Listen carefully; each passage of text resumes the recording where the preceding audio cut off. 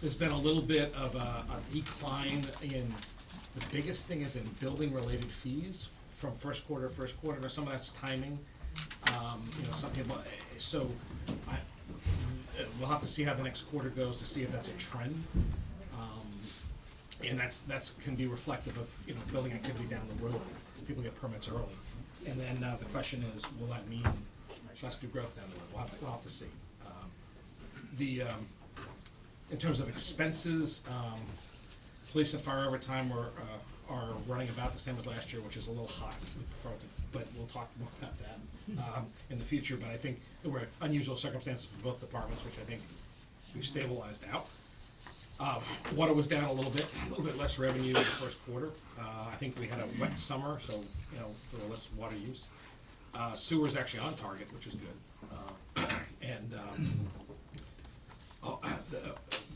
So overall, we're okay after the first quarter. So all of the materials, there's a whole bunch of spreadsheets that have been uploaded to the OneDrive for all of you to take a look at. If you have any questions, you can ask Don or I offline, or we'll be presenting the October numbers on November 19th. So we're going to start getting into our regular monthly update again. Great. So now that the first quarter is complete, Don also completed there. There we go. No one told me. Sorry, I've been sitting there waiting. Welcome, Don. Thank you. I just said everything's good, and we give a quick update if you just want to talk about the certificate, whatever you want to talk about. Yeah, so I think all you guys got the email from Don, you want to introduce yourself? Don Yeah, Pratt, I mean, Finance Director, Town Accountant here. Yeah. Got certified on October 23rd from the DOR. Free cash came in at $1,579,875. Right in the middle of our 3 to 4% policy goal. Water fund retained earnings came at 1.1 million. Sewer fund at 312. So very healthy surpluses in both of those. It's good because we don't always get the pluses in both. Yeah, very good in both. Yeah. So doing really well. And then again, you guys have all the reports. Let me know if any questions. Going forward, we'll get these to you guys on a monthly basis now that the first quarter's over. Just a quick overall, everything is pretty much right on target. General fund revenues are about 27% of budget. Expenditures about 26.5. Nothing really out of the ordinary at this point.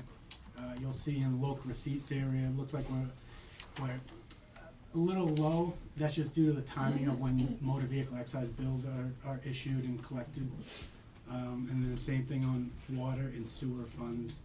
We're about 21, ended up being exactly the same, 21.2% of revenue collected for both water and sewer enterprise funds.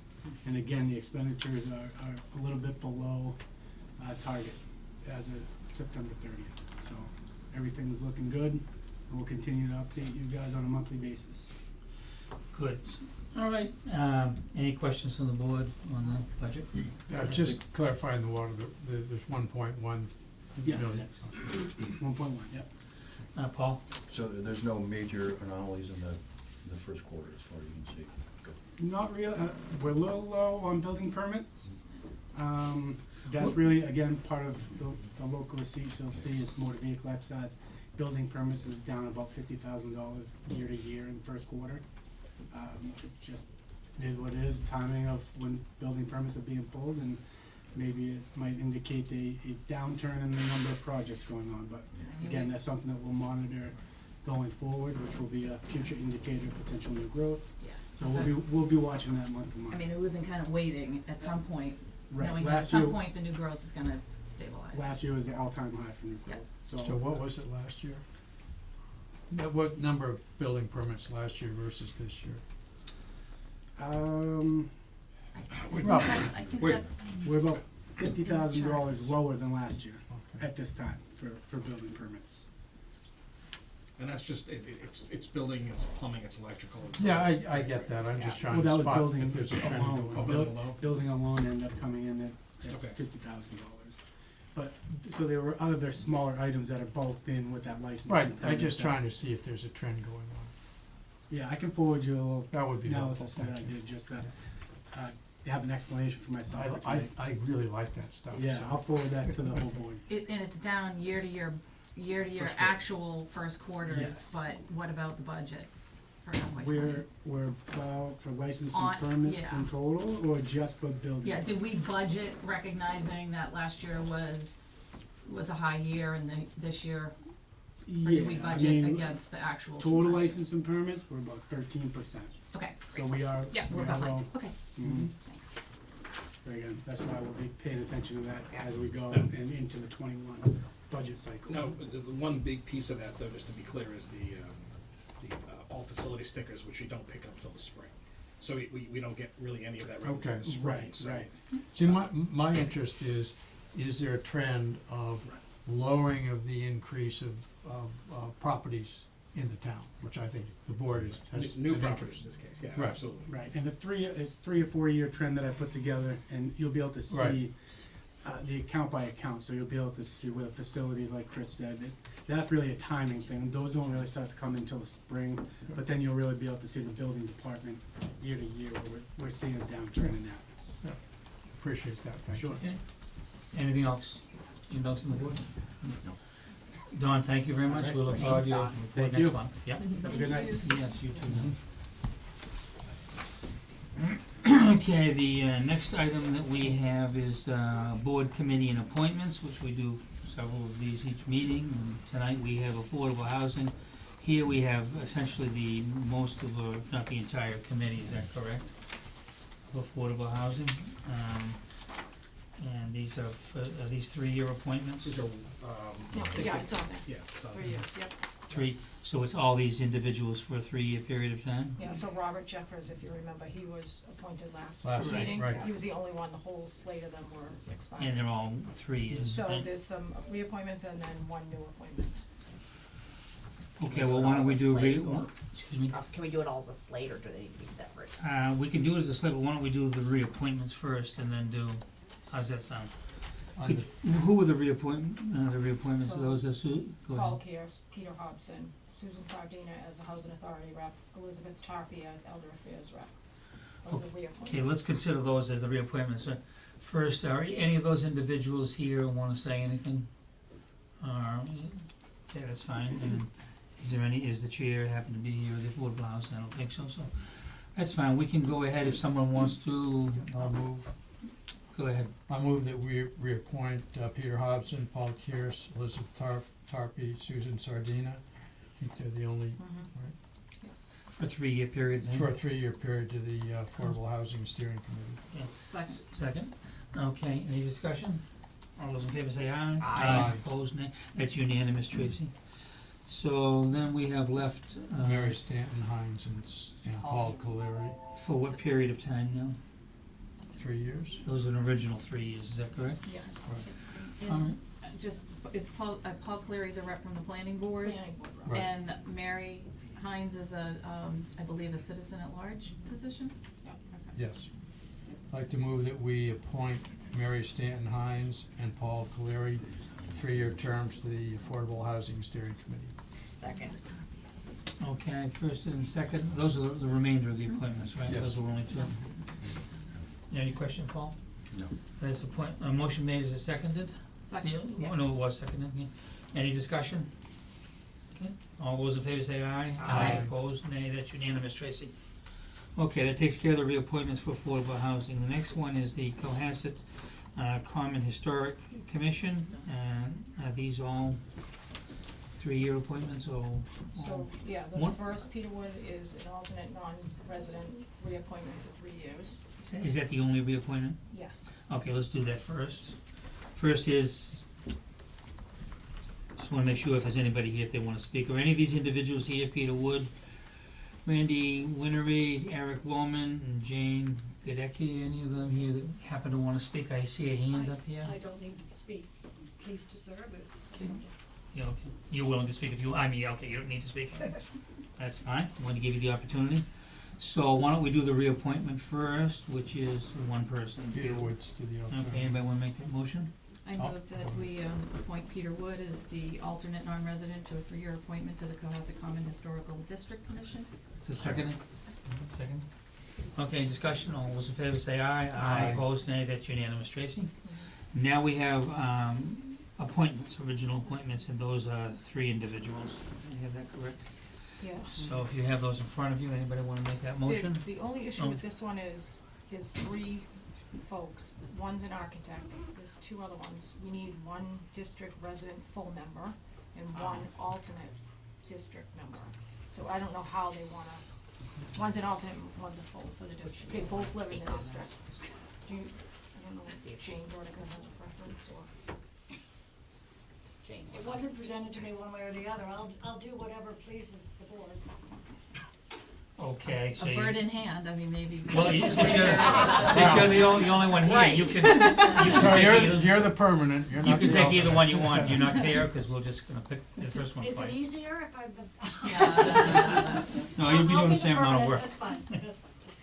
Okay, so Jane will take either one, so let's work on that basis.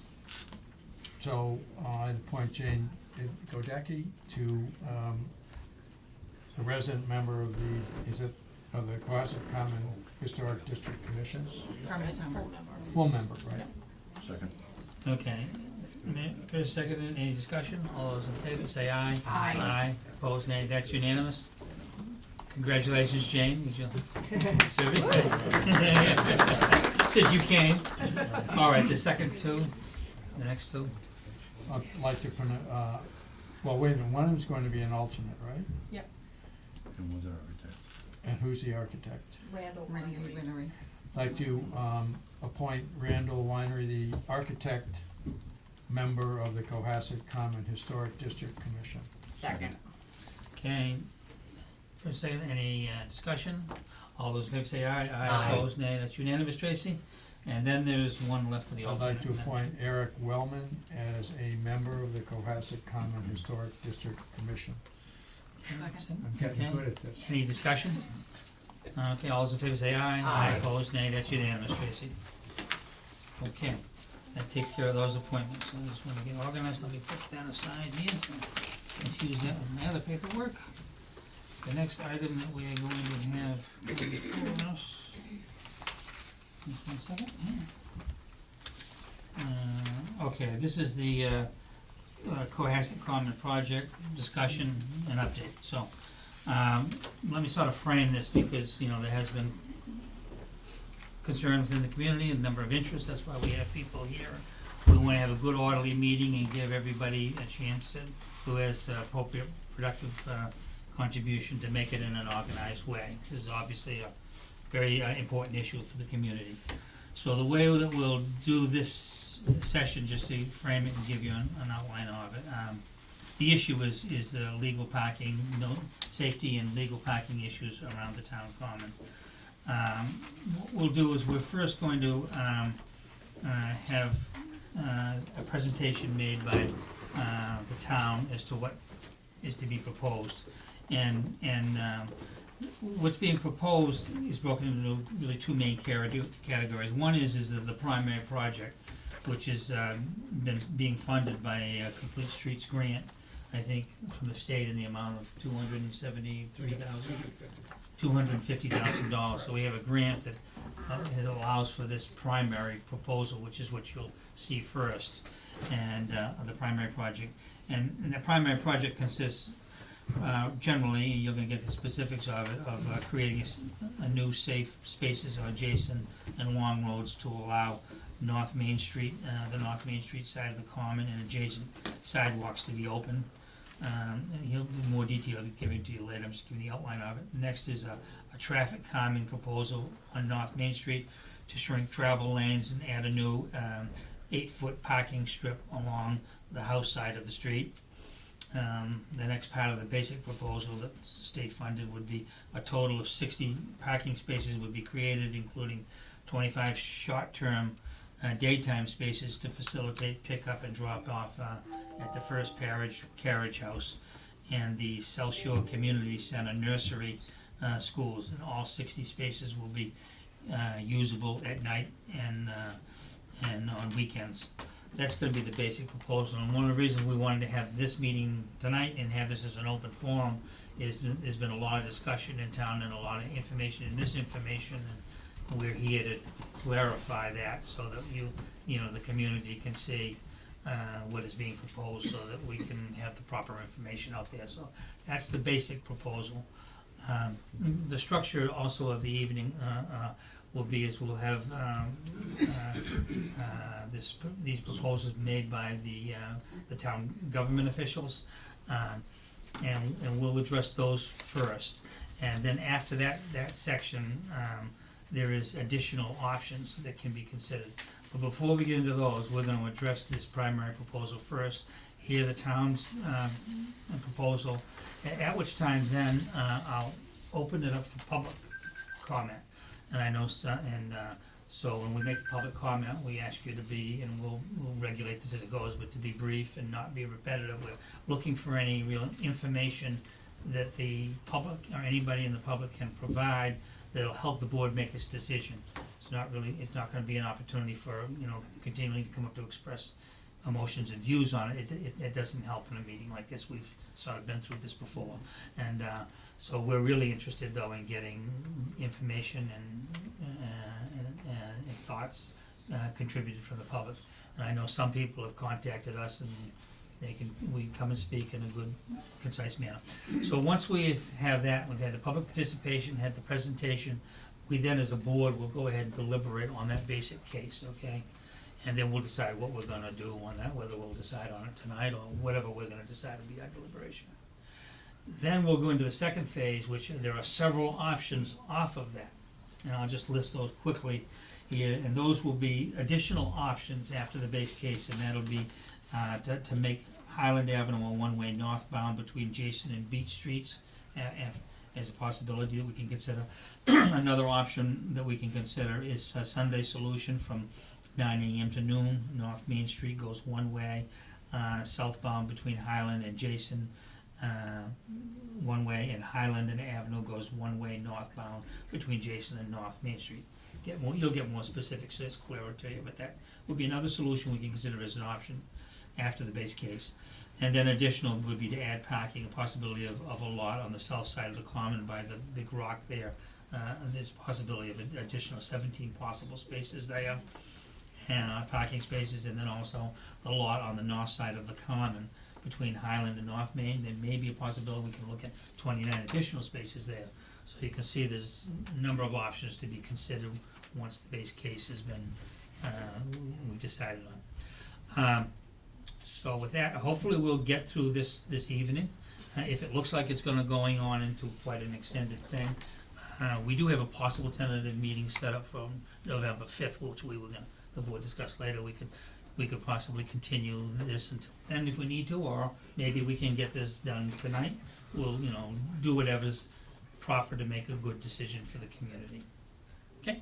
So now presenting for the town, I'm gonna ask Chris to make some brief introductory remarks, but he'll be followed by Chief Robert Sylvia, who manage a lot of the discussion that's gonna go on this evening. Chief Quigley will also be making a contribution, and Jason Federico, our DPW engineer. So those will be the presenters for the town, and with all of that framework set, we all know what's the rules and what's gonna go on. I'll now turn it over to Chris. Thank you, Mr. Chairman. So, if the very first thing I addressed on my first day here was the tie gate at Jacobs Meadow, which literally was the very first thing I visited, this was probably the first issue I dealt with 6 years ago. There have been some enforcement challenges around the common, and there was a request to kind of ease that and allow parking during the day, which had not been currently allowed on lawn, on an interim basis. Well, 6 years later, we're still doing it on an interim basis. And a year ago, we began talking about the Complete Streets program. The town entered a Complete Streets program, which is about making town roads, all over the Commonwealth, but in our case, right here in Cohasset, safer, particularly for pedestrians and bicyclists and the elderly, and to allow the community to be not just cars. Now, and we also want to make it safe for cars too, but it's for everybody. The whole concept is making it complete. And in conjunction, as we went through that, a proposal was submitted through the community participation to include a project around the common, because it's a center of life here, and there's issues with the crosswalks and the paths that already exist, and how people block sidewalks sometimes, and how do we make that safer and more open. So that got put onto the project list as part of the community's input, and the selectmen rated it highly. And when we put in for a grant, that was put up right at the top, and we ended up getting funded for the common, the restoration around the common that's right across from us, not the whole piece, just the first piece right here. At the same time, in parallel, the 250th anniversary committee began talking about this, and Merle Brown and a group came and talked about, getting the common restored for the 250th. As it happens, both projects kind of combined, and the selectmen had, so this is, we've been having conversations for the better part, on and off for a year about this. And in August, the selectmen had a conversation, so let's go with a plan here that we can, it's just about one-way streets and all that. Let's see if we can take a look at this and make this upgrade really work and improve safety and access and all of that, and make the common look prettier at the same time. That grew as we began to float this out there. It grew into a bigger conversation. And I've had meetings with a number of folks, including, and I really want to thank everyone that's been participating, particularly the folks from Session Community Center and the folks from First Parish and the folks from St. Stephen's and the Second Congregational, who all share the common very actively with the town hall here, as well as all the citizens of town. Chief Sylvia, in my stead last week, was very active, and has been very active in this issue for many years as well, having grown up here. And Chief Quigley, this has been on his radar for a very long time too. So we all, there's been lots of meetings and lots of conversation, lots of great input. So what this has done is expanded from the core, which you'll hear the presentation from Jason, to a bigger look at how can we make this whole area safer. And I think it's come up with some really creative ideas, including what you mentioned, Kevin, things that I didn't even know had happened. This Sunday solution, which is a Back to the Future thing, which is the town apparently once used, and Chief Sylvia will talk about it more. And perhaps some other tweaks, which we already do, for the farmers market, and things that we already do on election day, maybe making some of those a little more permanent, which will make it safer and slower. The most important thing is to keep that, as you get to the village, people should slow down. We want people to be safe, we want people to see everything, particularly the kids, who, and whether they're on bikes or on foot, and parents who are, moving around with their kids, and people who may be mobility impaired or not, or walking dogs like I do too, in and out. And there's a real opportunity to do some great stuff, so we've had some great input, and I think there's some real interesting proposals that I think really not only address safety, but also, enhance and make safe parking, and really have an opportunity to really improve the look, the safety, and the whole function of the common. So that said, I'm gonna turn it over to Chief Sylvia to continue the conversation. Thank you very much, Chris. Thank you for this opportunity. Go right Interject ahead, one thing please. to confusion. If you go on Google Maps, you'll see it says Great Brewster Trail, probably what Jason Road is. That's what Jason wrote. Well, Jason Just so Rhodes- if anybody is looking, Yeah. trying to figure out and looking for Jason Road on Google Maps, it says Great Brewster Trail. Great Brewster Trail being the road directly across from the end of Jason Road. Right, So that continues up to that little park area at the top. yeah. Thank you, members of the board, for giving me this opportunity. This all started obviously a few weeks ago with a meeting with most of the, with representatives from all the churches on the common, as well as some other folks, where they expressed some concern on some of the things that had been voted on earlier in regards to parking around the common. So before I really get into this, what I'd like to do is dispel a couple of rumors, if I might. The first one is that this is somehow going to affect the special events that are on the common. There is a present situation where anybody that wants to have an event on the common applies for an application. They spell out exactly what they want. It's vetted by all town departments, whether it be police, fire, DPW, Board of Health, whatever, and then it's brought to the board for approval. Anything we do down here will not affect that special permit operation. It's still gonna be the same way we always do it, and that includes for the Arts Festival, that includes the Thursday Farmers Market, it includes anything that wants to happen, including anything that might happen in conjunction with the 250. So that won't affect this at all. There was some serious concern about, the second piece was some serious concern about parking on Sundays. And I said to Chris, I said, I have the institutional knowledge of having been here for more than a couple of years. How did we used to do this? Well, up until the early eighties and the implementation of Proposition 2.5, on Sunday mornings, a member of the DPW came down here and he put a sign up, a no way, no enter, one-way sign at Jason Road and North Main Street at the community center. And all traffic flowed inbound down North Main toward the village, one lane, which allowed all traffic to flow around the common in a counterclockwise direction and allowed for parking on both sides of North Main Street during church services. Everybody was able to park close to the churches they wanted to. It opened up the entire common, and when it was done, they came back, and the churches were over, the coffees were over, they came back, they removed the signs, and we went back to business as normal.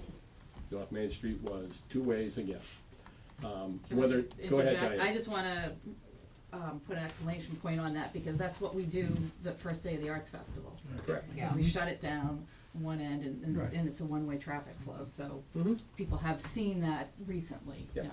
So we did that, and the only reason it stopped was again because of a lack of funding. So this will come, we'll talk about this with you guys. This will obviously require your approval. So we'll talk about this at length as we go on, but we refer to that as the Sunday solution. We believe we have a way to handle Sundays that will be palatable to all the members of the clergy and all the congregations. I've had the opportunity to speak to a few, but not everyone. And I think everybody's somewhat on board with that thought process. So, we'll move on to the proposal for the parking on this end of the common. And we're talking about the area again. And we'll speak a little bit about the north side of the common up toward where Highland Ave comes back into North Main Street, up by the flagpole. But the majority of what we're gonna talk about here is going to be from Long Road. So, William B. Long Road, which is right here in front of Town Hall. Robert E. Jason Road, which is down by the Meeting House Pond, Highland Ave, and that section of North Main Street. So, what I think we'll probably do here is we'll talk about what the present situation is. And before I even get to the present situation, the proposal as it sits at the moment, we, public safety, and I'm not gonna speak for Chief Quigley, we've been looking at this for quite a few years, that this is not, what the present situation is not the safest that it could be. There are ways that we can improve safety down here around the common. So that being said, what we're looking at is this section on North Main between Long and Jason Road. Presently, and that's, did you hand these out, Chris? Yes. Is that, the board has those? So when we talk about the present situation, as you can see, the road itself is from curb to curb approximately 32 feet long. What happens is, right now, there's parking on both sides of North Main Street. So I used my Tahoe, the town's Tahoe, not my Tahoe, the town's Tahoe, to measure out distances real quick. It was back of the envelope. You can tell by the, and I apologize for the handwritten back of the envelope drawing here, but I did what I did. So, as you can see, we have, in essence, two 16-foot travel lanes, but one side toward the carriage house, because of the not having the ability to pull off the road per se, in a lot of it, gets narrowed down to about 7.5 feet. The other side, we have folks parking on the other side, and they're parking half on the common, half on the road, and they are choking that down to about 10.5 feet. So you can see that as cars come down, and I believe Chief Quigley has multiple photos up on the board that he will probably share with you momentarily, that show people driving on the wrong side of the double yellow line, driving into oncoming traffic because they're forced to because of the cars that are on the side of the road. So that's the present situation as it exists. What you see below it is the proposed thought process that we're in.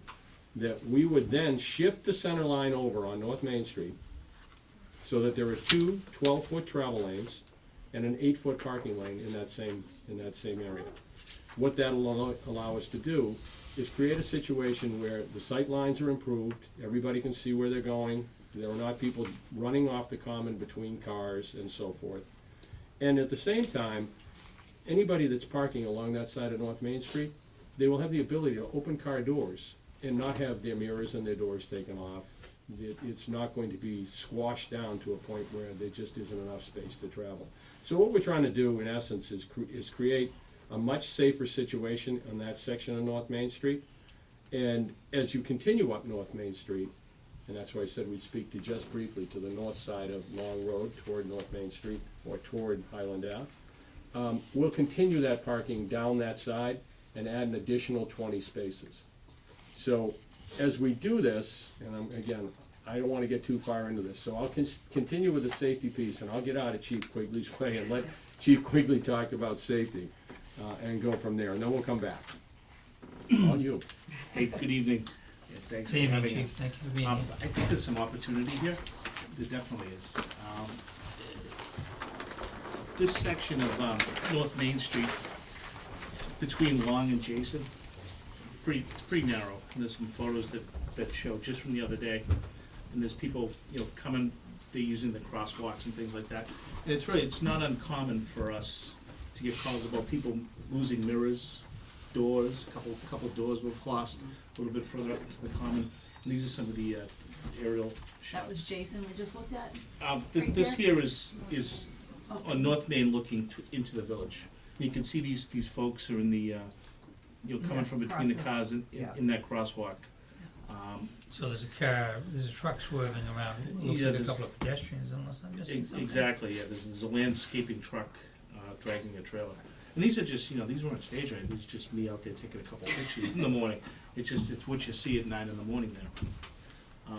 Weekdays, This is last Monday morning, not yesterday, but a week ago. And the folks are using this crosswalk here, which leads into a set of stairs on a hill, which is not within any regulation that I know of. Most, crosswalks are generally required to be at the corners of intersections. They're not supposed to really be mid-street, and that.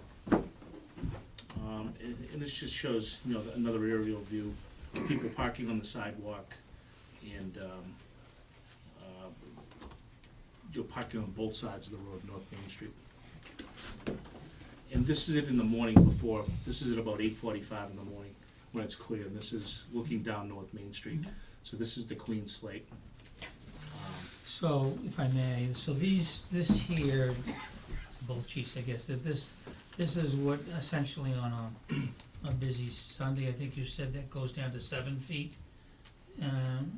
As cars are parked on the right-hand side, that's what's left between the Yeah. car and the double yellow line. And that creates essentially a 7-foot lane, now that weekdays or Sundays or both? Well, it's mostly during drop-off and pickup, and obviously During Sunday weekdays. mornings also. Yeah, so then the possible proposed solution we'll be considering, will be adding a sidewalk and then creating, that then could go from 7 feet to 12 feet along both ways, is that As correct? you, Mr. Chairman, if I might, as you look at that photo, what would happen is that your double yellow line will shift about 4 feet to its left, Okay, okay? could you? That the would board- then turn that northbound lane into 12 feet, Yeah. additional 12-foot lane on the right-hand side, and then there would be a white stripe that goes down, which would designate the parking area that would be 8 feet wide from the curb on the right out 8 feet, And that would create parking all the way down this street? all the way down. So there's On the really, residence side, you're adding legal parking that's Correct. marked, is essentially what I'm saying?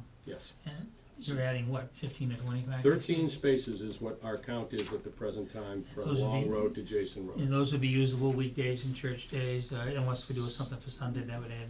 What, after meeting with a lot of the folks from the First Parish, there was some serious concern about pickup and drop-off time.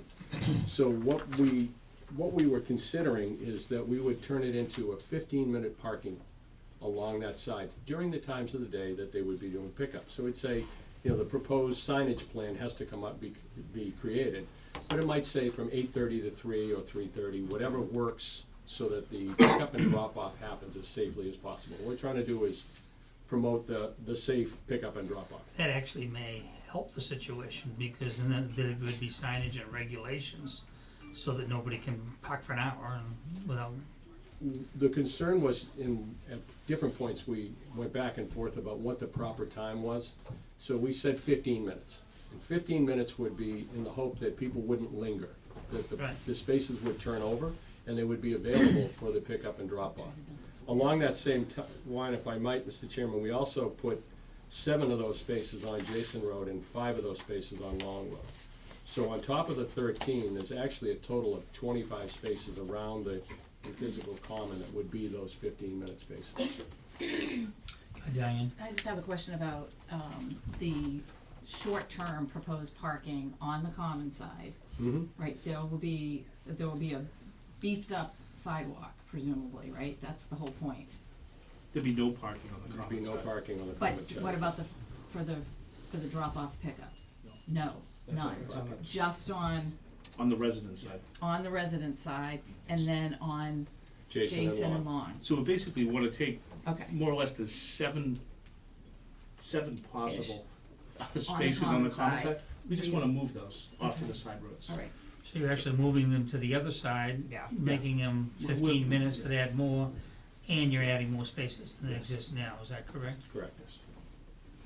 The original proposal that was voted on only had parking on one Right. side of Jason and one side along. What we're proposing is to put parking on both So sides this of would both. add, yeah.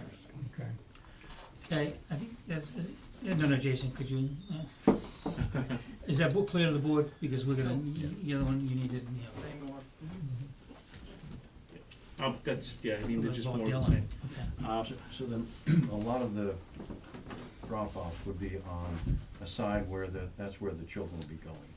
So they wouldn't be, most of them would not be crossing the street. Yeah, And you'd have a better sight line. we could probably, you know, we could talk, but, you know, eliminate that crosswalk that's mid-block and move it back to, To you know, Long. to Long and Jason, where it should be, and it's consistent with You know, it'd be- law. so- And that would be because there'd be no more parking on the common side, so They'd have there nowhere to would be come no from. need Yeah. to do that. So the children would get out right onto the sidewalk on the side where all the schools are. Exactly. Okay.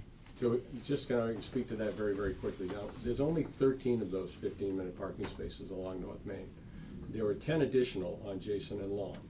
Okay, those are things that we proposed right off the get-go. Because after talking to folks, and I've talked to the director at the Carriage House multiple times in the last 2 weeks, we understand there is some issues with trying to expedite the pickup and drop-off.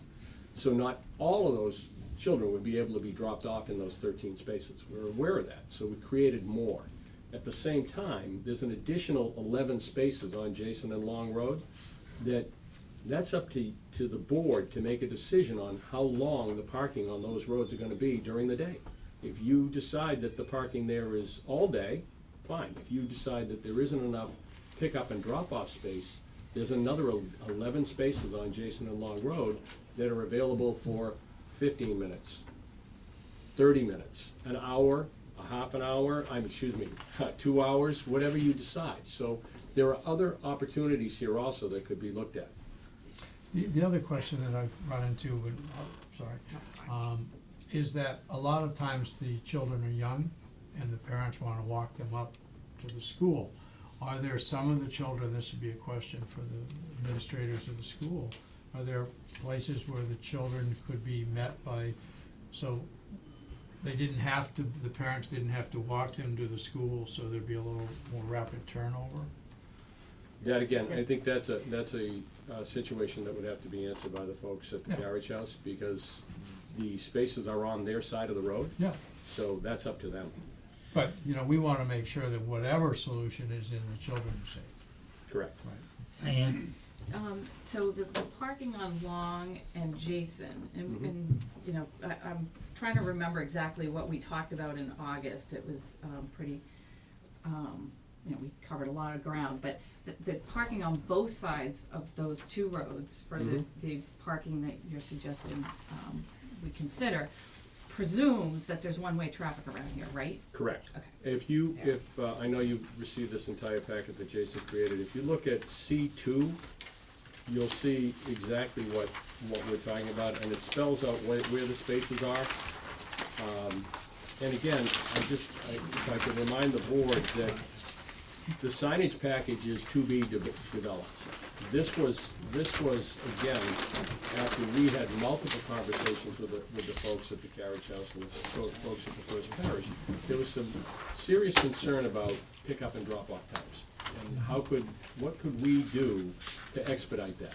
So we created these other spaces, and the spaces on either side, as you see, both sides of them are on the common itself.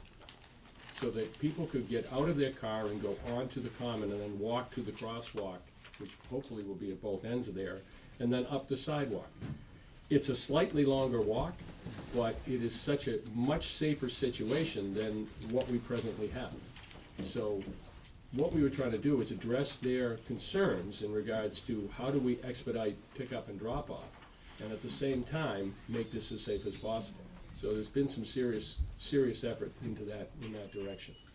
Gary? What would you estimate is the highest number of cars there at any point during a pickup or drop-off time? Is it a well- lot higher than 13? Yes. Okay. Oh, by far. There are 51, we've done all of the, Okay. again, we did all the polling. At the carriage house, they have a morning session, afternoon session, Monday through Thursday, and then they have a Friday morning session. On the Monday through Thursdays, both in the morning and the afternoon, there are 51 students, so 51 children. Does that mean there are 51 cars? I don't know, because I know when I was at the planning board, I was speaking to one of the members of the planning board, and he has 2 children there at the same time. Right. So that means there's maybe 50 cars. I don't know what that number is, Or if it's and no one staggered. gave that to us. Yeah. Okay. Okay. All right, continue. We also have the issue of employee parking. I'm not exactly sure how many employees they have, but we'd like to sort of move them, or maybe keep them where they are. Most of them are parking, I think, in that half-circle driveway at the First Parish Church. So if we could keep them out of the mix, and that would open up these other spaces. About how many cars are those, I do you know? think it's roughly? 13, There are 13 staff members. 13 staff members.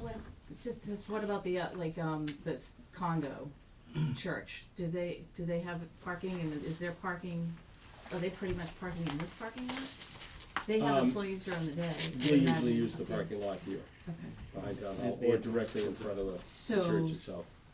most of the parking around here is the carriage house. For during the During pickup the and, during the pickup pickup times. and drop-off times, that's 4 times a day. So generally, we're, as a police department, we're just looking for some direction. We're caught in the middle of all this. Right now, we don't issue parking tickets around the common. There's a moratorium that was ordered by a past board in 2013, so there's no tickets being issued here. And there's people parked on the common. I have a resident who's blind, who emails me photos. He takes photos. He's trying to walk these sidewalks, and it's just not possible. So we're literally stuck in the middle. And I think I think we talked about enforcement, cause obviously rules require enforcement, and we, that board, I was on it. Yeah. And, we felt like we needed to get a handle and, understand better what was using it. I have a friend who's in a wheelchair, and he can't get down onto the common, and cause people are parked up, and they're parked up for the right reasons, Yeah, they have because good they don't have intentions, space on the street. Everybody's well intentioned, Right, but right. sidewalks are for walking. Yep. So, in your view, if we finish the base case, or we've got more on, So I think, Mr. Chairman, just, very simply, we wanna move those 7 probable spaces on the common side. We wanna disperse those 7 spaces into to the the one side other roads. side, yeah. But does what we have heard then satisfy, or give you some of the direction that you think is proper for regulating the situation from your position? I think so. We're, and as far as emergency vehicles coming through, the police cars are a lot more nimble than the fire engines, and Chief Silly, that's why he's so intimately involved in this. He's, trying to get a ladder truck or an engine through. And it's, the high call volume is at the rush hours. It's at 9 AM. It's at, 10 at night, 9:30. And we're trying to get through there just up to 3 A, for an emergency. And, people are just running for their lives. And it's not fair to anybody. So it's fair to say that your point generally is that this really, so far of what we've heard, or what may be proposed here on the base case, involves 7 or 8 parking spaces, moving them to a different Dispersing location, those and actually vehicles. adding spaces. And moving a couple crosswalks. And that would be helpful from a safety and your point of view. I think so. That would- I mean, we're gonna have to phase things in as well. I mean, some of this is gonna have to be wait and see. And it's gonna, you know, depend on good signage and conditioning people Right, and, you know, a lot of cooperation and compromise. yes. Paul? So the Sunday solution is C2 for all practical purposes. But we're gonna except do for- just the basic. Except for the one-way on Highland and North Main. So the one-way on either of the Jason and Long roads opens up, because it's one-way, it opens up. Yeah, to parking on both sides. So that's part of the Sunday solution, but that one-way Jason and one-way Long would be a permanent fix. And that's typical for elections, for Yes. events, Right. and you pick up, those are where the 7 parking, some of the 7 are there. Yep. And we'll get to that after we do the base case, but that's After the Sunday we do. we could talk about Highland Ave afterwards, Yes. because that opens up a whole lot of other possibilities, but that's something we haven't even talked to the residents about, so Yeah. we can, Because I mean, if you live there, you're gonna wanna have probably bi-directional flow there. so that's something that needs to be talked about, correct? Mr. Chairman? Yes, Jack? And my understanding is that one of the things is that this will be accompanied by new curbs. So there'll be granite curbs, so you won't be able to park on there. And I don't know how that impacts on the art center and all that, but with that granite curb, you can't cheat like everybody's cheating right now. I don't wanna say the good citizens of Cohasset would ever consider cheating, but perhaps we've seen it. Works on that. But I think that's clear. One of the things everybody should know too is, you know, during the Arts Fest and during Farmers Market and different events, we have special signs, we put them out. There's no parking on the interior of the common anyhow. Anyway, We okay. restrict that, and it really hasn't been an issue because we sort of sprinkle those cars, those 7 vehicles that would have parked there, you know, other places. People, you know, they find a spot. But the granite curves will be there. Well, actually, a very important additional safety factor. It is, you know, it hopefully would, you know, help prevent someone from hopping the curb and, you know, And makes ending it up in a common, duck more pond, you know. pedestrian friendly. Yeah. You know, this is, we're not only looking at the big picture, we're looking at the safe picture. You know, there's other people that wanna use the common as well. You know, there's people that wanna enjoy the duck pond, or go for a walk, or just park there and, you know, take in the sights. So that, you know, there's other people trying to consider as well. Okay.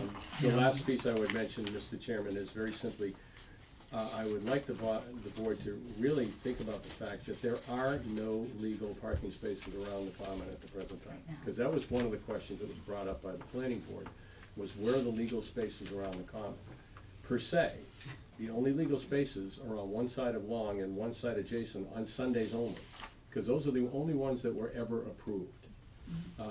So what we're proposing is the addition of 60 spaces that will be legal, which will be signed, which people will then have the idea of where they can and can't park. Right now, it is a complete free-for-all. We go down there, and I think some of the photos that Chief Quigley has, you can see everybody parked on every corner. The sight lines on Jason Road, the sight lines on Long Road are atrocious, and I drive a Tahoe. I'm up in the air, I can see the folks that are here that are trying to drive the town's little electric vehicles. They are taking, the only good thing is they're very quick when you step on the gas, because they are taking their lives in their hands trying to pull out on North Main Street because they can't see anything. So what we're going to try and do, and this again is Chief Quigley's ball to carry, is that he's going to have to deal with the folks that are parking in places that they're not supposed to. But right now, there is no regulation, so therefore, it is the free-for-all that it's become. So, anything else on the base case? Essentially then, because I wanna frame on this base case that we're gonna be making a decision on, really is just along Main Street, and these changes you're talking along Jason Road there, that's the base case that we're talking about, okay? The last piece that I don't think we addressed, Jason, was there will be 4 additional spaces in front of Town Hall, between the in and the out of Town Hall on that piece of green. There will be 4 spaces added there. On what side is that, Toward Town Hall, right here in front of the building. right in front of the building, not Right in on the front other of the side, okay? So this, the base case, they would include those 4 Yes, as well? please. Base. Okay, Diane? I don't wanna get too far afield on this, but can somebody just summarize how this plan is different from what we discussed in August. Um, What's new? Do you want me to do that? Because Chris, or I what? remember. I will because So- you don't. Yeah, go ahead, remember. Jason, please. Because talked there too was much parking on anyway. both sides It of, sounded reasonable then too. there was Yeah. parking on both sides of William Long Right. approved. Yes. It was, again, it's supposed to be And transient Jason, parking. right? So the only change realistically is we added parking spaces There, there. from the discussion. This one, we had the transient parking, and we added the transient parking there based on conversations with the churches. Yeah, okay, thank you. Okay, Just go. Paul, yes. Are there handicap spots available? So, the town hall has handicap spaces, and during special events, we designate, like during the Arts Fest, we designate along the interior of the common, Yeah. as handicap, you know, I think we do 7 or 8 spaces there. We are For looking at special options for that too. There's technically no regulation on curbside parking to be handicapped. But in areas where we might put some, what you end up doing is you bring the sidewalk down to grade with the road Yeah. and have the accessible parking there. So we're looking at where that might best be placed. So you could modify some of the curb to Yeah. put in a couple of Yeah. handicap So you drop the spots? curb basically down flush Yeah. with the road, so you just go up. So you have to have a 5 foot on the, pad, Interior. next to the vehicle to Yeah, get exactly. exit. So we are looking at that as an option. When we get committal on a plan, that'll be part of the stuff we ask Cavanaro to incorporate into the final design. So, just for the board, so to speak too, is if we were to approve a base case, that's why we're focusing on just the basis things here. We would then, if we did approve a base case, we'd say, okay, we approve that, and then we would send this back to Chris and the town team to come back to us with a refinement of, that would include signage and some of these other Yeah. details, so that we're not gonna have to decide that all once we approve. Phase 2. Yeah, it'll be the more detailed that we need to do, so tonight we're gonna be focused on whether or not we wanna approve that base case or not. But then the next phase is they'll refine that and come up with a fine, exact design for us to look at in a future meeting, I would guess. We have the money to do that, it's just we want direction before we. Yeah, that's what we're trying to do. Jack, were you trying to get in there? Yeah, I'm looking at, presently from 41, which is Town Hall, 43, which is the Congregational Church, all the way down to Beach Street, which is 61. That's a commonly, people park there all the time. Will that parking continue, or how will that be handled? On which side? On the non-common side, On the residential side. the On Highland or residential North side. Main? Highland. Highland. Highland, is technically not enough space on Highland to add a row of parking anywhere. So we're just gonna we're gonna shift the road center line over to edge people towards the common side and just allow what happens today to happen. So that But those it'll be spaces still will parked. not be eliminated. They won't be Status quo. eliminated, but they won't be painted because you can't, there's not a space to paint the spots, we're just gonna. Okay, but people who've been parking let there, sleeping dogs lie there. Where it's not a major thoroughfare. Okay. and safety's not a huge. That was one of the conversations about a permanent one-way on Highland Ave. To create a permanent parking lane there for the use of the churches, the common, the whole bit, and only having one travel lane. Right now, the road is not wide enough, we don't have any plans to dig anything up. Right. So you can't have, it is Yeah. kind of, yes, like. leave it sleeping well dogs enough lie alone right and now. don't eliminate the spaces. Okay. Else from the board? At there, we essentially have framed the base case again, which I'm gonna repeat to make sure it's clear. I know it's, essentially, we're talking along Main Street and Jason Road, and we're really talking about changing 7 or 8 on the common side, 7 or 8 parking spaces, and moving it on across the street, and then and rationalize that, I think is the word, and add additional parking all around. That's the base case we're talking about. I know I'm being repetitive, but I wanna make sure it's, cause it's important.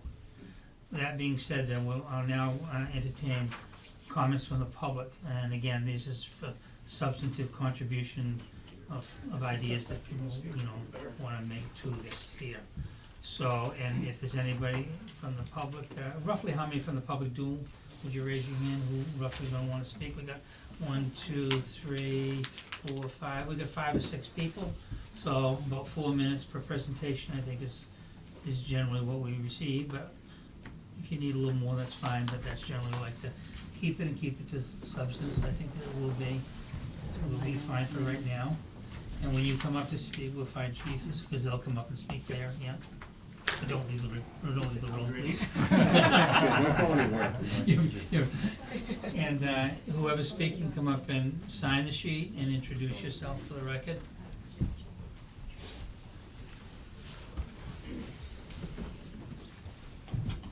And we're gonna have further public comment when we get to the alternative, the options. So we only want public comment on what we've discussed so far, which is the base case. Because after this public comment, we're gonna take it back in, deliberate, and may not vote with whatever the board will. Only on this base case, okay? That what you've heard tonight so far, because that's all we're addressing right now. Sir, introduce yourself, please. Thank you very much. My name's Pete Parker, 250 King Street. I'm chairman of the parish committee, and I'm here with other members of our congregation on behalf of the First Parish Unitarian Church and the Carriage House Nursery School, which is owned and operated by our church. We enthusiastically support a comprehensive review of the Cohasset Common and its role as a center of many community events.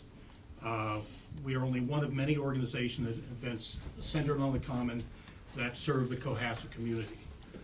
But we, like everyone else who uses the Common, have evolved our operations and procedures with reliance on the existing permitted parking on both sides of North Main Street and Highland Avenue. The proposal that was originally put forward eliminated much frequently used parking capacity at a time when parking was becoming an ever more important problem for Cohasset and a constraint on the best interests of our community and the vitality of the village. Such measures should not be taken without serious consideration by the citizens of the town and input from all stakeholders. We do not believe that the current plan has been subject to sufficient consideration and input. We would assert, first, the plan recently presented to approved by the board on August 20 was a significant deviation from the original proposal and grant, which was described as a pedestrian-oriented proposal and with no mention of parking modifications at all. Second, we believe that there are maybe alternatives that could significantly reduce the impact of the plan on many of the users of the Common. Third, we would fully support a comprehensive plan that looks at the best uses of Cohasset Common for years to come. We believe that such a plan requires careful consideration and input from all parties. Clearly, a plan for the entire Common, from the flagpole to the pond, would benefit our town for the next 100 years. I will yield to other members of our group and my extra time so that they may speak to these issues in a little more. But before you leave, Mr. Packer, does anybody have any questions, Mr. Packer, to the board? Anybody from the board with any questions? Is it your position that you wanna continue parking on both sides of North Main Street? We would like to see that option explored by ways that the Common might be adjusted so that parking, which is currently permitted under the the parking regulations, but is difficult to keep the 10 feet, the 10 foot of ways to be able to keep those parking spaces available. It may not be possible, it may not be feasible, but we would like to see alternatives explored. Our primary objection is that this, and this will be spoken to, that this whole proposal came forward kind of out of the blue, because even if you were following things in April and read the plan, there was no mention of parking. And suddenly, everybody's reading the Cohasset Mariner, and parking on the Common is being eliminated. And particularly with our nursery school, that was something that was a potentially very serious situation. And so it's more a case of process. I think we can all come to something that works, but we would have preferred not to have read it in the paper. I agree with you on that. And then Carrie, Paul. Along Jack's comment, so you'd like to keep parking on both sides, and you said you would like to expand it into the commons? Well, would you mean paving the commons and pushing in on the we're not making specific proposals. I mean, there are, there are potential solutions. What we're asking is that those solutions be at least explored, so that when a final decision is made, that all options have been eliminated, because with our peculiar location, our church is on the common. We have no capacity to do any parking. I don't think we could get permission for a parking lot on the common. And Well, you so- can try. We could try. I vote no. So, we are 100% at the discretion of the parking regulations, and because they impact us very significantly, we want to make sure that that if something is voted on, if something is enforced, that it's something that has considered everything. And we also would like to see a plan that looks at both sides of the common, the flagpole side and everything, because, future changes there could impact other things that we do. Gary? Have there been any safety concerns among your congregation with the status quo in its current form, in terms of how things are happening and playing out every day? I think that the congregation, certainly on Sundays, things seem to go quite smoothly with the carriage house, with the parking on both sides, and the way that things are now. There are times when it gets a little hectic, but it has worked. And just speaking to the prospect of people coming out from the school to bring people in, the kids in, regulations don't allow the classrooms to be vacant. So to do that would require the actual hiring of a couple of extra employees, which would be a significant financial burden. Okay, Diane? Just a question in terms of the usage of the carriage house, and there may be Yeah. somebody here that can speak to this better, but is there like a transitional period? Like, people aren't picking up at the same time people are showing up to drop off, is that right? For the most part? That's generally correct. I mean, the drop-off in the morning is just drop-off. The pickup is before lunch, the drop-off is after lunch. Okay. So you could have 50 cars, but you would not have 100. Right. Yeah, I don't think we'd be able to manage that, Right. even with all the parking. Paul? Just one quick question. So Sawyer Street, in the morning hours, there's a crossing guard, in the evening, there's a crossing guard. There's no crossing guard currently, There has not. so there's no volunteer assistant crossing guard or anything like that there? No, folks have relied on the crosswalk, to the best of my knowledge. Yeah. Okay, so there's no safety officer or anyone? There is not No. at this time. Any questions? Okay, thank you, Peter. Next? Yeah. I'll sign in. Woody Chidick, 98 South Main. I'd like to address a couple of points, not from a design standpoint, but concerns that the project may have raced ahead in a very well-intentioned fashion, raced ahead a little too quickly. First of all, were it light, we could take a look at our common and the First Parish Church. And not only are these in the Cohasset Historic District, Common Historic District, but they're also registered properties in the State Register of Historic Places. And there are very specific state regulations, not options, but regulations in terms of any activity that affects an historic property, be it a large effect or small, visual or structural, has to go through an impact study conducted by the state. And that hasn't happened, to my knowledge, on this project.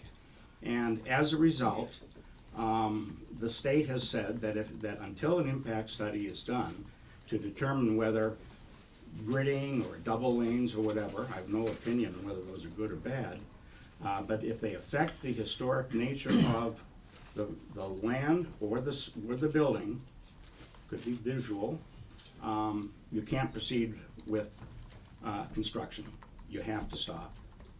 Why don't we let, the Yeah, speaker let me finish stop, first? and I'll. No, just take the time Sorry. to say what you have to say, Okay. then we'll take comment, okay? Yeah, and one of the, I mean, there's a 12-page regulation set out, and I'm happy to, you know, it's 950 CMR 71. You can see all the things you have to do is a 10-step process. The state estimates this is a 4-month process, at a minimum. That's if there are no objections. I think the town could get into some serious jeopardy if it didn't comply with state regulations, particularly because this is such a visible piece of property. Now, secondly, another, I think, procedural issue has to do with this state grant that was applied for and given. And Peter Parker alluded a bit to it, that really what was applied for was a foot traffic project.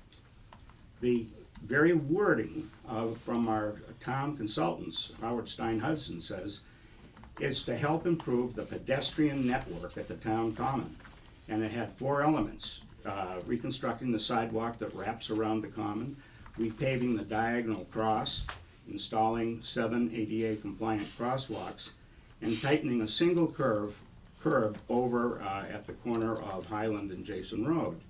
But this is a sidewalk project, and obviously, not only were we surprised, but we've been advised that it's illegal to totally change the scope of a grant after it has been awarded, and that you can't divert money from one kind of concept, if you will, to another.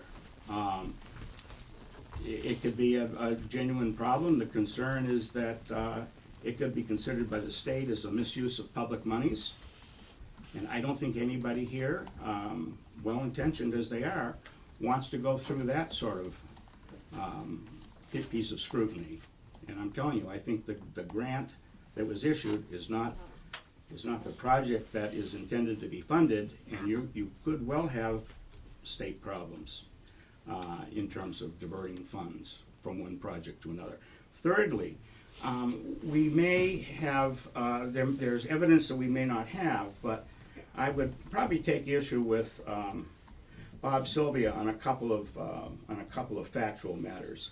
To the best of my knowledge, the only parking regulations we have in writing that have surfaced so far, and Bob, you may have others, is a 2001 memo from Mark Haddad, the then town manager, to the board saying, here are all the do not park areas in town.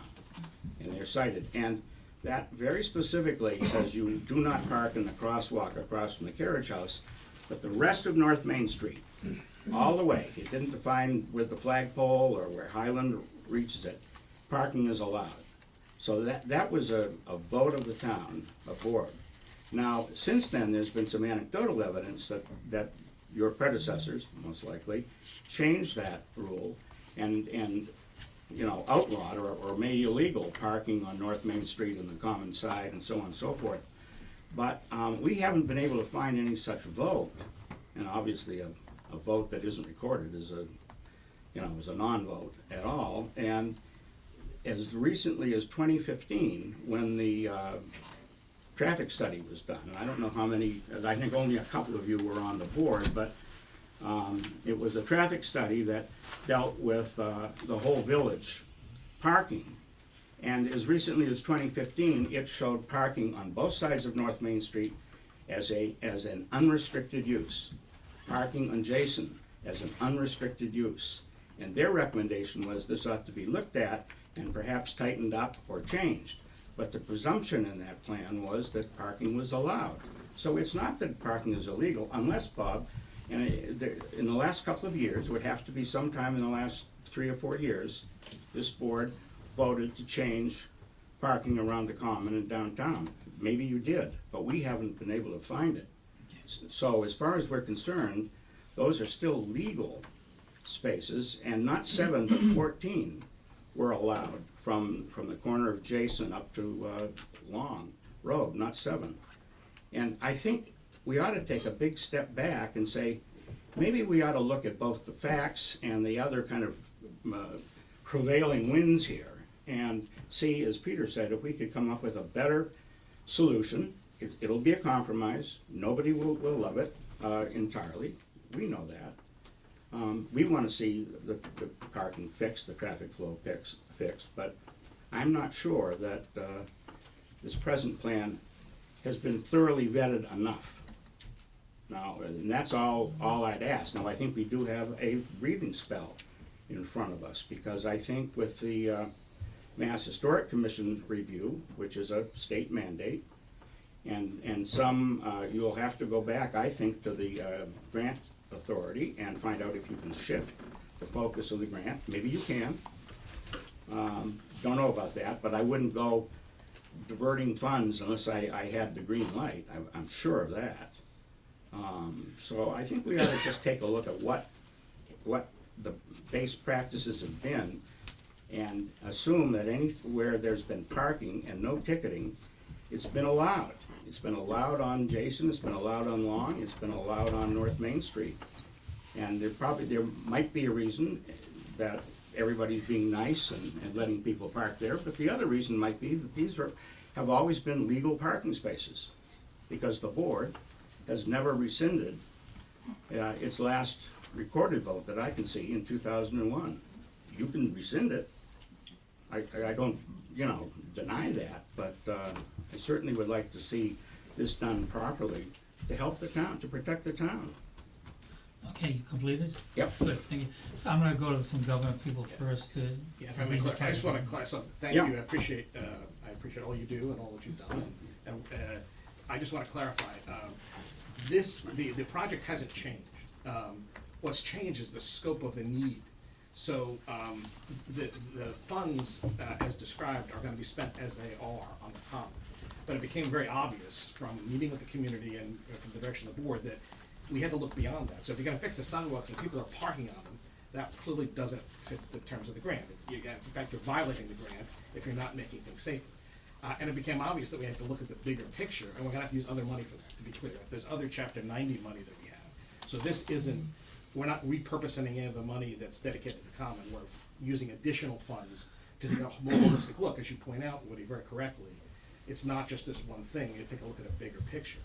And one of the things that when I first started, literally, she quickly quotes accurately, the signs literally say, and they've been up there a long time, Sunday parking only. And they're still there. We don't enforce them, but they're On still one there. side. Correct. Now, you can't have a 2-lane road with 2 lanes of parking, because you can't get 2 lanes through. I drive through there, I'm sure you have many more times than that. You can't get 2 cars in with other people on both sides. You can't do it. So it's literally unsafe. And you can't get vehicles down there and all that. So nobody's quibbling about, Well, I wouldn't quibble about the traffic patterns, but what I am saying is that there's only one body in this town that can change parking regs, and I'm looking at them right here. And this is what we're talking about. The point of this conversation is saying, look, Yeah. that doesn't work, and we've had a mission to kind of come up with something that works better and works more safely. And we're trying to look at it more comprehensively. There's no question that this area needs as much parking as we could possibly generate. Sure. And I think there's 2 other things that we'll get to, hopefully after the selectmen talk more about this. And that's the Sunday situation. We did talk with her. We understand it's an issue, and if we can do something that, back to the future in this case, that would be awesome if it works. Talking about Highland, maybe changing that a little bit. And also, again, these have been raised by the community, so I'm floating them out there, recognizing that people may throw some tomatoes at me. There's some concepts about maybe creating some parking at each end of the common. The part to the right of Jason, to the south of Jason, and to the north of Highland. And those have been, those will be talked about later too. Again, there's pros and cons to both, but it's a kind of a creative way to keep the center common open and clear. Yeah, but I don't want to really talk, Chris, I think others may here want to talk about the merits of solutions. I want to say that there are a couple of red flags here that you should be aware of. One of which is, are you allowed to repurpose a grant? I want to be clear, we're not repurposing any grant. I want to be clear about All this. right. This You've got any extra money town money. There's Chapter 90 money for highway All right, money, fine. and if the board says this is what we want to do, that's where that money's going to go. Okay. So I want to be clear. Okay, Yeah, all right, we're not fine. repurposing. That's where that money goes, and you have to deal with the Mass Historic Commission. Yeah, I appreciate it. We'll certainly look at that. cars have not historically been on the common. I mean, there were cows on the common, so I don't know that moving cars off the common is gonna create a historical But problem, respectfully. it's not for you and it's not for me to make that No. determination. I don't wanna get into a debate But here. we'll absolutely look at it. Yeah. I mean, I appreciate you raising it, we'll almost absolutely look at it. And I think one thing is that whatever we were to decide, we'll just make sure that we have the legal right to do Right. that. Yeah, I wanna get Jason in here if you want, Chris, do you wanna say anything else? No, I'm good. One Jason? note on the parking, what's legal and what's not legal. So this is what the parking rules and regs say currently, voted, which is no parking within 20 feet of an intersection, those are the red. No parking where the crosswalk is, that's red. Hydrants, red. The blue is specifically called out as being restricted all the time, parking in the rules and regs. The yellow is called out as being allowed on Sundays only.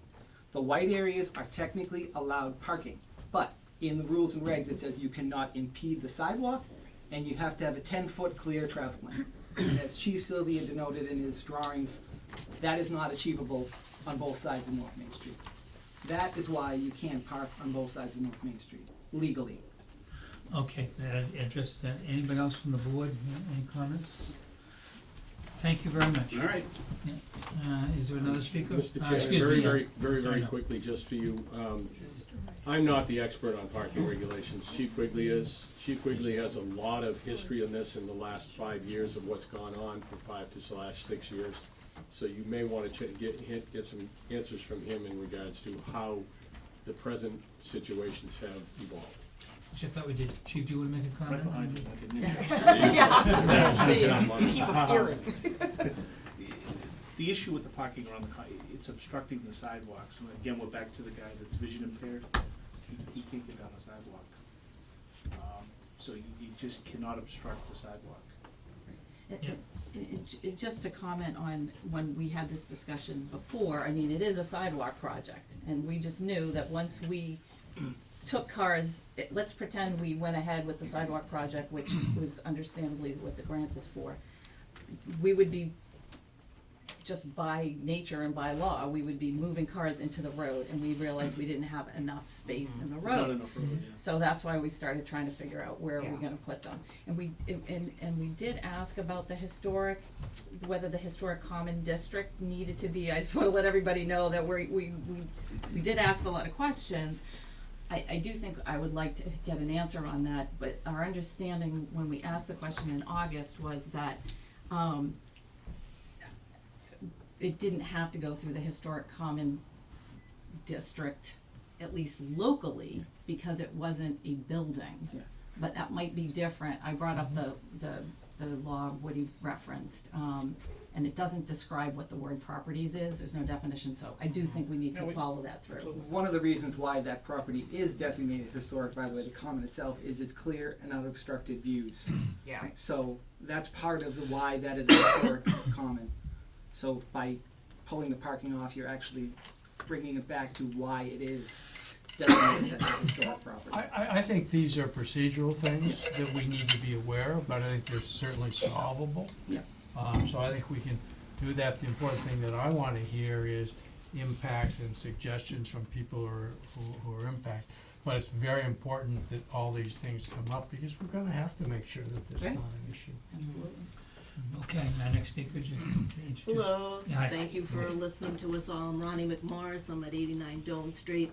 I am a member at First Parish, and I also have been working at Darylyn's Retail for 15 years. We're celebrating our anniversary right now. And most recently, I've been taking classes at the Art Center, so kind of familiar with sort of the parking Traffic flow and flows, yeah. traffic flow and parking in various areas of town. I did wanna say that, like Bob, I have a little bit of history here. And if I might say that 20 years ago, the issue of parking on North Main Street across from the carriage house was in front of the Board of Selectmen. Because someone said, it's disgusting, we wanna plant grass there, and these cars are parking there, it's ruining the grass. And the board, as a matter of policy, took a vote and determined that it was more important for cars to park there so that people could access the buildings than to have the grass. And so there was no curbing put in, and the cars were actually given permission to park on the sidewalk by the Board of Selectmen. I know, but, you know, people needed to get around and it seemed to work for at least 20 years. So I think that's the genesis of where this is coming from. But getting back to the parking throughout the whole downtown area, I mean, we have a sort of a mini downtown. It's not like this is a, you know, a huge metropolitan area. Is the board familiar with the study that was done by the town and MAPC? Traffic study. So you looked at all of the issues, you know, the business district, the town parking lot. So there were recommendations made about safety, calming traffic, pedestrian flow, all of these things all over the downtown area. And I guess I'm curious as to why only this one piece of all of those recommendations is being pulled out to be addressed. Because anytime you take one little piece, if you're not looking at the whole picture, you're gonna have impacts in other places. Because the town's so small, if you can't find a place to park to go into a shop, you might come over to the town hall parking lot. You may find that people are parking along North Main Street in front of the carriage house to go to the hair salon or the nail salon. So I think it's great to talk about, you know, how this is gonna flow in terms of dropping children off, but you know, it's not necessarily the case. The whole picture needs to be looked at and needs to be addressed, in my opinion, as a package. Because clearly public safety and all of these issues are important for the town to address, but not just in one little piece. And in talking to some of you, the harbor and development there is gonna impact, you know, parking and other issues within the village. So my suggestion is, look at the whole picture. You know, address all of the recommendations that were brought forward by the MAPC in that study, not just one little piece of it. And if you do decide to go forward with a plan tonight, my recommendation is do it as a trial. Try it for 6 months. Don't put in those granite curbs and see how it works. And if you find it's a great solution and nobody's finding problems, great. But don't do anything permanent and look at the whole picture. Okay, any more, do you wanna say, Ronnie? No. Okay, any commentary or questions for Ronnie? You're right, that it's a huge issue in terms of the whole town, and we are aware of that, so I thank you for bringing that up, that parking is a major issue that I think we've all been talking about with all of you and amongst the board, and thank you for that, cause I think it's something that's gonna continue. And just to give a little context, we have actually been working with the merchants. We rejiggered all of the parking times downtown after working with the chamber. I think even, you know, to make sure that the timing, of course now Tedeschi's is gone, so we have to reset, but we just reset those at Anchor Sale. And we changed the parking in the back lot to help accommodate the people who live there. So in the winter, we moved the, you know, the overnight spaces against the train tracks, and we've been trying to set up a merchant lot. I was talking about that one other day. So, you know, and we've squeezed, we've actually added 10 spaces to this lot very quietly by reconfiguring it a little bit. So this is something that's gonna have to be one with inches, not miles, because as you know, it's a tight little downtown. That said, it's vibrant, so we wanna keep it vibrant, and I think, you know, we have a unique opportunity with the grant here. I mean, the grant and the 250 are really what's motivating the conversation. And we have because the town didn't have the money to do this before, so we have there's actually money and funding to do Yeah, something. which is great if you're doing this, I'm sorry, Diane, if it's great if you're doing the sidewalks, but don't do anything permanent with curbing and other things without looking at the big picture, that's all I'm suggesting. Just to kind of, again, put an exclamation point, and I do think, you know, somebody brought it up, it might have been Woody earlier. I do think in some ways, the process should have been better, I know the process should have been better in terms of buy-in, and also that we're not here at the end of October explaining the work that has been done. I mean, we were working on parking issues in general, as Chris talked about. You know, we can't do everything that study did because we don't have the money, so we have to look for opportunities to do pieces. This was an opportunity in conjunction with the 250th to try to impact pedestrian traffic on the sidewalks to, you know, for your blind friend and my friend in a wheelchair. So that's kind of where it started, and or like where we focused right now. The town hall project, one of the big pieces in discussing the town hall project, which in my personal opinion, I hoped we would be in another building tonight and we would be undergoing the renovation of this building. But a lot of that was to add parking to this parking lot, because we recognize there are not only people coming here for town hall business, but for these businesses in this corner of Cohasset. So I don't want you to think we haven't thought about that. It's just, you know how things get rolled out. You get a grant for something, you have an opportunity, and you start taking advantage of it. And, you know, Well, in terms of the trial, I don't wanna underestimate the impact that this potentially could have to First Parish through its nursery school and through its meeting house. And so whatever gets decided, if you can do it as a trial and see how it works, we would appreciate that, because it could have a devastating impact on us. So I think that's why we're all here. Hey, Paul, then Jack. Yeah.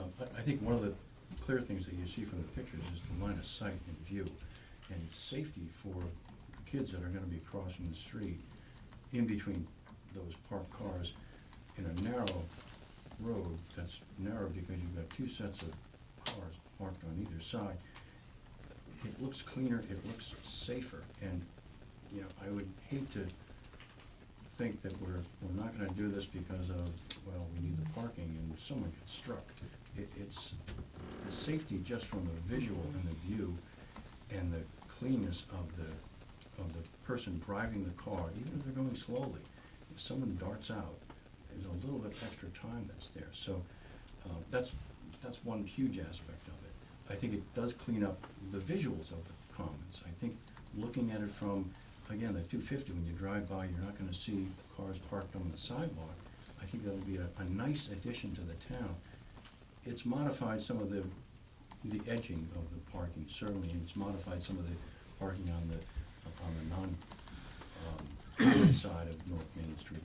But, you know, nothing is set in stone, except for maybe the curbing, which, you know, may. It's set in Which stone. would be, that would be sense. But that may be, you know, the last thing we do if it doesn't work out. You know, we're only looking at the parking and we're looking at the flow. You know, that's one of the few things that the Board of Selectmen looks at, that actually has a view of, you know, what we can do legally. I think from the legality point of view, when it's so narrow that you can't get, you know, a fire truck or an engine down, it's worrisome, you know, that's I think a huge And I concern. appreciate that, Paul. My only point is, and I think that's what other members have been saying, is, are there other options, including, and Chris mentioned, 8 feet into the common? And maybe that's preferable to residents than putting a parking area here next to the Episcopal Church. I mean, these are all great ideas because we have to deal with parking, but. But I guess I wouldn't want to take 8 feet of the commons and pave it. I don't think that's, for me, a reasonable approach. And I appreciate that, but all I'm trying to say is this could have a devastating impact on the congregation that sits in that meeting house. And we ask you to be cautious. I mean, having beautiful sidewalks and accessibility are important issues, as is the ability of safety vehicles to go down North Main Street. But this is a real issue for us. We're not trying to be overly dramatic. It's a real issue. And if it's gonna impact us, we would at least like a trial period to see, and it might even be a year, to see how many families maybe pull out of the nursery school because there's, you know, limited parking. Seems to me that, from what I've been hearing though, there's additional parking, the 15-minute limit creates more opportunities for more people to come in and out. So, from what I'm hearing, I'm not so sure is that what I'm hearing is that this parking actually would be helpful to the nursery school and to the church, it would seem to me, just from what I'm hearing. Also too, if we ever did anything that ever had a devastating impact on a church, I would think that we would be turning around on that very quickly. And, yeah, curbs or no curbs, if they put in, they can be taken out. We're not gonna, I wouldn't personally think, and I wouldn't think the board or the town is gonna tolerate an adverse effect on the church at all, so I wouldn't, you know, we'd be very vigilant of that, but I'm not hearing anything so far that does anything but helps the flow and safety and the increased parking. You try to do these decisions just looking at the data, but I just so happened to have been driving down 10 days ago or so, and it was one of those busy days, and there was cars on both sides, and I was going reasonably slow and so forth, but in front of me, a father and a small child came out from a blocked car on the right, and over they went. And, you know, I thought to myself, geez, that really looks like a pretty frail situation. I see that, personally, I see that a lot, and this would eliminate, I'm surprised. And you see it all around the downtown. I mean, you see it at the community center. I mean, I was dropping children off there for many years. As cars come whipping around from the post office Yeah. side and children are crossing to go in, the situation exists in many places in the downtown. And we should be looking, I think, at the whole picture. We'll take that under deliberation. Anything else? Okay, thank you very much, Appreciate Marty. it. Yes. Yeah, Ronnie? You don't have to sit down and listen to me. If you're smart, you'll run. Did you have a question? I think it's important for you and the stakeholders to know that the seriousness that the board has taken this. I mean, the points you made were very well taken, and as you know from being sitting here for so number of years, and thank you for your service, that we do pay a lot of attention. And I've been very active in the harbor and the planning. I've been to a number of boards, and when I looked at it and I listened to your letter and Woody's and a lot of other comments that I hear around town, not more than 10 or 20 times a day, we're listening. And one of the things is, I think this plan is consistent with the working out of the planning. It's also one of the real drivers, which we probably have not done as good a job as we should, is the safety of the kids in your community school and the safety of people attending church. And I think this is consistent with that. And probably equally important is this does not preclude, working on the rest of the town. There's nothing in this particular plan that I see, but I'm listening, that would impact what may or may not and needs to be done, like opening up Elm Street, connecting the harbor to various things, master plan and development. This is pretty focused on a public safety issue, and a lot of thought was given to the needs of the community churches on the common, including the Unitarians and especially the schools and the community center. So I'm not sure that that's a threat to that, and I'm sure, as Paul said and Kevin said, that if it did down the line, we'd rip it up right away. But we have spent a lot of time behind the scenes, and perhaps we didn't do as good a job as we could have at letting all of you know that our concerns, and we're working on it. But thank you for coming up. And I appreciate your comments, Jack, I really do. Right. And I'm only speaking for myself, I don't speak on behalf of First Parish. I think that I personally would appreciate if whatever, and it may turn out to be, as you say, a preferable plan with more parking, but give us an opportunity to do it as a trial, and don't put the curbs in, and let's see how it works, because it's gonna be a lot harder to rip the curbs out. So if you decide to, ban the parking, add spaces on the other streets, let's see how it works. And maybe we'll all be back here and say, it's working like a charm. Might be back here saying, would you please put the curbs in? And we might be, Yeah, So, that would be good. and that would be great. Yeah. But, Good. we're just looking for the opportunity to Yeah, no. reevaluate without anything permanent. Very helpful, thank you very much, Ronnie. Okay, do we have any other speakers? 4 minutes max. Yes, please, be nice. Hi, my name is Jim Sandell. I'm an architect and a planner. I'm from Cambridge. You're from a firm in Cambridge? I have my firm in Cambridge. Okay. Okay, I'm a member of First Parish. I lived in Cohasset for 42 years. Are you a resident now? No, I'm not. But but you're a member of the parish? Yes, I am. Yeah. Yes, I am. So I was asked to contribute kind of based on my experiences as a planner. And driving home tonight, which is a long drive, listened to NPR, and they were interviewing the Boston Parks Commissioner, because the state just gave the Boston Common $26 million to spruce up. So the person doing the interview was saying, that's a lot of money. What are you gonna do first? And the commissioner said, well, we're not gonna do anything first. The first thing we're gonna do is ask people what we should do, because I wouldn't put a shovel in the ground if I didn't have a plan. So that seemed to me to fit as a message for what Woody and Ronnie have been saying, and which I think all of you concur, that we really need a plan of the whole common to really understand the parking problem, what the opportunities are, what the problems are, how we can solve all of those things before we kind of lock in on the specific plan that's been drawn for the south side of the common. So I would strongly reiterate that. I think that's really important.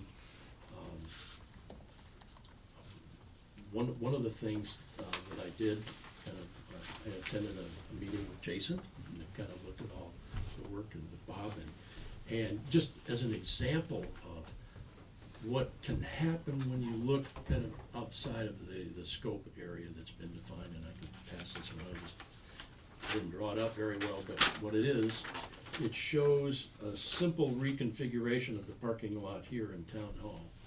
How you come in and it's a big arc, and then it goes into the parking.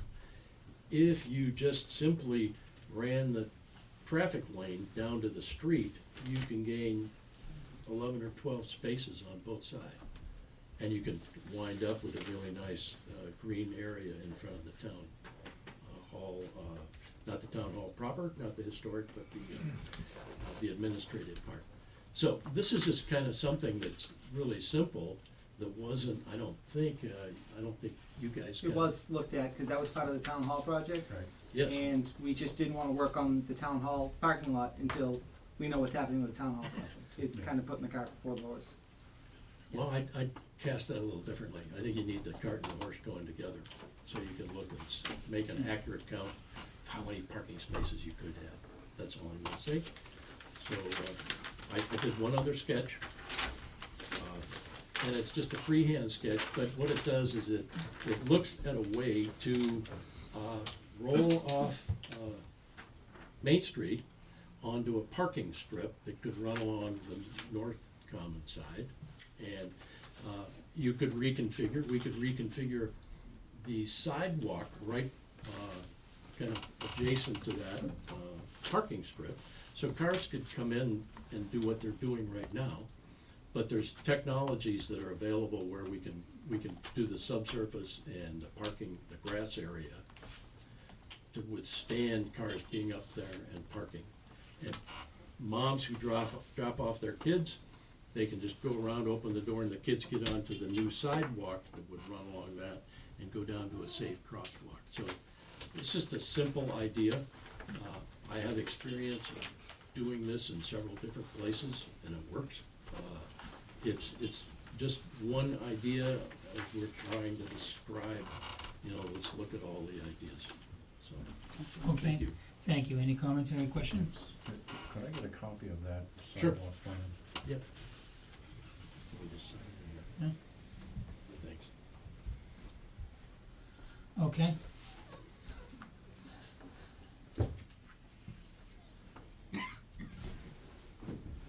Thank you. Thank you. Excuse me.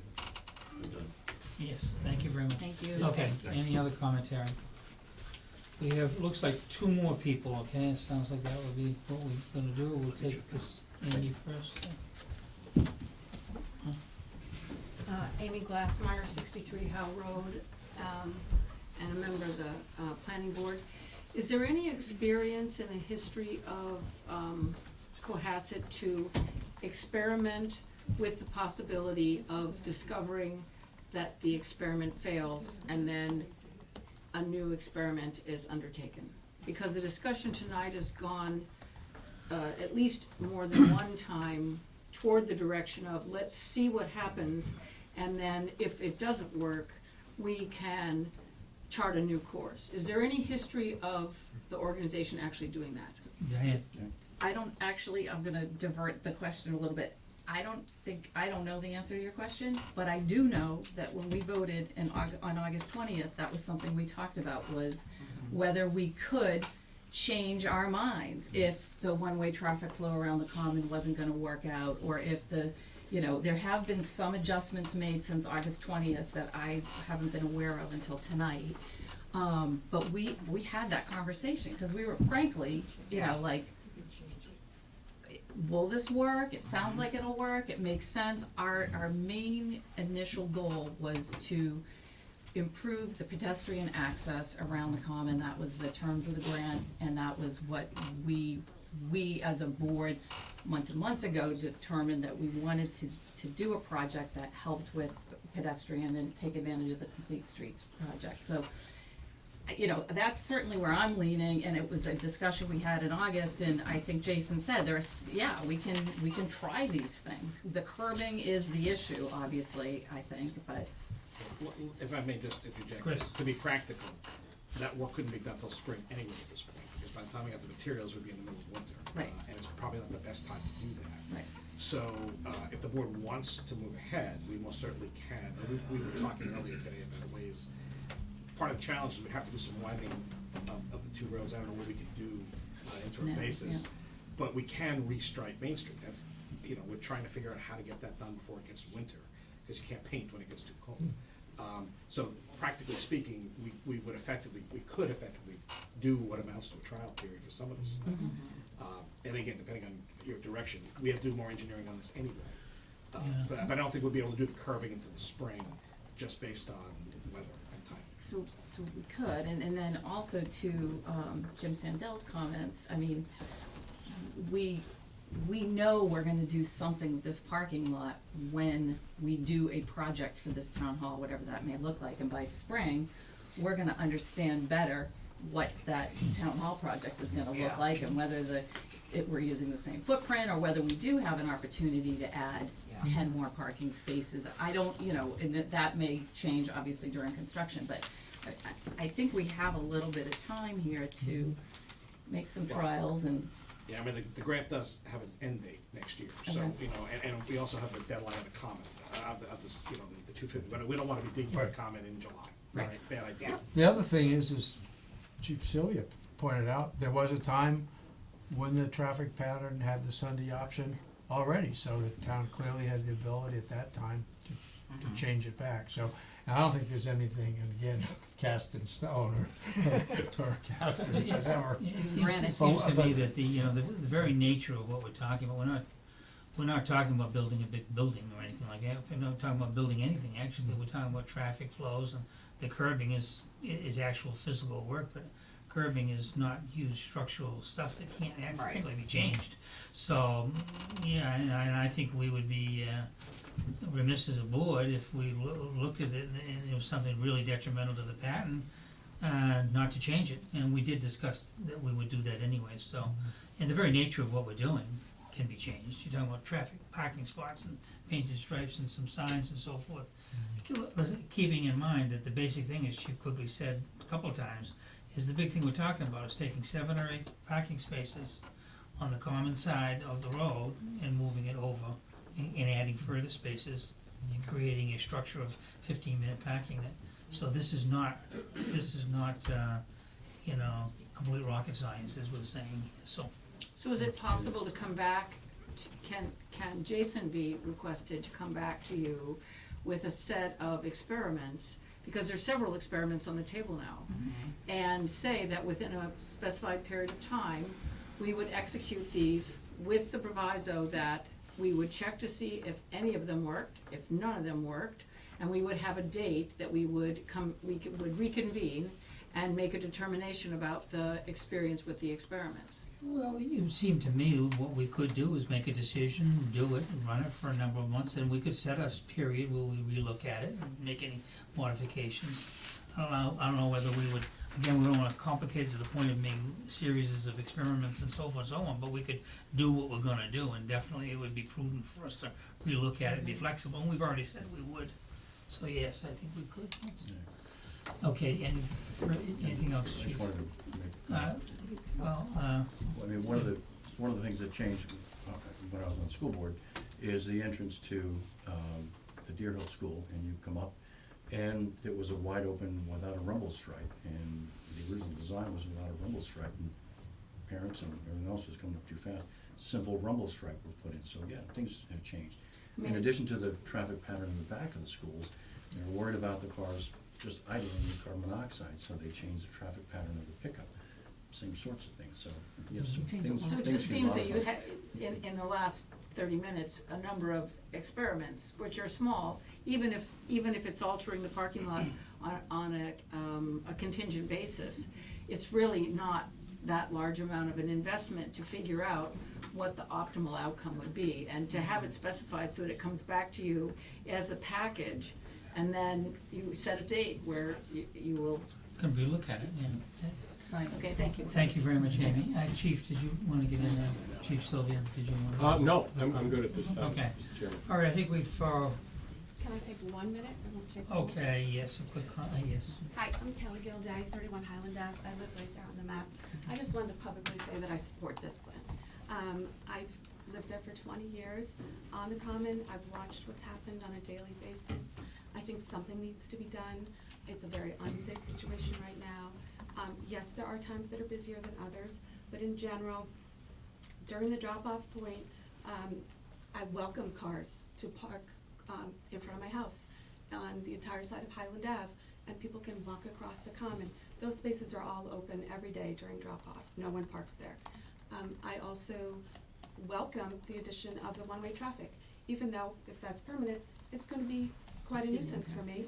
But I'm for that if it means making this safer. So I think there has to be some compromise back and forth, and I'm willing to take on additional parking in front of my house. It seems like after drop-off, William Long is still full of parking, and I believe that that's probably staff.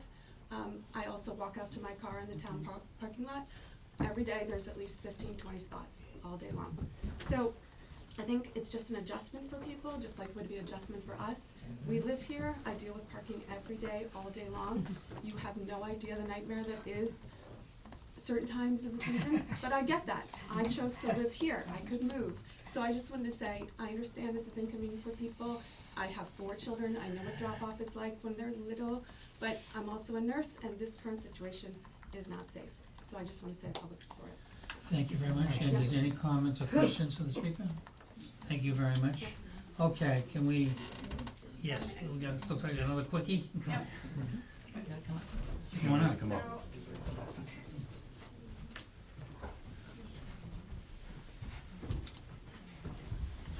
I'm Kristen Roseback, 13 North Main Street, and I'm with Kelly.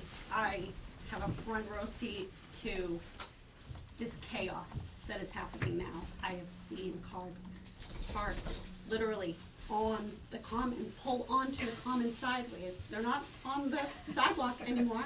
Sidewalk's fully clear, but they're on the common. They've been blocking driveways. They've been in my driveway. I'm okay with all of that. What I'm not okay with is a mom who gets their toddler out of the car, puts him on the sidewalk, goes back to the car to get the bucket seat out. By that time, that toddler is going across the street.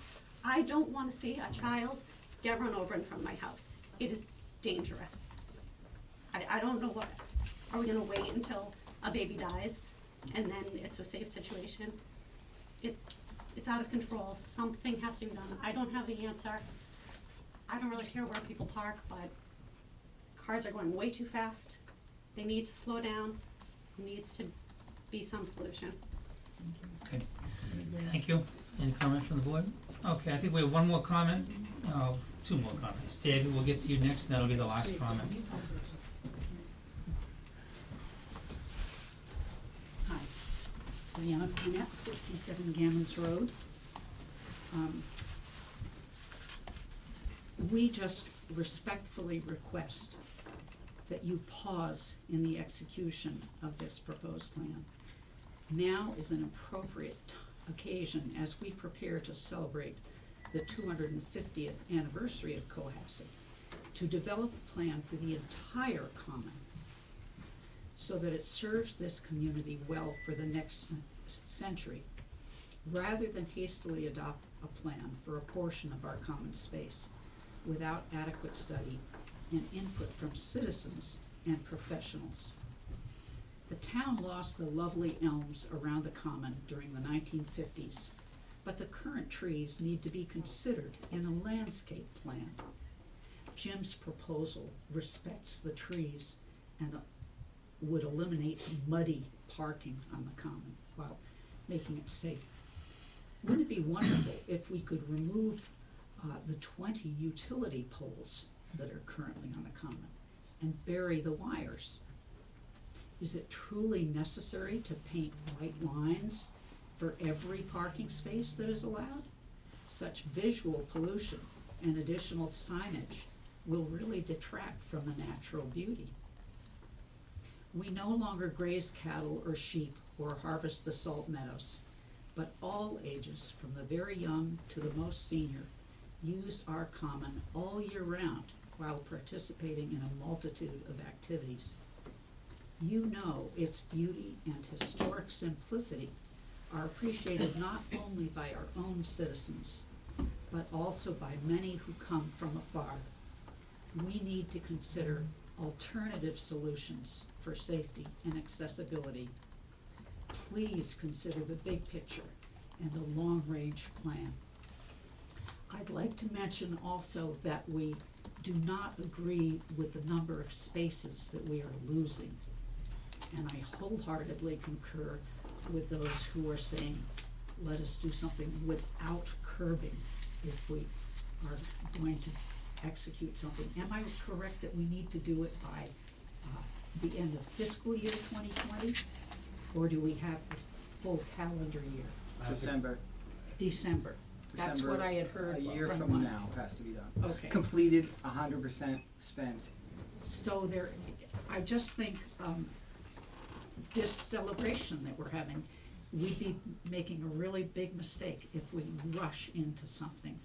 And it's an opportunity to really consider other alternatives too. Thank you very much. Any commentary? No, thank you. Okay. Final comment for the evening is David, and then we'll go into deliberation.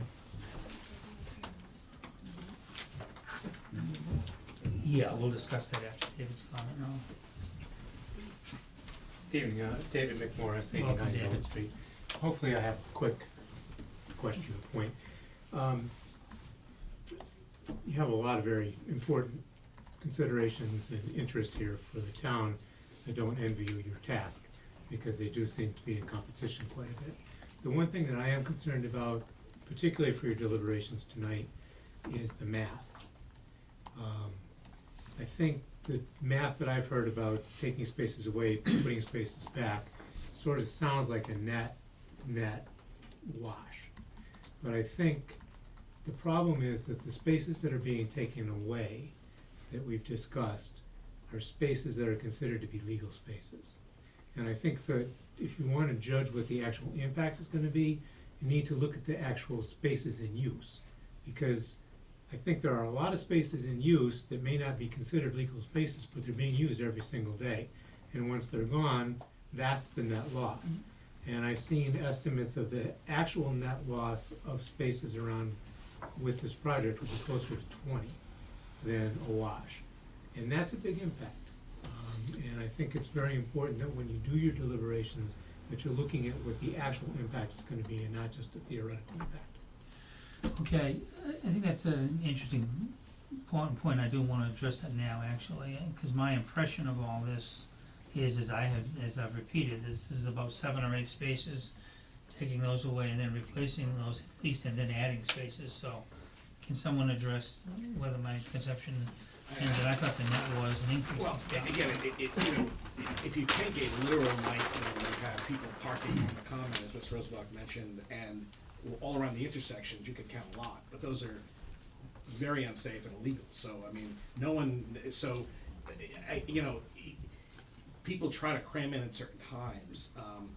From, I think I have the best estimates from, you know, again, I counted myself, you know, there's, you know, between 6 and 10 people along the common, and to one extent or another on the far side I'm talking about. Again, the ones at the far end are probably heading to the community center, and there's not spaces on both sides there, so the accommodate, and right now people aren't parking on both sides of the street on Long and Jason, even if they may be legal, they're not doing it. We're gonna set it up so it can be done that way, so you're moving those 11, 12, 13 spaces off, and you're setting up where you can't really park now practically anyway. Whether it's officially legal or not, you're not gonna, you don't feel comfortable parking where the road is super narrow, unless there's, you know, there's another reason where people are parked in there for an event. So, I think, again, Chiefs correct me if I'm wrong, I don't think I haven't seen the number 20 as something that we've seen as a loss, because we're also running a line all the way down. Right now, people aren't parking all along Main Street down on the, you know, towards the other end of the common, because it's not, you know, you don't know where to park. With a line along the street, you have a parking well, and it'll run all the way down the street, and it's 32? 20. No, 20 from the church, total. It's 20 plus 12, right? 20 plus 13. 13. So those are spaces where people don't think to park a lot of times, and they're really not much further. There are another few houses down the road, but you don't think to park there necessarily, because it's not always safe. But if people make up their own spaces when they feel they need them, but if you lay it out for people, they'll park where you tell them to. And so the goal is to maximize, and again, correct me if I'm wrong, Jason or Chiefs, that I don't think we're looking at losing. We're trying to do the best not to lose anything. If anything, to gain to gain a whole lot of safe spaces. Because you could park down some places, like I said, on the corner or literally In on the common. crosswalk, on the corner, Yeah. for a good period of time, enough time that I got 3 pictures from 3 different people about that person parked. That's on the corner of William B. Long, across the street from the church. They're on the sidewalk, on the ramp, parked, within 5 feet of the intersection, not even 20. Okay, Paul? My card's kinda long, so I took it and I actually marched out the spaces that would be taken away on the ones I thought would be legal, not on the corners, not on the edging, not next to a fire hydrant, not next to a curb that's too close to the beginning of the road. And it comes out to a wash with a few extra that's positive. So, again, it's using a long car, and I did it one night, late at night, there weren't any cars, and I marched it out. That's what I Can got. anybody get a picture of that? Yeah. They probably did, but I physically went and marched it out, so, it's a wash to a couple extra, probably a few more depending on how it's arranged. Okay, anything else? That's with a very long car. It's to Telstra, so he's been contributing to the tax base by paying Right, taxes so- on that vehicle too, so. Anything else? David, thank you very much. Thank you. Yeah, Thank thank you. you. Okay, that's the end on the public comment and the space case suggestion. Now to the board, we're gonna go into deliberation on this. Now, what I would suggest, and I'll just throw it out as a suggestion, is that we tackle this base case tonight, deliberate and decide what we're gonna do or not do on it. And then we're tentatively for a meeting on November 5th, come back and address the 3 other additional alternative options at that time, giving us time to, giving us time, to make a quality decision. I'm just throwing out that as a suggestion. And that'll, and then we can even take more public input on those particular issues on the 5th, okay? So that's kind of what I'm looking at, if you're agreeable to that.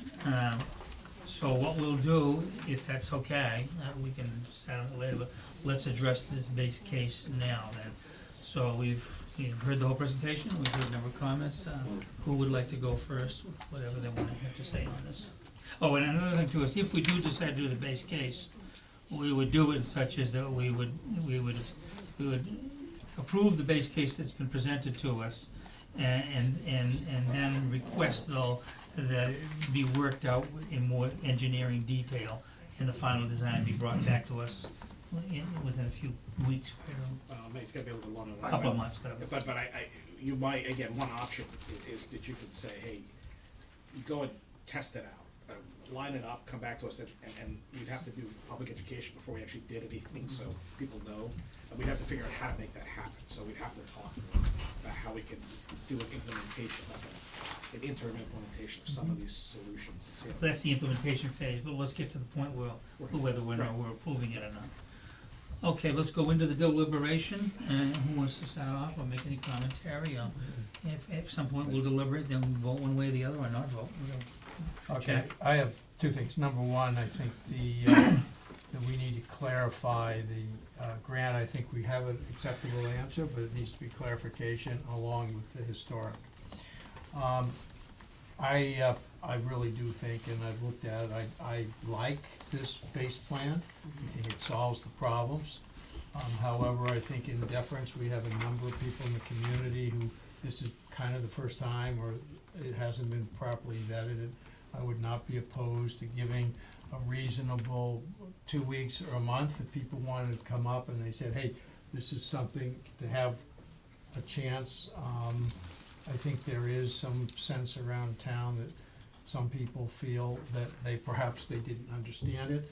And you could argue that, well, it's been out there, but I think when citizens have some concerns and ask for some kind of reasonable amount of time to digest, I don't have a problem. I don't think it's a real major detriment to the project, but I will say strongly that I do think that it's a good project with all the things and people who have had some concerns.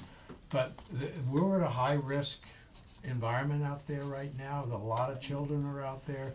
A lot of people, we're coming into another winter. It's unsafe. There's no way to make it safe, and I don't think that we have, an unlimited amount of time to do it. So I think it's a great project, and I think that the comments that have been made need to be dealt with, but I would personally feel that it's not unreasonable to say, all right, have 30 days, 2 weeks, 30 days. If you have something that you can come up, you can do it. But for me, I think that's unlikely, but I believe citizens should have that opportunity. Any other comments? Diane? Yeah, so, I mean, what the base project that we're talking about, can't get, the big work, which is the sidewalk and the curbing, we can't do that till spring, right? So the only thing we can do right now, really, is to, I think, test drive the parking and the flow. And I think we can probably do that with some, I don't even know what you would do, but I think you would have to make a recommendation, so we can get people to stop parking on the common side. It's gonna be some signage, and maybe we have to put up some little fake fences like you put around your gardeners. I don't know the answers, that's the implementation point, but we literally can't go to construction for a We while. do need some direction for the, we still have to get engineering design work Correct. done, and that's gonna take Yes. some time, because we're gonna need to eventually bid this. Right. And the longer we wait on that, the No, and we have to order materials. Agreed. But again, the primary project that by these things are really just the flow and the traffic. And I also wanna say that even though the grant was it really was for the sidewalk, it necessarily requires us to address parking. So it's not like we're changing the scope, we are trying to get people to stop parking on the sidewalk. I'm not at all interested in discussing moving anything into the common. So I agree that I think we should move forward on this as a possible plan. It's very similar to what we discussed in August.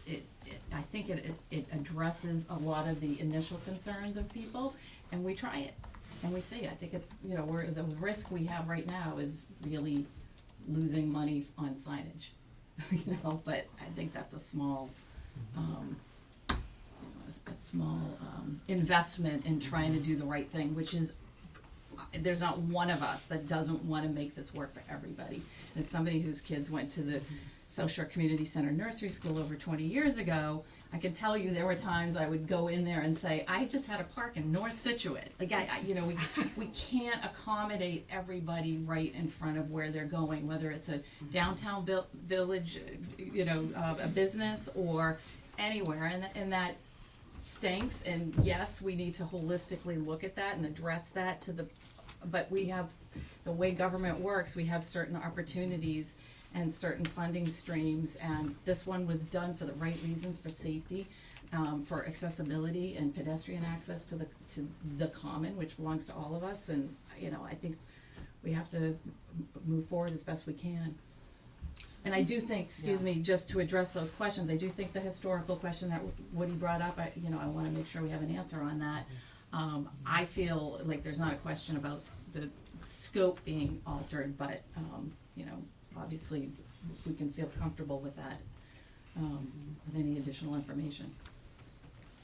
Okay, There's a lot of data out there that you can tell the quality and happiness of a community by how healthy their sidewalks are and where the sidewalks are located. It's actually a lot of sidewalk data, and I think that we all really appreciate all of the feedback here tonight. It's clear that the current situation is not safe and not working. I do really like the idea of doing a trial and maybe playing with some of the drop-off locations and also playing with the flow and the one-ways of traffic, if we can implement that fairly quickly without hurting the ability to get it done before the 250th with whatever we decide. But I think that it seems like the consensus in the room is if we can get a couple trials going and then get feedback on what's working best, that would be ideal. okay, Paul?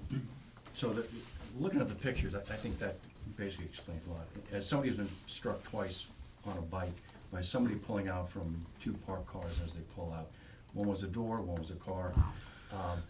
The line of sight is key, and that one picture where you can clear one side of the road and have a clear view, if somebody darts out, if there's a snowbank, you can clear the snow, you can make it safer. I think it makes an awful lot of safety sense from that point of view. You will lose those on the common side, but you'll gain more, and certainly if you do the one-way traffic on the side streets as what's planned, you gain an awful lot more, and you slow the traffic down in the commons. So the ones coming down the side streets don't dart out.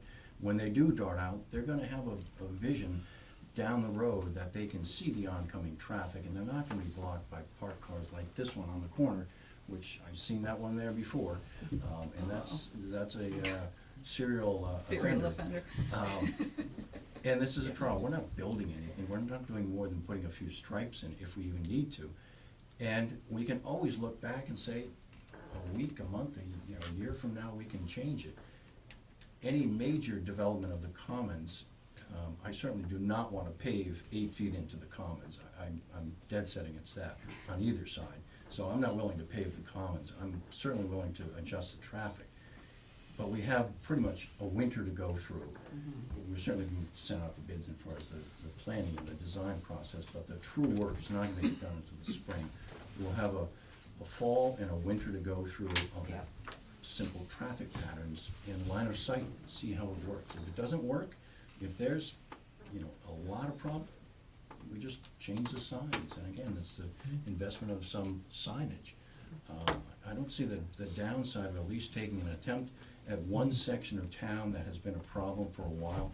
Sure, there's other sections, well, let's do it one at a time. You got one problem, you find it, you solve it, and you try to make an effort to solve it. If it doesn't work, there's not a huge effort to change things, so that's my point. So I think this is a reasonable approach, certainly as a trial, and maybe it'll all work out. If it doesn't, flip the sign around. And the Sunday solution too. I haven't heard any opposition to that yet, but I think it has a lot of potential, and maybe we bring it back as soon as possible. All we need is really, and that's what's basically been asked, is some kind of review trigger so citizens know that there will be an opportunity to weigh in on this again. And once we have that, I'm fine with that. I just think that we need to have some kind of, an understanding, whether we memorialize it in the motion or whatever, so there will be, and people will know that there'll be an opportunity if things go way out of line. Now, I suspect people are gonna be very happy with how this works, but if they don't, I think citizens should have some kind of, say that we as a board of selectmen are saying, if it doesn't work, We only meet publicly, right, so. yeah, right. We got it. Yeah. Could I just make one recommendation, or one request, which is that we, in a trial, if we approve a trial period, that we come up, and maybe it's Chief Quigley recommends some kind of enforcement policy, so that, so we actually get real data, and I'm not suggesting we ticket people right away, maybe they get a warning. I do believe anybody that's parked in the wrong direction, or in front of a fire hydrant, or in a handicap space, or whatever it is, if they're breaking the law or on a sidewalk, they should get, you know, hammered. You're a brave woman, Diane. You're a brave No, woman absolutely, indeed. all of the above that, like, that's just, there's no excuse for that, period. But just in terms of this kind of thing, I do wanna make sure if somebody pulls up in front of on the common side, and we're doing this test run, to run a kid or run into wherever they're going, that we, you know, cause this is what happens, if having run the arts festival for 12 years. Right, you can put all the no parking signs, the minute one person thinks, oh, I'm just gonna do it for 5 minutes, everybody's like, oh, there. So we have to come up with some kind of an enforcement kind of policy, which will help educate people along the way. When we set up temporary parking patterns, you know, with those temporary, you see Yeah. the temporary signs, and we could accomplish this test with, you know, 50 cones. Yeah. And the signs we already have on North Main Street that said no parking between the signs. We could easily restrict parking on the common side, then we could just bag the no parking signs on the, you know, Long and Jason, just bag those roads, and maybe paint a couple of arrows, just to make, you know, set that pattern, Right. you know, we could do it pretty low speed. We probably should, But we can enforce that, Right. when the department sets those temporary regulations, we can write tickets. okay, The tough Or part's gonna be warnings. in the winter, snow, that's what I was just on gonna the say. dirt that people will need to park on now. Right. On Robert, Jason, and William Long. That'll be the, Well, because of our experience with climate change, the winter's coming a little bit later, so I really think we need to experiment with haste and try to get some data Yeah. about how this is working, you know, by middle agree. of January, because that's, you know, if you look at the past couple of years, it's rare that we have any kind of real snowstorm. Yep. And that will change everything, obviously, so we need to try to get as much info before then. Seems to me, you know, from listening to all this, one of the things that really stands out most in my mind is the safety issue. Both from the pictures we've seen, from the dialogue, what we've heard from you citizens, but also just from, I've lived in the community, we have lived in the community, that is not a safe area. Like I said, I've seen more than one child going across those streets with parents, and they're coming out of blocked, with his blocked cars parked on the commons. There's been cars parked frequently in the corner of Jason and Main Street, and you go to pull out and take a left, you can't see to the right, that's very dangerous. And that's not infrequent at all. I'm surprised we haven't had more accidents. But my overall impression is we need to do something because of this, you know, times change and communities grow and things go on. This has become a situation where it's clearly unsafe, we all know that. Are we going to, as someone said earlier, wait for there to be a real disaster? Cause then we'd all be back in here doing all of this really quickly, so these disasters, you could go out and almost see them, are visible every day. So, that is overwhelmingly on my mind, and the 250, everything else is fine, but there's a real safety issue here for children and there's traffic and citizens. So, and the other thing that's on my mind is that the solution that's being proposed is not all that radical. It's get rid of the 7 or 8 parking spots that are really the serious danger on the common side, do the reconfiguring, and I just am not seeing anything that doesn't do any harm to any church or other organizations around there, or that would really concern me. And if we ever did anything and it did, that would really concern me. But I just, I'm not seeing anything from the suggestions that are being made that would harm that. In fact, that seems to me like the flow would make that better. And I tend to suspect, like Jack said, that, you know, this is the way things and change occurs and so forth, but would not surprise me at all. We do this in 4 or 5 months from now, you know, people are quite pleased with it, and the brouhaha wasn't overly worried. So I do think we need to, those are my impressions, and I think we need to move in some kind of a positive direction here. So, I'm trying to think of what we could do, you know, right, but we're done with public comment. May I ask a question? If you were inviting public input, could we use the town meeting for inviting? Yeah, the moderator would not allow that, that wouldn't be appropriate place for it, no. I mean, one thing we could do is we have a meeting scheduled for November 6th, or we could schedule that, and only addressing this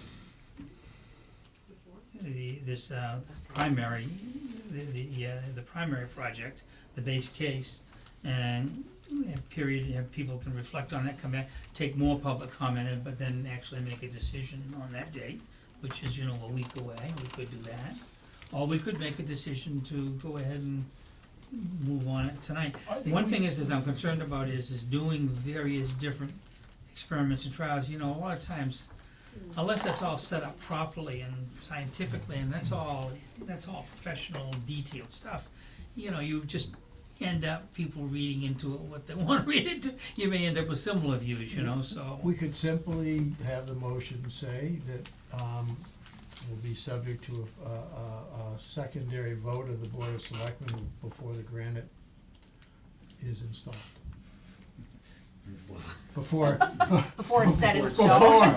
Before the Schubert set in stone is set in So, stone. what you're suggesting is we could approve the base plan and then say that we're not gonna approve the granite installation until June or something like that. Something like that. Well, it would be more like March or April. Or right? March or April. Well, the other one is, at the last moment, you can say make it slope granite curve versus vertical, and it's the exact same thing you have. Yeah, I already think we should do that. So we could relook, But I'm just saying, you I could vote just for say, that. So we have our trial period, we have a set time. Nothing has been set in stone, and we'll try, in other words, that way we'll try pretty much what has been presented to us, which again, is not overly complicated. I know we've had a lot of detailed conversations and emotions and so forth, but this is, I wanna bring it back to what one of the chiefs had said, is that we're talking about 7 or 8 parking spaces, eliminating on one side and really expanding parking. And what we're doing is we're rationalizing, we're taking a chaotic situation and we're rationalizing, we're having it make sense. And when you make sense, you make things more safe, so I'm not so sure as we couldn't do it as Jack or as someone was suggesting, is approve the base case if we wanted to, and not have any, and then revisit this in March as far as any structural stuff goes. And we'll have all that data and experience Yeah. between now and then, and we'll get a good test, because this is not that complicated of a thing to test. And then there's a certain, there's a We'll set a certainty, date. We'll set- certainty of review, which I think is Well, important. we'll set the date, we can set the date now, when we, if we do it, we'll say we'll do that in March. Chief? Mr. Chairman, I was just gonna mention again that this was just for you guys to try and give us the okay on a concept, because Jason still has to go back to the engineering firm and get all of this data put up. So you're gonna have an opportunity at some point in the near future, a month, 2 months away, whatever, to see this again in a better form than my handwritten drawing. So what we could do then is we could approve the base case, and then that's understood on that base case that the engineering drawings and so forth and so on are gonna be back to us before the end of January roughly, is that the idea? probably before December 31st. And then we'll have another shot in a public meeting to look at all that. And in the meantime, we won't be making any changes to the traffic patterns, is that what was that? I'm gonna call on you next Yeah, we week. will. I would suggest, Mr. Chairman, that the sooner we can make the change in the traffic that's patterns, the fine. better, so we can get a hard look at this I agree, before the snow flies. I agree, cause I'm Yes. really concerned about the safety. I don't see where any of these changes does anything but make something more safe and, Carrie?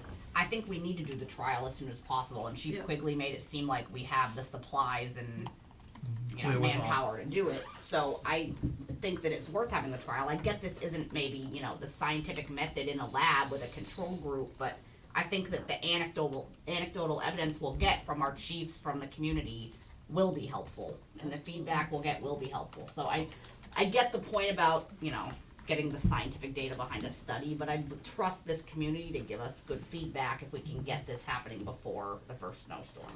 And so what we could do is if we approved it that way, then we could actually put on our agenda for 15 or 20 minutes, public comment on how it's Right. going. Right. And that'll get to what Jack is saying. Right. And then a bigger review in March before March, any, right. I mean, I can't, that's pretty good, I- that's getting there, I think. My concern. Right, I think that is That does. the most sensible kind of compromise right now, and the Right. best way to really Moves test the these ball. things is not data, but the anecdotal evidence we I hear from think the we'll community. hear. Yeah, we will hear it for sure. Again, you talk again about data, but I wanna bring back common sense too, in That's my that this is point. not rocket science, Yes. as Diane is saying. This is not actually a data-driven type It's of qualitative over of quantitative. in its nature. Yeah, it's a qualitative thing, Qualitative, so. we like qualitative. Okay, I'm trying to limit public, but I'll let you go quickly. One Yes. question, Margie Brown, I'm on the board of the nursery school. We're going to have to communicate this to all our parents as soon as you make a decision. And part of that decision is going to be where the 15-minute parking is. You haven't talked about on the two side roads, whether that's gonna be 15-minute or longer, and we also have to tell our staff where they can park. They obviously can't park Good in point. 15 minutes. And you'll need signs that say it's 15 minutes. Thank you. And you, Marjorie, is your name again? I'm sorry. Marjorie. Marjorie, all right. You done? Thank you. And I think that, Marjorie, is the purpose of, if we give the go-ahead, we're gonna get the engineering and stuff to deliver us those specific answers. However, maybe we should also, in respect of that, when we do decide the new pattern there, give a week or 10 days notice, or 2 weeks before we do it, to address Marjorie's concern. And I'm sure the Mariner will publish that in the front page. Yeah. If I could just spit out a couple of timeframes, so your meeting, if the board's gonna meet next week, we could talk internally about how we might make this work, and then report back to you, and then obviously we have to coordinate, because there has to be public education, even before a test is done, right? So we have to make sure that everybody gets noticed as much as possible, flyers or whatever, and then we wouldn't, and then there's other events coming in too, we wanna make sure, we're First not, 911. causing a problem at the Jingle Bell Walk or something where Santa goes the wrong way down the road. That said, if you're meeting next week, we'll talk internally and figure out a timeframe. We'll have this on on the agenda, obviously. And then, we'll obviously coordinate with the community center and the First Parish and everyone else Great. about how this will work. Present a rollout plan and Yeah. to us, Can we and do this for then, next week? and Diane, you then, trying yeah, to I do know, that? and then I do think we need a communications plan, whether it includes reverse 911 or something, and to let the community know that we are trying this, Maybe a police I'd email. say the attitude might more or less be that we're gonna move forward on this, but Yes. cautiously and reasonably, and any harm we do, we're gonna be very alert to correct, we're not Correcting it. interested. This is, we're trying to help and make this more Correct. safety, and I'm pretty, from what I'm seeing, that looks like that to me, and I haven't, so now what do you need then, chief, from us tonight, Chris, do you need So us- I think that need us a vote? where you're heading, we'll cue Jason up so he can continue the work that he needs to get done. The only other piece that I would mention is that we have the one-way plan we're gonna change the parking up, Chief Wiggly's gonna get all of that stuff straightened out. The only other piece was, and we touched on it very, very briefly, is there any appetite by the board for that Sunday solution we talked about? Because if there is, then we need to go and figure out what that means internally. So what I would say on that is cause that takes more deliberation, but let's do that on the 5th, which isn't that long from now. That's fine. But that'll be on our agenda. Do your preparation so that you can completely give us a briefing, and we'll make a decision. We'll really try to make a decision on that on November 5th, I okay? appreciate that, Mr. Chairman, thank you. So what do we need? Do we need to vote on anything to move this forward? Then what would the motion be something, and I'll just throw this out to the board, to approve the basic town common revitalization plan, complete streets project grant, as we have been presented, to go forward with the engineering? The E2 plan? We specify it to the E2 plan, or This is the current, isn't this the current Yeah. situation? don't wanna lock him into just that. C1? No, you want C1. C1 technically, All right. which C1. includes the parking all the way down Main. So it's what, E1 and E2? C2 is the plan. C1, sorry, C1 is the plan, C1. sorry. Yeah. So C1 is what you would need C1 is the plan. C1 is what you need to have approved to move forward, and then we'll have this on the agenda we'll make sure we know what we're doing here. So you're approving the plan laid out on diagram C1, Well, then everybody gets C1 in front of them. with instructions to move forward on engineering and to develop an interim test, pilot Yeah. plan to report back to the board with next week. And then before we do anything, you're gonna vote again to say go, we Yeah. like the plan. on the pilot plan. Yeah. So we'll start you're approving the engineering work, and then you're also directing us to come back to you next week with a pilot.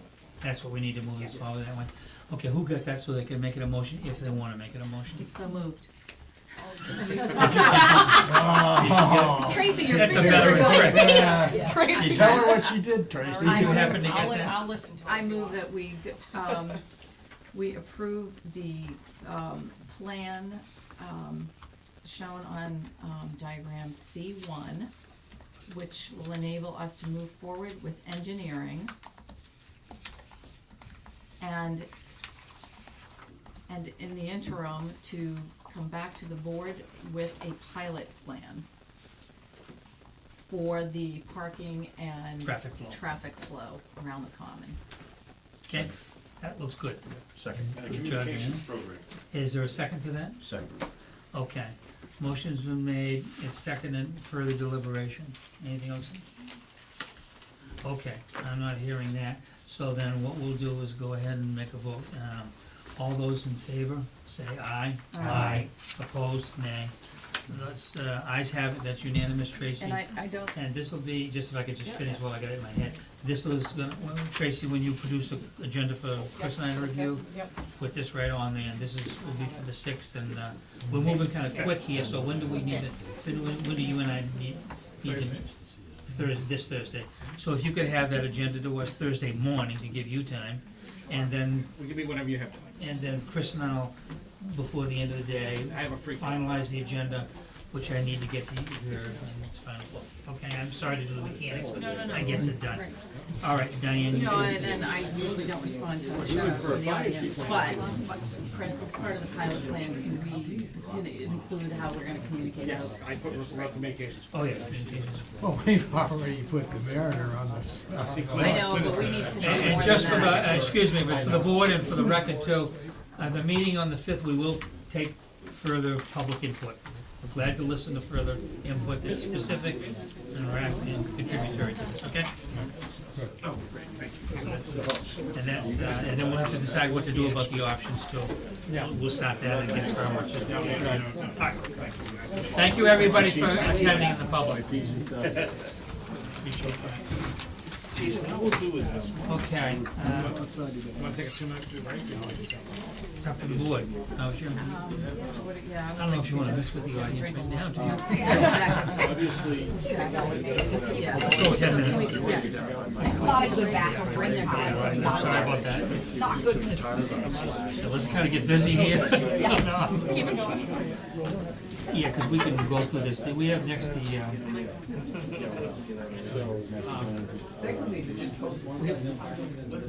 Ellen's asked if we can move. I mean, Lauren's gonna be here. she's on her way. She's not, she's gonna be here either. She's here. Nice to see you. Well, I know you No, that's fine. have. Someone can make the motion. I think I'm gonna do a warrant article discussion. You're gonna be reluctant to drive in the neighborhood of the I got him hard. You should be. Is that a Second. Pendleton? What? Is that a Pendleton? Second. Okay, motion made, seconded. All those in favor say aye. Aye. Opposed, nay, that's unanimous. So we're ready, Ellen. We can Yep, go they're ahead coming, and. she's gonna get her crew.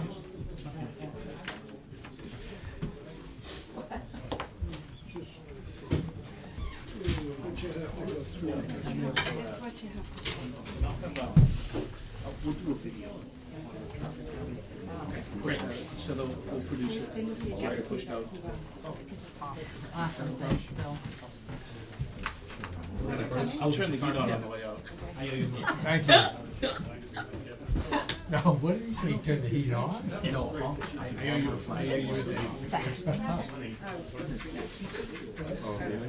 Yeah, so, you are Lauren.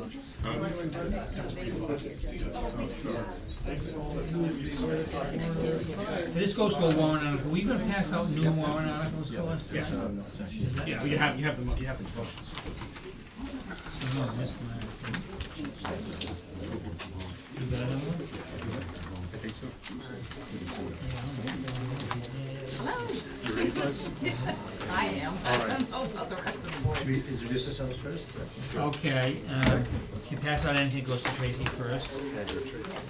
And the thing we're gonna discuss here is the capital improvement project for wheelchair capable van for student transportation, cost benefit analysis. And not to jump over ahead of them, but I'll let you know that the capital budget did review this, and they have now voted in favor of it. The advisory met last night and also reviewed it at length, and they also approved it unanimously, so you're teed up. Fabulous. It makes our life so Right, much yeah. easive. Thank you. I know that you have to go Yeah. into the same I'd like to level make of a motion motion. last night. Yeah, thank you very much. Would you identify yourselves, even though we know you for the public and I'm Pat for Sullivan. the East Coast that's watching? Still My name's with Pat- us. Oh, they're Pat still- Sullivan, I'm the new superintendent here in Cohasset. And my name is Michael McMillan. I'm the Director of Finance and Operations. Great. Welcome. Thank you very much. Take it away, Michael. So I'll go quite quickly through this. So this slide gives some background on what it is we're requesting. So basically we have a few different types of vehicles. We've got big school buses, mini school buses, which are still school buses, but smaller, and then 7D vehicles, which are essentially like regular vehicles, but you're allowed to transport students on this one. There's a list of our current vehicles. We have 8 leased vehicles. We own 1 other big bus. We own 1 minibus, and we also have a transit van that food service uses to transport food around, but not for transporting students. Alright, so slide 4. So 7D vehicles, there's a section of Massachusetts General Law which allows districts to use vehicles to transport students on a fixed route, that's to and from school, even though it's even not using a school bus, as long as you don't transport more than 8 passengers. So 8 passengers or less, you can use a 7D vehicle, and there's certain requirements, but one of the key things is you don't have to meet all the school bus requirements, including you don't have to have a school bus license to drive it. And that's really key. What license would you need, if you don't mind? It's a 7D license, there's a specific license for it. But there is a license Yeah. specific for driving a van Yes. like this. It's a much easier license to attain than Yeah. And that's kind of critical. proper school. And the driver of that would be a school department employee, or Yes. what, just so that you're Yes. safety. I'm sure you're thinking of it. Yeah, so they'd have to go through all the Core, scores you and know. color and fingerprints. So the reason we'd like to purchase a 7D vehicle is because, and I'm gonna go into a bit more detail on all this, but it's, owning the vehicle is comparable to contracting out to a vendor for the same service. But in addition, having the vehicle ourselves would give us the flexibility to respond to needs as they arise, which is happening all the time, particularly providing special ed transportation as the needs arise, and not relying on third-party vendors to do that. Because we have a legal obligation to provide transportation to some students, which we have to do. And also we think if we had this vehicle, it could also be used for small class field trips, it could be used for athletics, small team athletics, so. And field trips, yeah. And then 7D, as I mentioned, 7D drivers are easier to recruit. And what we discovered, or we realised earlier this year, is we have a real gap in our service not having a wheelchair accessible vehicle. And that's really threw up a big problem this year when we were not able to transport a student in a wheelchair. Where would they be transporting from and to? From home to school. Were there any other uses for this vehicle than that? Yeah, I know so- you were indicating that. Yeah, like athletics, field trips. So you could use this for field trips And so when it's being used, on that fixed route from home to school, that's when it has to meet 7D requirements. But when you're using it to transport for athletics, anybody can drive it, like a coach can drive it. And is there a need for that? Yes. Would that be helpful to the athletic efforts and? Yeah. And also, And could- also for, go ahead. I'm just gonna say, it could potentially be used for routes, there's, from time to time, we'll have a special education need where a local town may have a program that we're able to use and to utilize, and this vehicle could potentially be able to do our in-town route and also do that route too. So it could get multiple runs, which is also a cost-efficient thought, within this. Alright, so if you're on slide 6 and 7, these list the 7D vehicle requirements. I apologise, this slide's a little blurry. That's just the way it comes out from the state guidance. And really, it's actually slide 7 where I've circled where the requirements are very more specific to 7D vehicles. They're a bit more you know, a lot of the first set of requirements are things like there can't be any floors and any holes in the floor. You know, just the doors have to open and the trunk has to work. This is blurry, this is Larry, I wanna make sure you haven't had a stroke. Right? Yeah, exactly, yeah. It is getting late. Okay, this is potentially that was perfectly clear. The part that we're focusing on though is clear. Oh, okay. This one. Yeah, no, I can see it. Yeah, I can see that one, okay, thank you. If that's blurry to anybody else, call 911. So really, the things that make it a little more difficult for us to source a 7D vehicle, that we can't, why it's difficult for us not just to use a vehicle we have, or the town has, is because it's got to have this certain lighting, it's got a certain signage, and so on. On page 8, there has been some additional changes to the 7D vehicle requirements. There was, back in 2018, they increased the minimum depth tread, additional safety equipment, and additional signage. Just this year, they added a requirement to have interior school bus light indicators and audible backup alarm.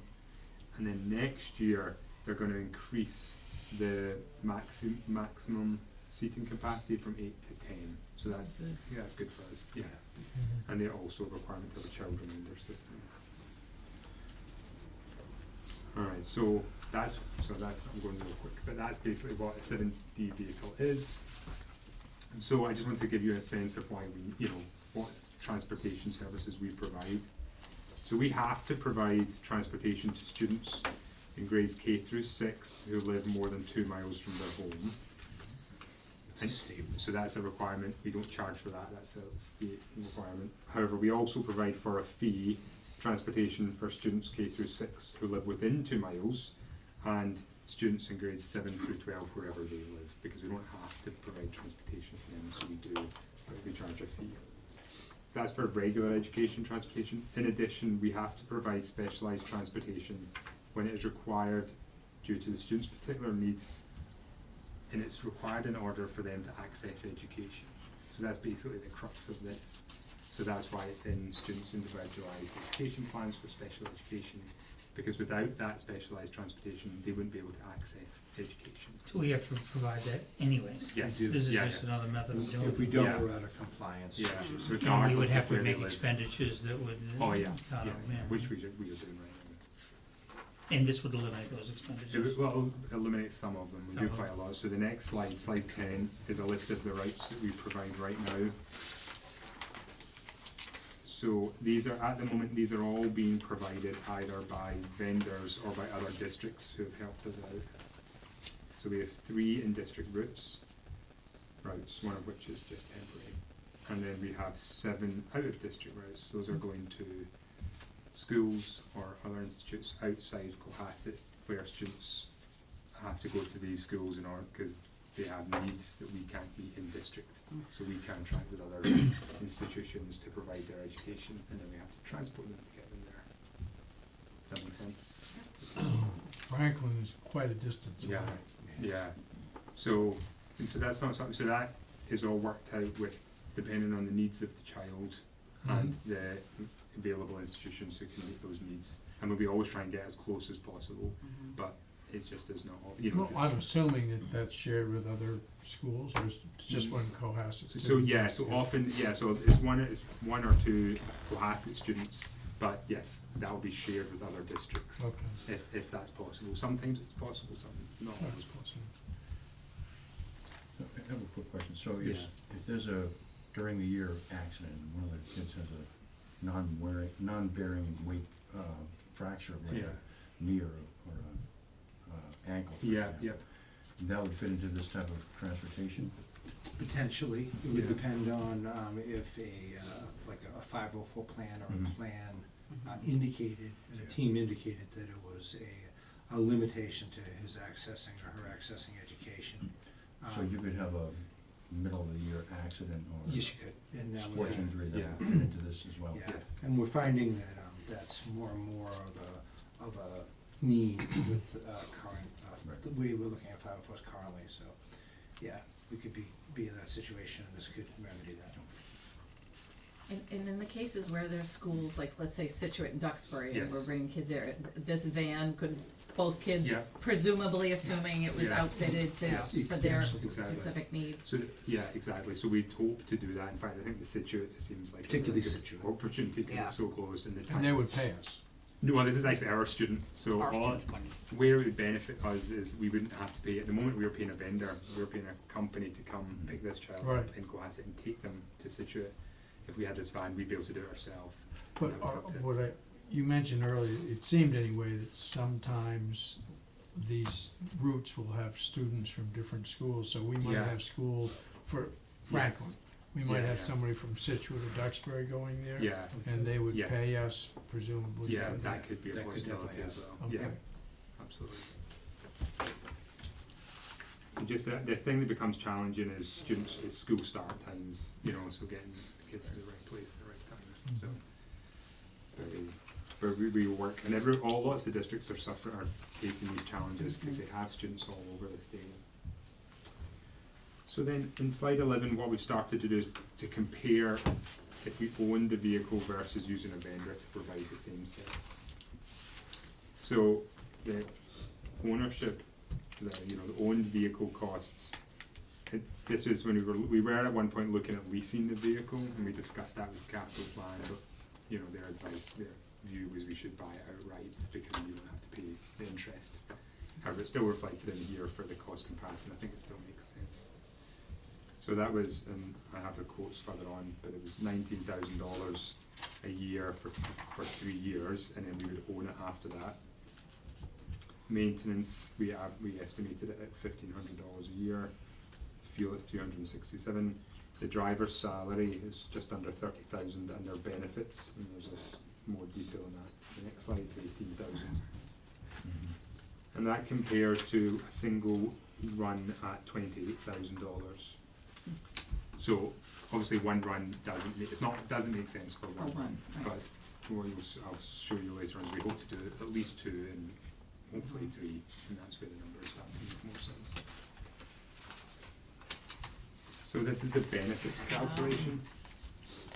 Wow, I said, this is great. Yeah. We've never seen that, well. So, and I worked with Dawn, I helped out with most of this stuff as well. So initially we did just a weighted average health insurance. So this is kind of not a real number because nobody actually pays this amount of health insurance. But this was, we took the percentage of staff who are eligible for benefits that actually take it, which is just short of 70%, I think. And then multiplied that by the average health insurance of those people, and that's what you get. The number we came out with was about just under $10,000. Wow. So, but nobody actually pays $10,000. That's just like It's kind of a yeah, mean that's sort of Yeah. invented, but based on those. exactly. And then we compared that to if they had no health insurance, if they were a single plan, that's the lowest town contribution, and the family plan highest town contribution. So in each of those lines, the only thing that's changing is the health insurance rates. And we do have an estimate for the annual OPEB liability of the position, which was $6,000. Is that, how do you arrive at the OPEB So liability? I asked Dawn, and he worked with actuaries. And So he went, and he went asked somebody home, else. didn't Yeah, he? yeah. So they took the annual cost. I mean, I think essentially they took the annual total cost and divided it by the number of employees. Something like Have him call me in the morning. that. Okay. So then, I know he worked with the town's actuary on it. That's all I know. So then the weighted average health insurance is just what I described about how we calculate the average annual benefit multiplied by the percentage of staff who opted to receive benefits. So then the next slide, so slide 14, and if you actually go to the end of your pack, I also put in a colour version of this. Yep. Just to make it a little easier to read. Yeah.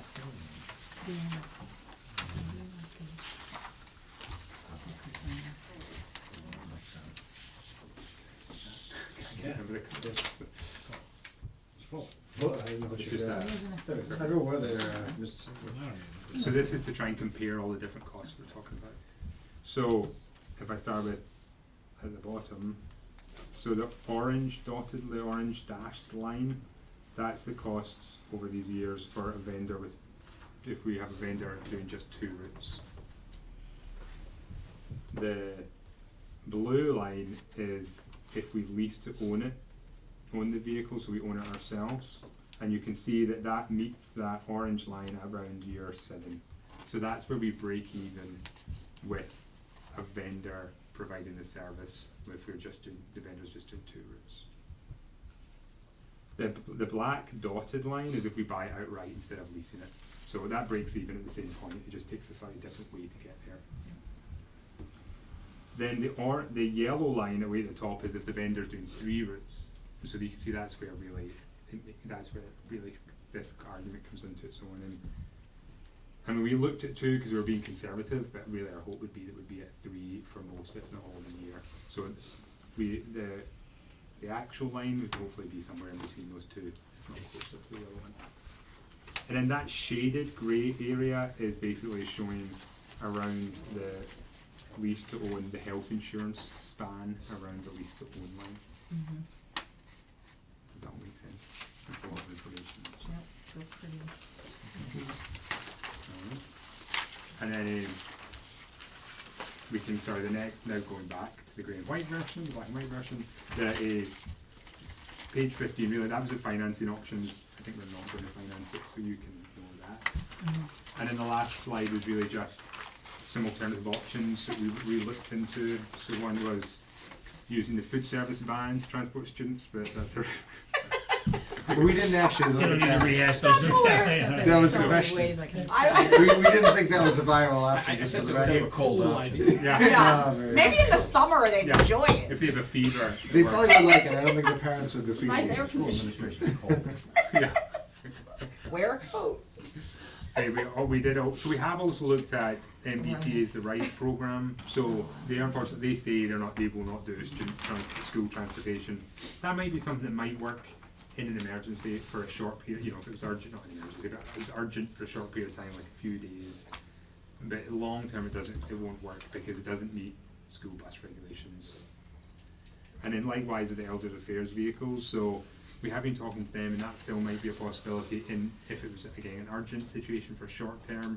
But really, we need a guarantee of a vehicle to be there, you know, every day.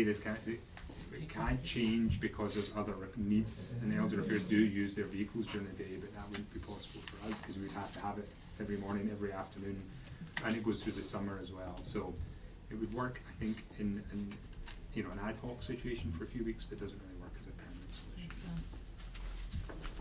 Okay. Paul? As a big electric vehicle kind of person, are there any of these vans that are electric that are currently available? So, Because the one of the cost structure is incredibly Yeah. tough to run and maintain. So I will investigate that further. I haven't found any. One of the issues we ran into is the running of the lights becomes an issue apparently because you get more lights running sometimes when the vehicle's stationary, and so that drains it a little faster. So that was the only thing, but I will investigate that. I'm not sure if there's any out there, because the maintenance costs are just nothing. I know. I didn't realize that. You know, the fuel costs are, Yeah. 10%. Yeah. Excellent. Okay, any other commentary? Very Pretty good. in-depth Thank you. for one vehicle, that's pretty in-depth, so, Yeah. thank you. Yeah. And you never know, something like this, you may come up at town meetings, so you'd be prepared to Yeah, speak on it yeah. if necessary, you'll be there. If you're like to be, Yes, sir. absolutely. It's almost time. In case they, Yeah, yeah, So and I'll be there are we for there all yet? Is Yeah. it Monday yet? okay, do I hear a motion, do we need to make a, we have a vote on this, yeah, right? We have a vote on it. Right, and, The school will be able to report to the town what our vote was on this, right? Alright, motion on this? so, Which one is it? I move that we approve, I'm just trying to find it, I'm sorry, the school Six. department 7D vehicle, which is number 3 under Article 4. We recommend it to town meeting. That's all I was needing. Yeah, the wheelchair capable van for student transportation, $55,000. Second. Okay, motion made and seconded, any discussion further? All those in favor say aye. Aye. Opposed, nay, that's unanimous. Thank you very much for the. Thank you. Thank you. very When much. you do your Thank you. homework, things are easy. Yeah, I know, it's like much And it's easier not than on ever. you, it's just So on we tell the everybody. kids. All of Yes, us. exactly. That's right. Exactly. See? Thank you. Thank Coming from the you. superintendent. Thank you. Thank you. Thanks for waiting. Poor Warren has been here for 3 hours. So let's do, yes, let's do that now. We can do. The community preservations, Okay, yes, the only other thing, so we can come back. We come back. yeah. The next item we'll cover then is the Master Plan Implementation Committee. We're gonna get an update, on the committee and also, some appointments and everything else Lauren wants to report to us on it. Good evening. Welcome, Lauren, thank you for waiting this long. Usually we try to get earlier, people who work all day, so I just apologize to you for that. Thank you. Good evening, Lauren Lynn, Planning Director. I'm here to provide an update on the Master Plan Implementation Committee, the formation. Currently, I have received from the Planning Board representation from Amy Glassmeyer. And then we have 2 citizen-at-large representatives who we received applications from. That is Katie Dugan, who was previously on the Master Plan Committee, and as well as Karen Bailey-Francois, who's a member of the clergy in town. So they are both very enthusiastic and excited to get started on this initiative. We're still looking for one more citizen-at-large representative, as well as somebody from the Board of Selectmen and the Harbor Committee, as well as the Open Space and Recreation Committee. So I will be speaking again with those 2 committees, looking for their representatives. Hopefully, I'm hoping to get a full committee seated by the end of the calendar year. That way we can kick off in the new year and get started on the implementation of the master plan. Good. Okay, anything else on that? Then do we want any, let's do the let's do the applicants then, so we can do them, however you wanna do it, we can do these 2 at the same time? Yeah. Anybody wanna make the motion? Well, I move that we appoint Katie Dugan to the citizen-at-large seat on the Master Plan Implementation Committee, and Karen Bailey Francois to, she's just an at-large She's saying, she's a citizen. citizen to the, whatever it is, Master Plan Implementation Committee. Second. And these are 3-year terms. Katie specifically asked to only have one, but I'm just. Well, that's We'll talk about it at the Right, end. she can just, And now it's 3. Yeah. don't get retired. Just don't tell her. Yeah. I just want to say that. Do we have a second? Yes. Yeah. Okay. All those in, any discussion? All those in favor say aye. Aye. Opposed, nay. That's unanimous, Tracy. And now one, do the planning board Make a motion representative? to, appoint the planning board representative to the Master Plan Implementation Committee, Amy Glassmeyer, Second. for a 3-year term. Any discussion?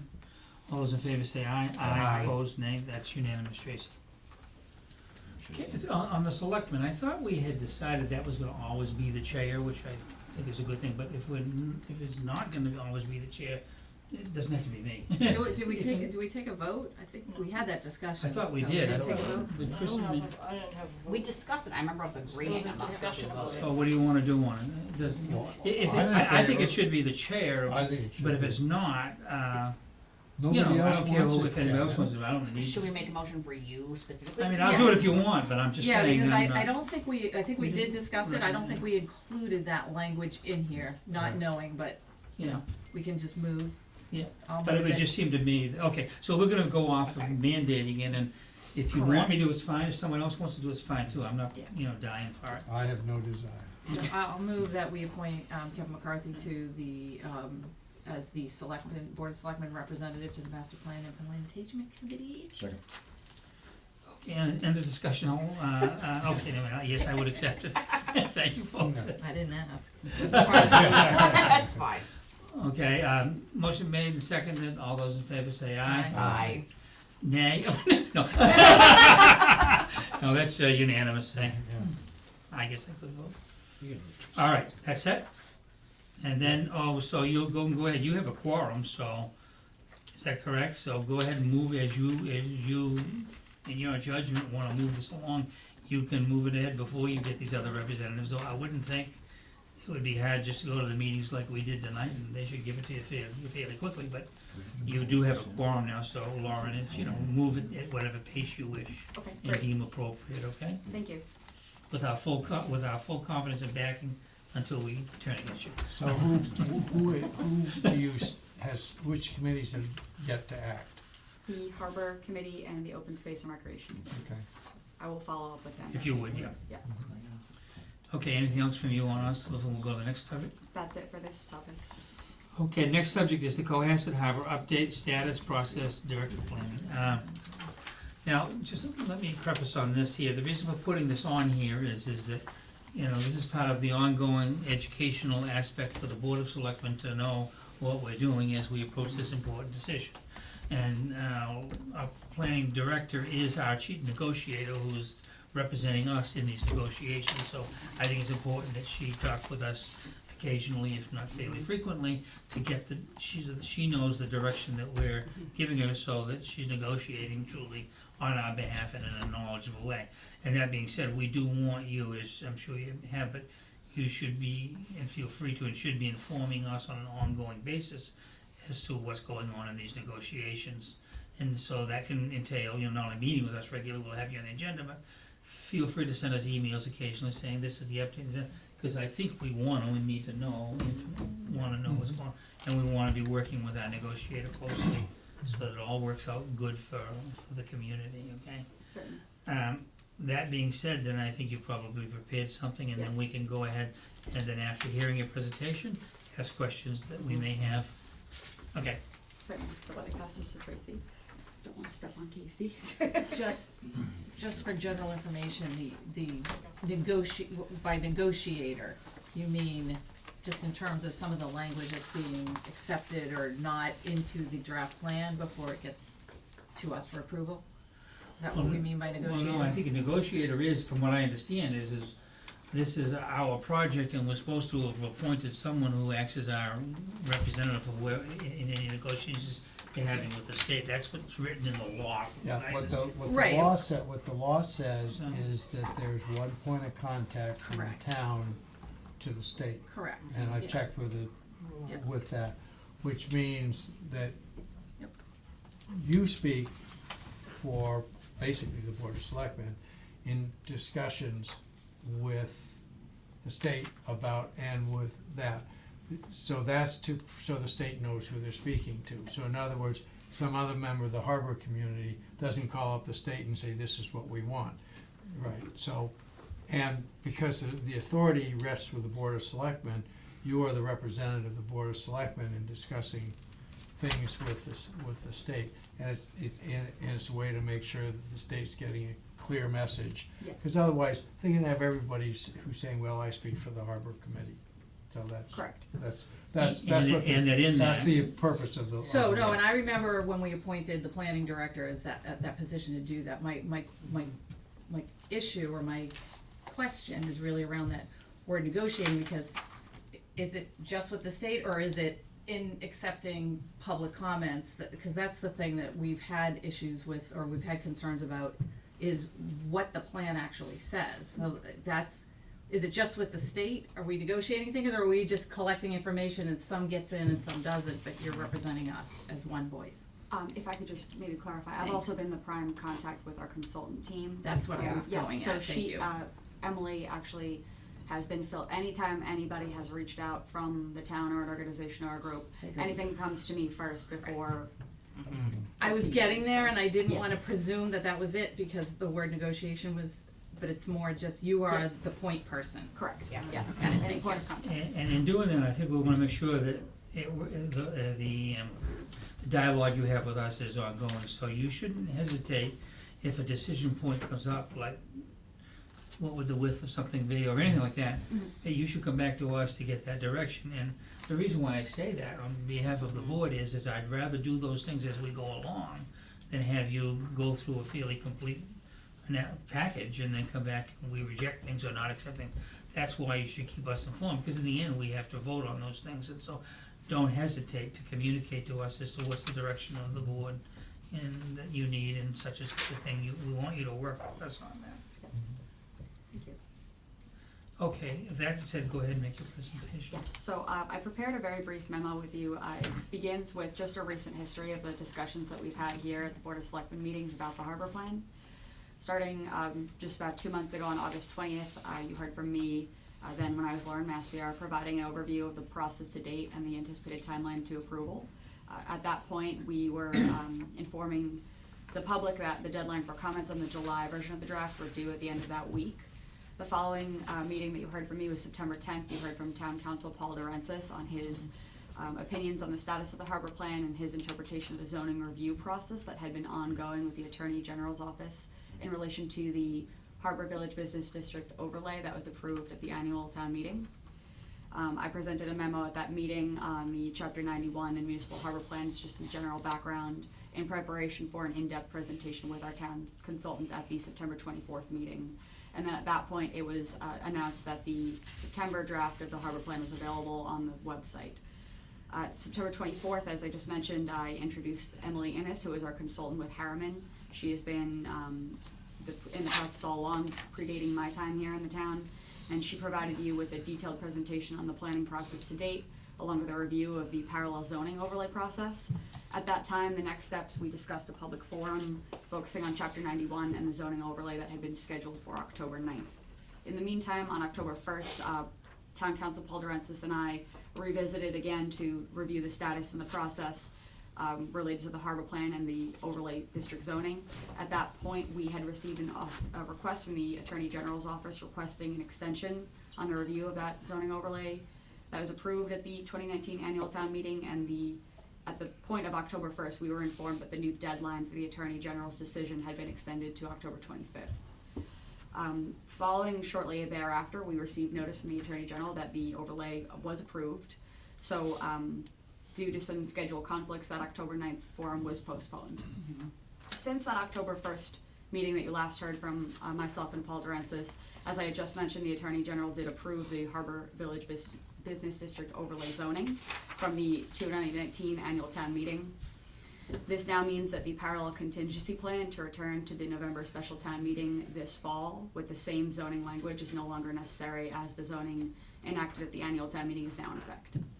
So with that, the next immediate steps will be on November 6th, the planning board will be having its a regularly scheduled planning board meeting, but part of the agenda will feature a presentation and discussion with Emily Innes, our consultant from Harriman, regarding the Chapter 91 modifications and how they fit in with the overlay zoning.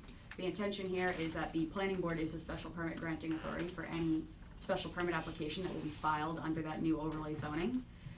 The intention of the meeting is for them to reach a full understanding of the proposed modifications to the Chapter 91, the Public Waterways Act, so that they may be able to issue a recommendation for you to consider for your meeting on November 18th, which is now the new date of the October 9th forum that was postponed. So that will be Monday, November 18th at Wilcott Commons. So I feel that the November 6th meeting with the planning board will assist in getting some of this information prepared for you to consider.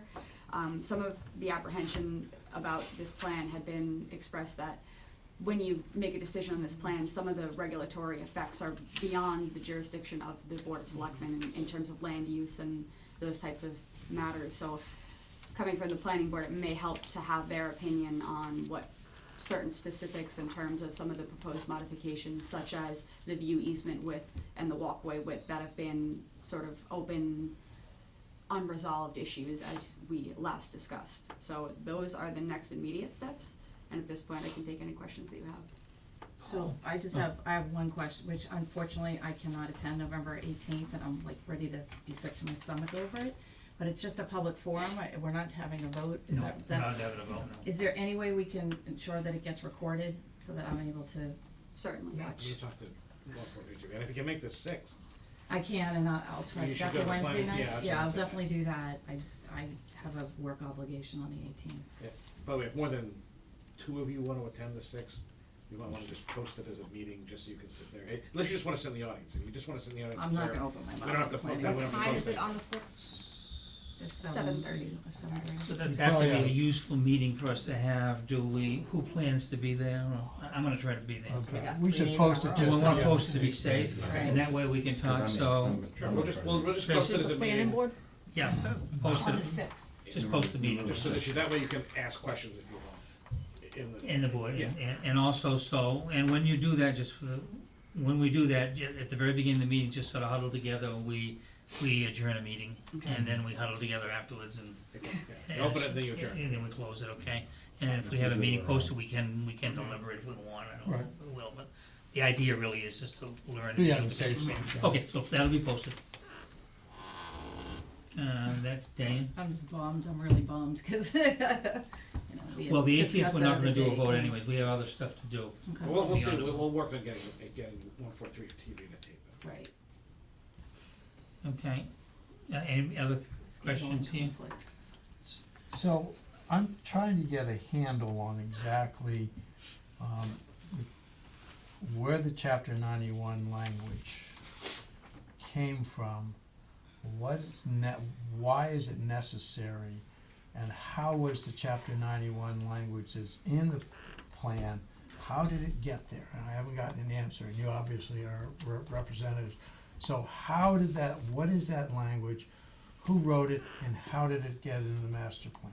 I mean, in the harbor plan. So the chapter 91 language is written by our consultant, Emily. There was input from the public and different groups that provided comment to those chapter 91 modifications. The idea of the modifications is to provide an alternative that would be something shaped by our local preference as an alternative to what would be a standard state regulation for the waterfront in that area. By doing a municipal harbor plan, it gives us the option, not the necessity, but the option to change some of these modifications. And what the idea is that you propose an offset for what would typically be required.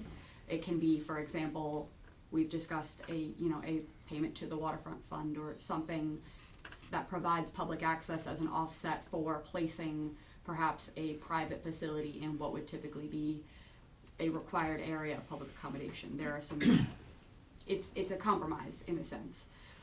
Now, what we're looking to do here is that with the zoning in place, an application could be pulled for that zoning. What we would not like to see here is that they get a permit from the planning board that then conflicts with state requirements. Right. So we wanna make sure that they mesh together and that we're getting the best quality type of So who would future pull this, development. who would pull this permit? Any of the property owners that fall under the zoning overlay. So you've coordinated with the property owners on this chapter 91. Yes, So, did their attorney write the chapter 191 language? they did not, they did provide comment, but the language was written by our And there's no consultant. real comparison, it's not like just changing it. Well, I do It's know an that, original work product from Emily, yes, and the Yes. memo that the developer's attorney sent to Emily with chapter 91 language was not used as the basis for Emily's inserting language into the harbor plan? that's correct. There was comments provided, there was input, some of which was incorporated, some of which was not. And some of the discrepancy, there's been discrepancy about the view easement corridor. That's a term of where you measure the easement from, whether it's the distance of the street and exactly where you want that view easement to be. And that is something that ultimately lies with the town, and we need to decide what that is. Is it fair to say that as you look at the Cohasset Harbor plan, that you think it's very important that that harbor plan reflect the needs of the developer who owns a significant part of the harbor? Well, I think that it needs to reflect the needs of the town overall in general. I mean, there's been a lot of commentary about that parcel is underutilized, that people would like to see something different. And I think ultimately we need to think about what's the highest and best use of that parcel and what we can do. And while perhaps, of course, redevelopment needs to make sense for who's redeveloping it, but it also needs to make sense for the town and make sense for what we see as a vision for our harbor. And a lot of what has been input into even the master plan and the harbor plan is a vision for that district and what we can do to make it more vibrant. So some of the things that will come out of proposals for chapter 91 modifications would allow us to create a development that's more tailored to the community of Cohasset and what we are looking for to happen there, as opposed to what we just need to fit into what would be a state standard. And that's not what I asked. Are you working to make it so the developer's needs, you obviously used their chapter 91 recommendations is a major part of the 91 changes in there, and the question is, are you working for the developer's interests, and are they, and how many times have you met with the developer in developing this plan? Or are you working for the town's interests, and how many times have you met with like the Board of Selectmen versus meeting with the developer? I feel like this is being fairly unpainted. I'm just You know, I'm not. asking a I don't question. mean to be villainized here. Of course, my interests are always in the town. If that, I if that do means, wanna call a point of order. I mean, we gotta be very careful about how we queue up a conversation with a staff member, you know, who is representing our interests. So I you know, understand we've that. asked the question, I'm asking the meeting after question, so- meeting, and I think, you know, And the I answer. haven't gotten an answer, Diane, which is the Well, problem. respectfully, Selectman Creighton, the tone you were taking with the planner was very accusatory. Okay, she works for the town of Cohasset. She reports to me. She doesn't Yes. report to the developers. She reports to the people of the town through you and through me. That's correct. And that's the job she's doing. Yes. Okay?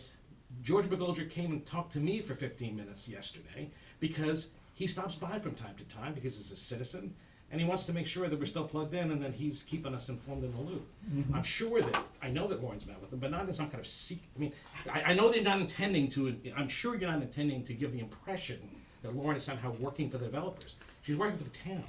And part of her job is to meet with these folks, as you know, because you did a lot of this work in the city. Planning folks meet with folks to get their input, but at the end of the day, she works for us. That's and that's what correct, she's here for. and that's exactly my point.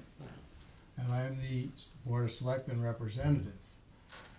And I've asked for you, and I've asked for her, and if I could ask a list of the number of times that you've met with the developer, and you've met with the developer, and the number of times you've met with the Board of Selectmen representative on the Harbor Committee.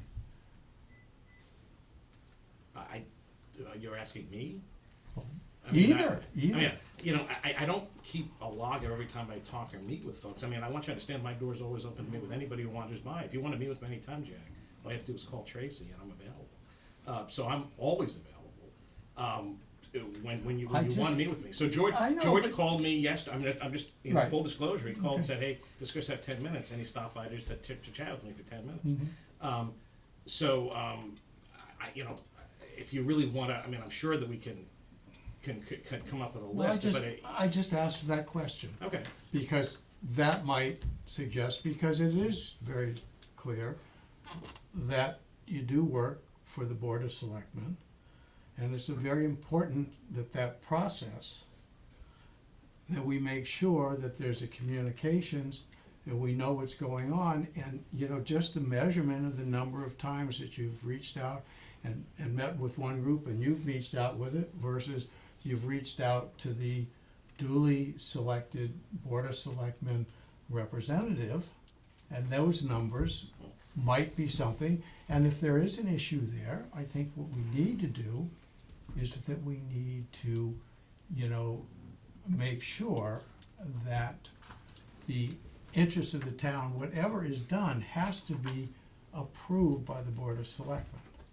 I completely agree with you. And my concern is an open and full process and transparency of the negotiations that are going on. I have no opinion one way or the other of the development project or the master plan. The harbor plan, I've been to almost every meeting. I seldom say anything that I listen. But I think that we ought to be aware that we need to really work on the transparency, right? And that's why I'm bringing this up. I don't take any great delight in bringing this up. Well, I really don't, if I may. If you want to meet with either one of us, just call respectfully. You haven't scheduled a meeting with me in months. So Well, if you want to meet with me, Jack, just call and I'll meet with you. To suggest transparency infers that somehow we're not being transparent. I want to be clear. I'm as transparent as the pane of glass out there. If you want to meet, you just call and you meet. You want to meet with Lauren? We'll meet anytime. There's no transparency issue here with either of us. I want to be crystal clear about that. And if you have a question, come and talk to me.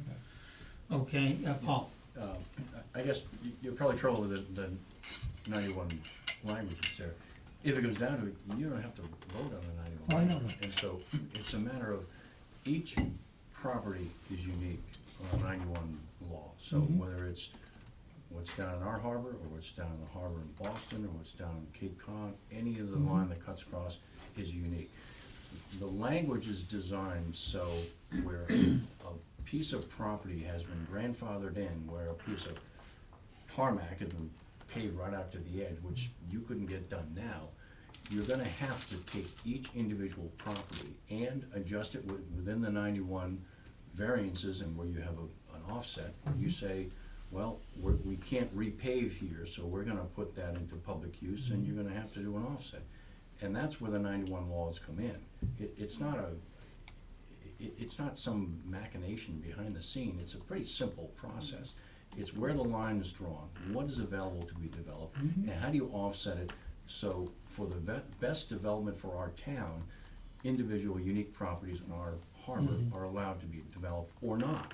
So that's, that's. Oh, I understand, so- I so understand there- exactly what 91 There's, proposed. the transparency is clear, if you just walk down and you can say, the 91 law the 91 line cuts through that property, and you're gonna have to put some language in, which will be unique for that piece of property, whether you like it or not. They're gonna have to, if they wanna develop it, there's things they cannot do in the waterfront area that will have to be offset with very specific, unique language for a unique property, not just there, but every single port and every single harbor and every single piece of waterfront. So it's not, I understand. I don't think that is fair to be criticizing her for that.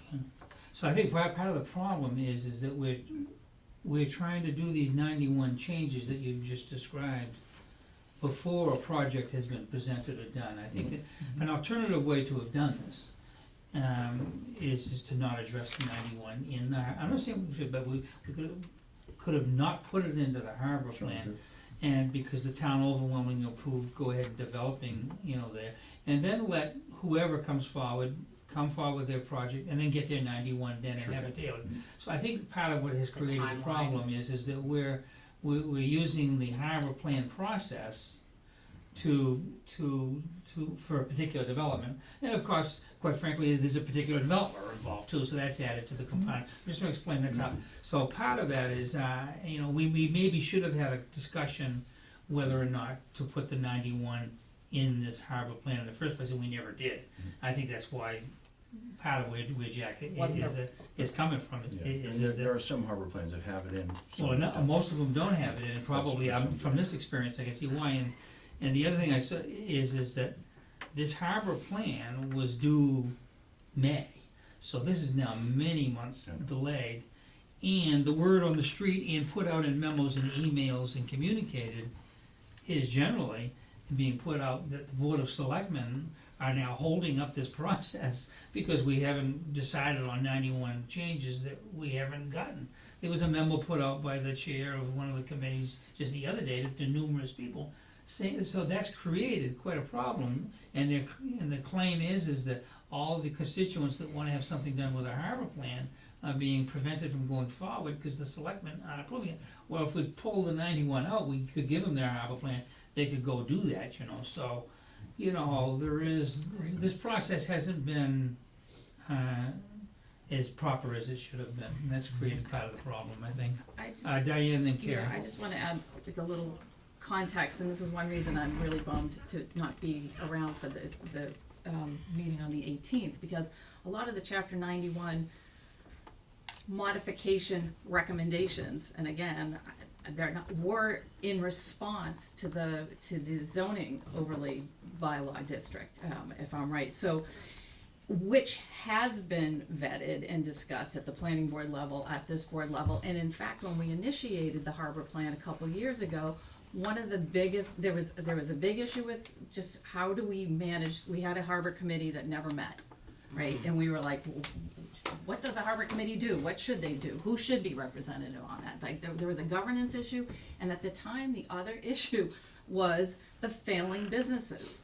And how do we revitalize the harbor? So, I know there's a lot of other pieces. It's the whole, the fishing fleet, that was really critical, and also the fact that we had two properties that were this close to being blighted with possible. And so the first developer we had that came into town with interest in purchasing those properties started the conversation just as the harbor plan was getting off the ground in this room with boards just like this, and suggested, there's only one, there are a couple of things you have to consider as you go, because we can't make these properties, viable and economically stable without certain kind of accommodations in terms of zoning. And that's where that all started. So I think it's important to realize that this isn't just, some plan that kind of slipped in the back door, and that these Chapter 91 modifications are being done sort of in a vacuum by a particular developer with a particular project.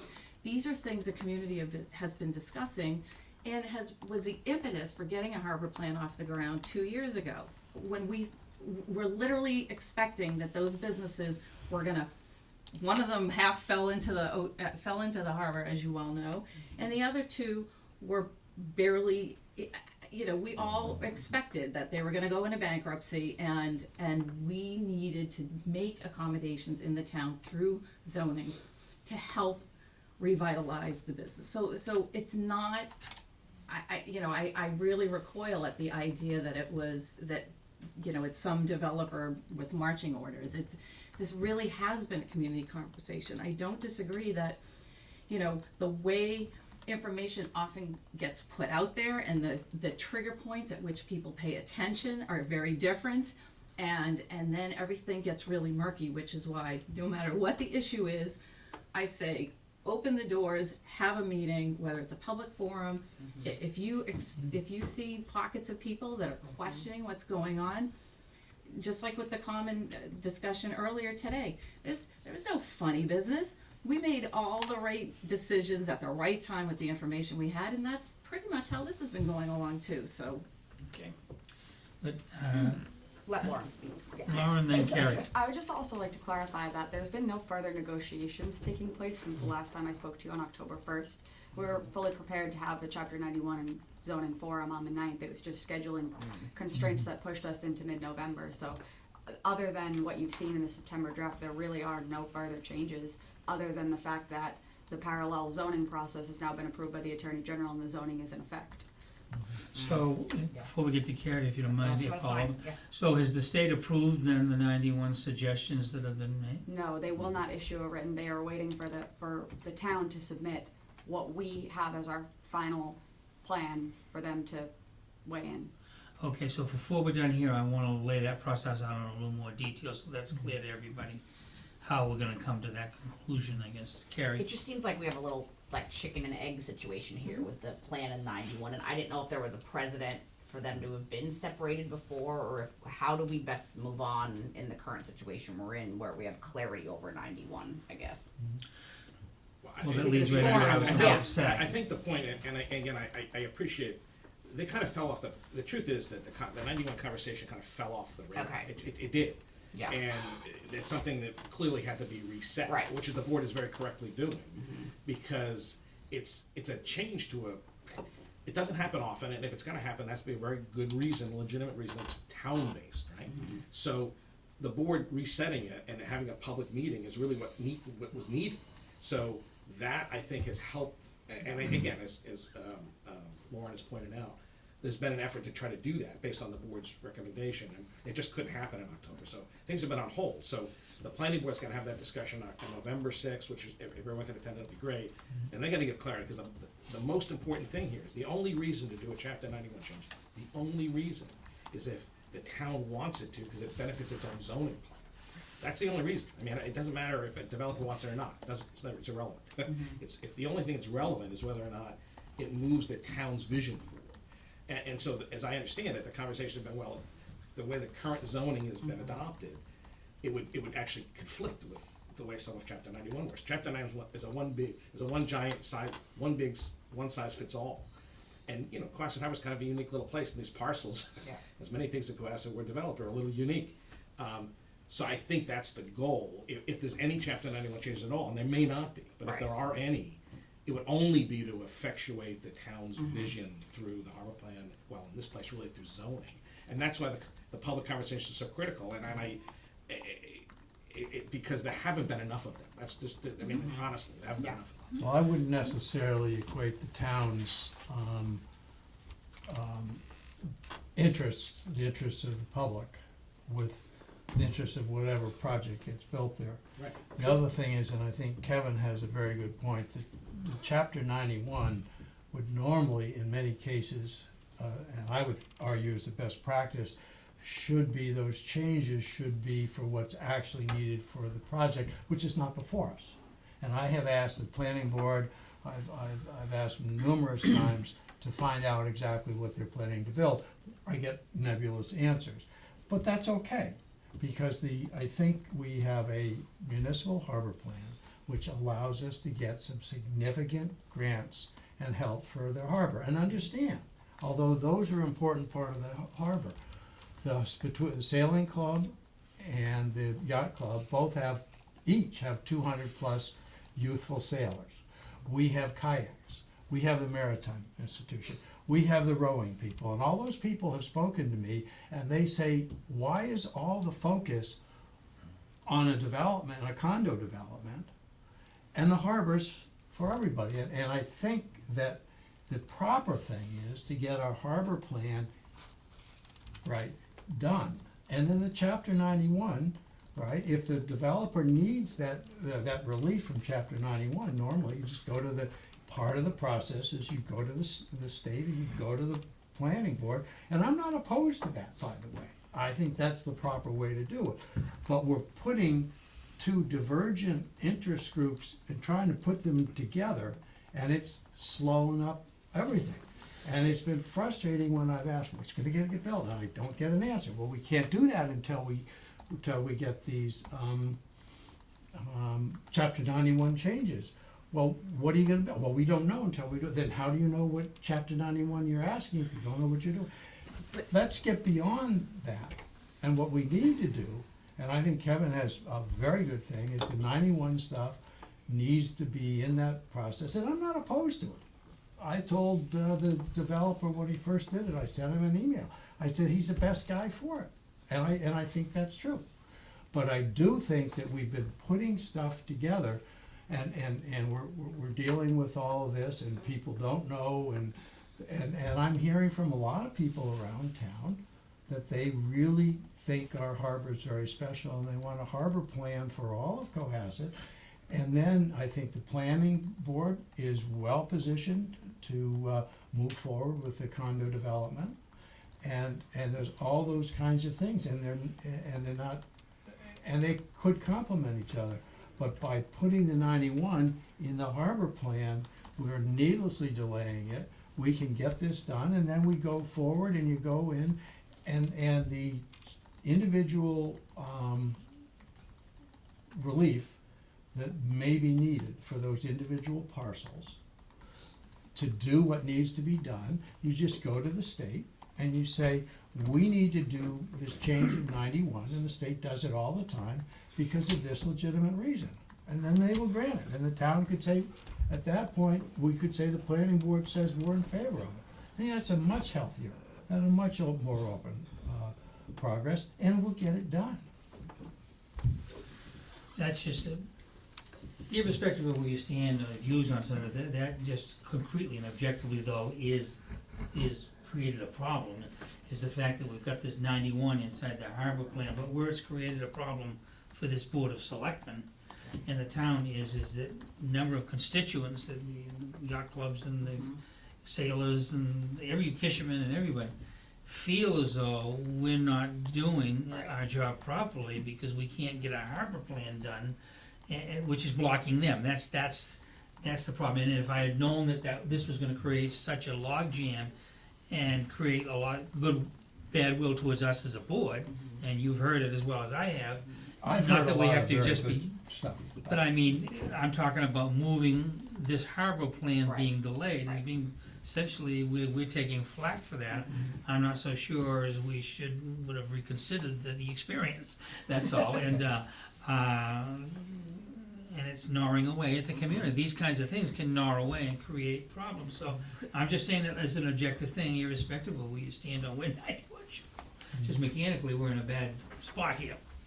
Diane, you're Yeah, trying to get no, I just wanna, I really wanna have a fulsome conversation about this, because there's a lot, I have a lot of questions, you know, can we, I mean, my understanding from the beginning was on the chapter 91 that it was, a lot of the proposed changes were so that they would be in sync with the zoning changes that we have approved. So forget the development or future development, but that right now, chapter 91 doesn't mesh with the zoning changes that we did, so that I don't even know that it's a chicken and egg thing, whether the planning board could entertain something, you know, when chapter 91 doesn't match our zoning list. But I think we need a bigger conversation. I would love, and it's late, and, you know, I know we have other business. There's also another harbor issue that I think hopefully we'll bring up, during, selectmen comment. Yep. Which in my mind is bigger than all of this times 10. But, you know, if we could put this on the next agenda, even for Well, 20 minutes, just to before the public forum, although maybe we just wait till the public forum and then have a debrief. So the idea is to do just that. I think that as painful as this discussion has been, it's probably exercise some things that maybe needed, apparently exercise more than I realized. But anyways, but that can be healthy, and so I think that having Lauren meet with us a bit more frequently to have these discussions earlier in the agenda, cause, you know, I think when town employees are working shouldn't have to be made to wait till 11 o'clock at night again, I apologize for that. But anyway, have that more closer connection. Yeah. Communication always helps, and I believe it or not, this conversation, Always. as difficult as it's been, Always. we're in a better spot probably, and And I take anyway, no- so we'll have more of those discussions. Yes, Diane, it'll be on the next agenda, but on other ones too. I wanna keep a closer contact with Lauren on this, because she's our representative, and And I take no delight, but I No, do you hear made from your my point. constituents You feel as though you frequently. should say it. You should And say I'm it. here, and I'm reflecting with very, very widespread, and the thing that really concerns me is there's a sense of distrust in a lot elements of the community who aren't necessarily particularly connected or active, and we need to bring those people in.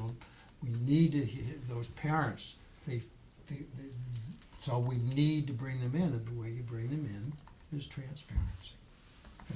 So we'll do this again more next week, but I wanna say in terms of process, cause we've discussed it before, but I wanna reiterate to be sure we're in control of what's going on here. Is I think this meeting with the planning board is gonna be a healthy meeting, cause they're the experts, so this will be good for that. And then on the 18th is essentially a communication process and a feedback from the public on 91. It's not a sales job. I wanna make sure that as this is done up, no one's be in there making pitches. That's part of the reason, frankly, why I wanted to make sure I moderated it, or one of us did, is cause, you know, to be kept as a communicative thing. There's not gonna be any votes and that kind of a thing.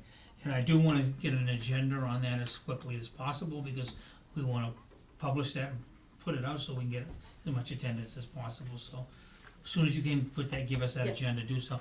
Now, after that though, is what I wanted to address is that what we're looking at is at the end of the day, maybe even after that, at that point, I assume that the way this is supposed to work is we have our harbor committee out doing this plan to present it to us with their recommendations, so I wanna stick to that process, so I assume sometime shortly after that, there'll be a shot at coming to the harbor committee should come to an agreement with your heavy input as to what it is that they wanna propose, and they should review that, so that we have an entire proposal and vote on it, and we will need to have all 98 pages as this is the final shot, so I'm gonna make this clear, so that we have that version at that point, and we're gonna want the harbor vote, 6-2, 7-9, whatever it is. This should not be Adding people. 9,000 to 10,000, but that's not to come to us for the deliberation until that vote has occurred and that plan is complete, and we may wanna attend that meeting. Once we have that, I'm just trying to help to make once we have that, we go into a more serious deliberative process, which means that report then is gonna go to our town council, who's been assigned to give us a 5 to whatever page, read clear what it is that says from his professional evaluation, and then we'll have that input, and I think, do we wanna go to any other committees to get their feedback? Then we're gonna want the plan to go to the planning board again, and I discussed this actually with Clark earlier today, for them to review it and give us a vote, and that needs to be a vote, Yeah. VOTE, because I definitely, this is all gonna go back on their lap after it gets, we get it on ours, and then there needs to be a vote where they have, whatever they vote, you know?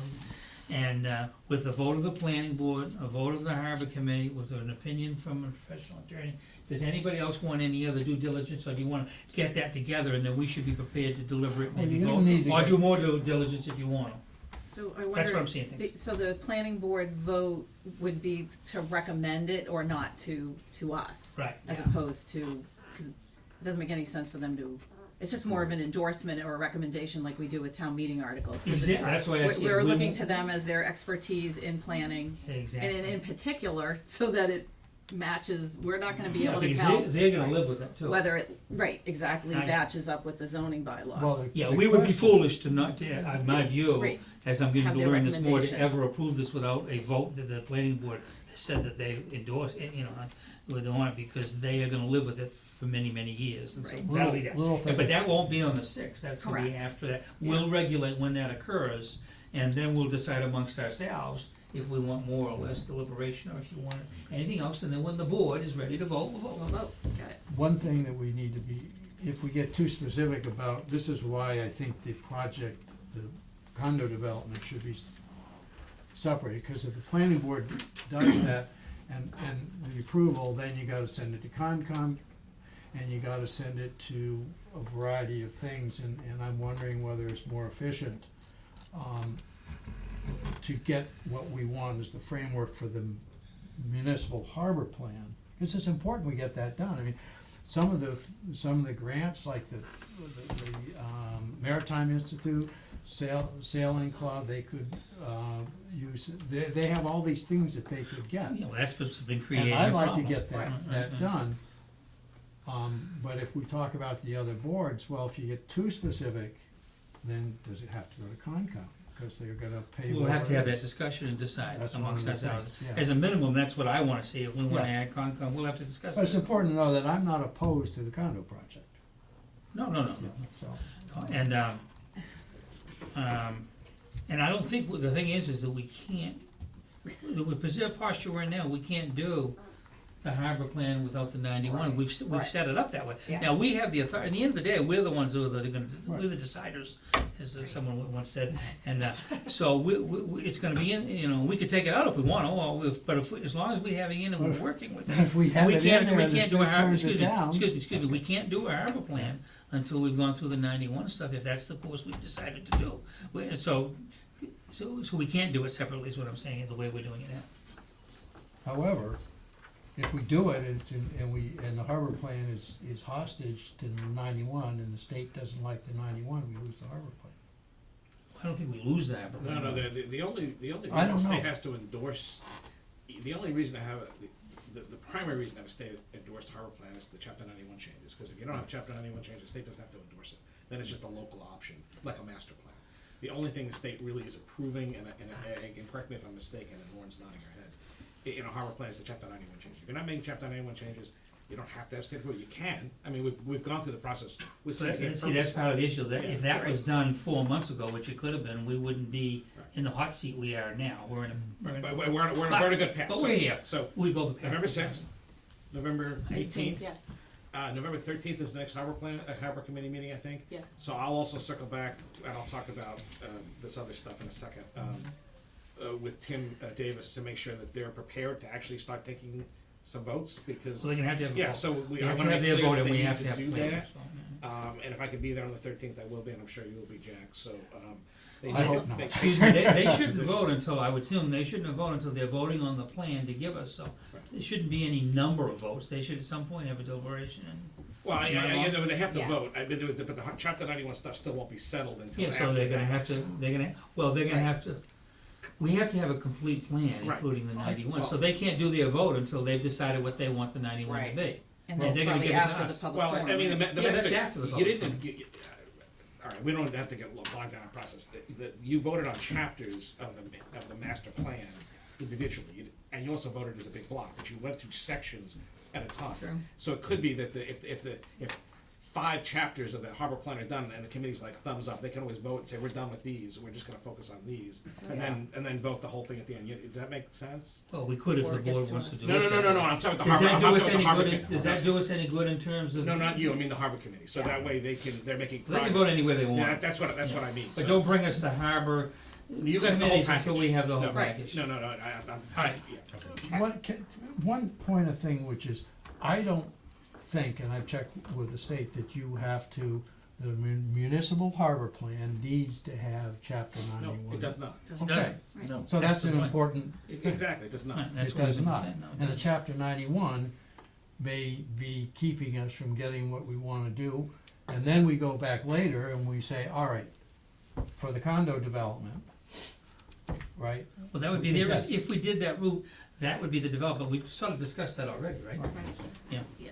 Well, we're trying to work out a different route, and I guess we'll continue to try to do this and come to a, Lauren, we interrupted you.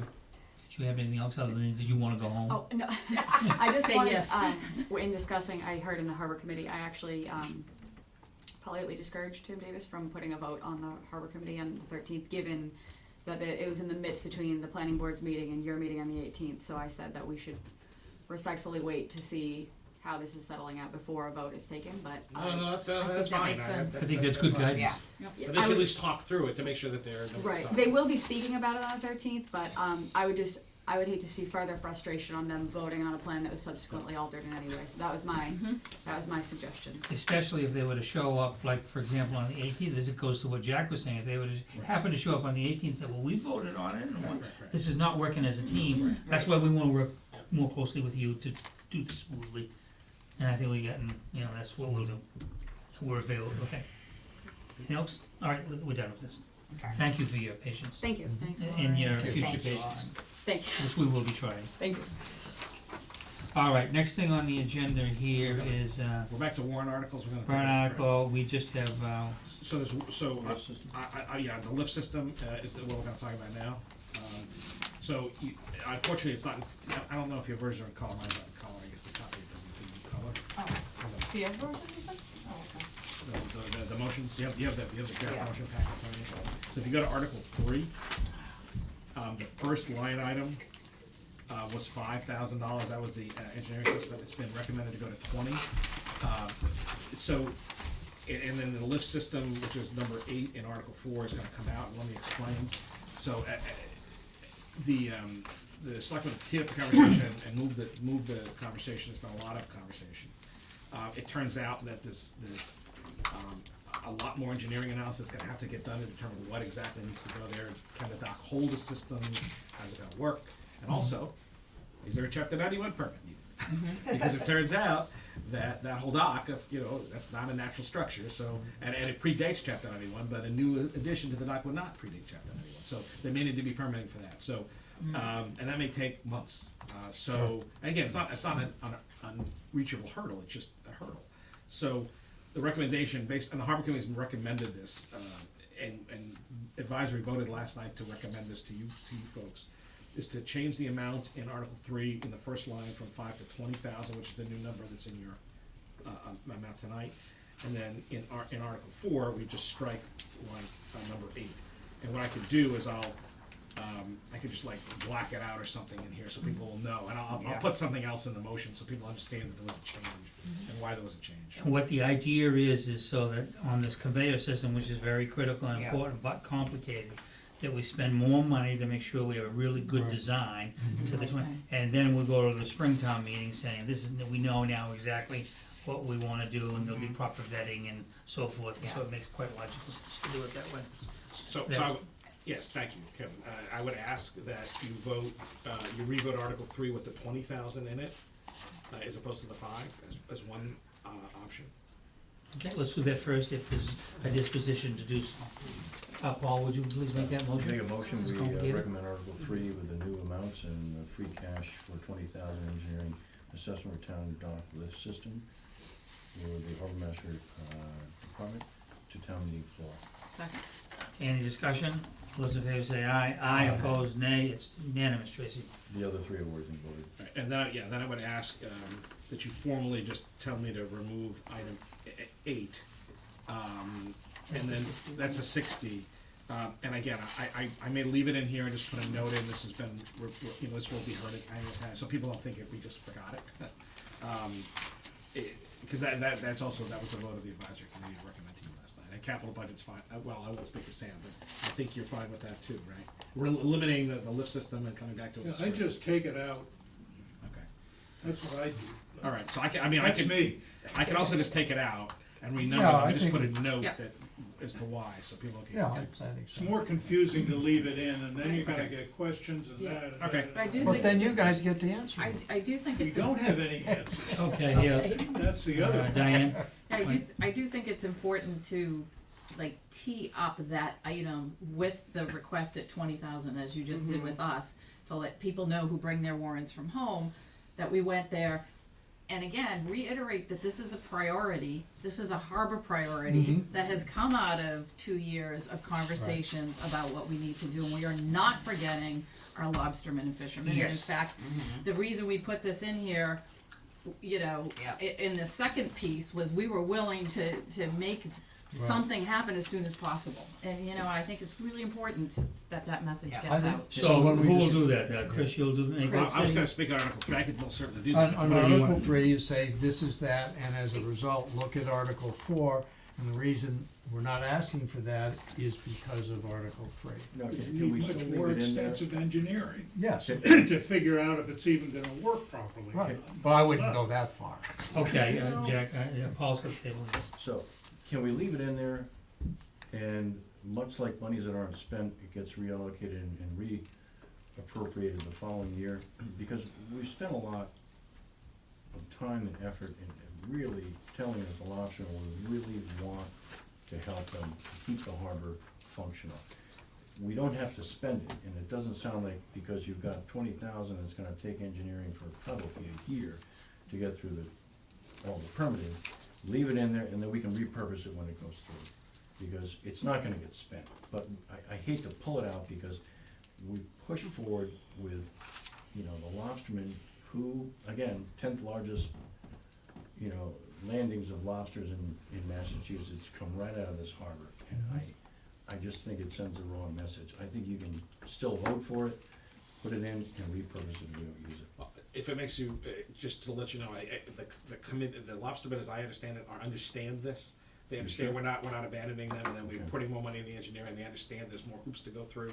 So there's been an education campaign. Oh, I know that. Yeah, so I don't think they'll think that we're abandoning them, and I will, Sure. yeah, Because- and by the way, you can blame me if you want. I think Paul has a good point, it's a symbolic It's a thing. good point.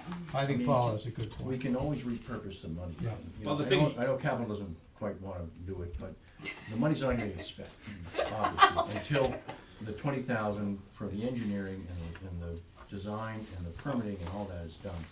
We've had other things that are in there that get repurposed because we never spent it. Or True. if it doesn't spend all of it. The it's problem is, in done. this case, we don't even know what It we're could gonna be spend more. next, okay, the next step may be that we have to fix the harbor, the dock.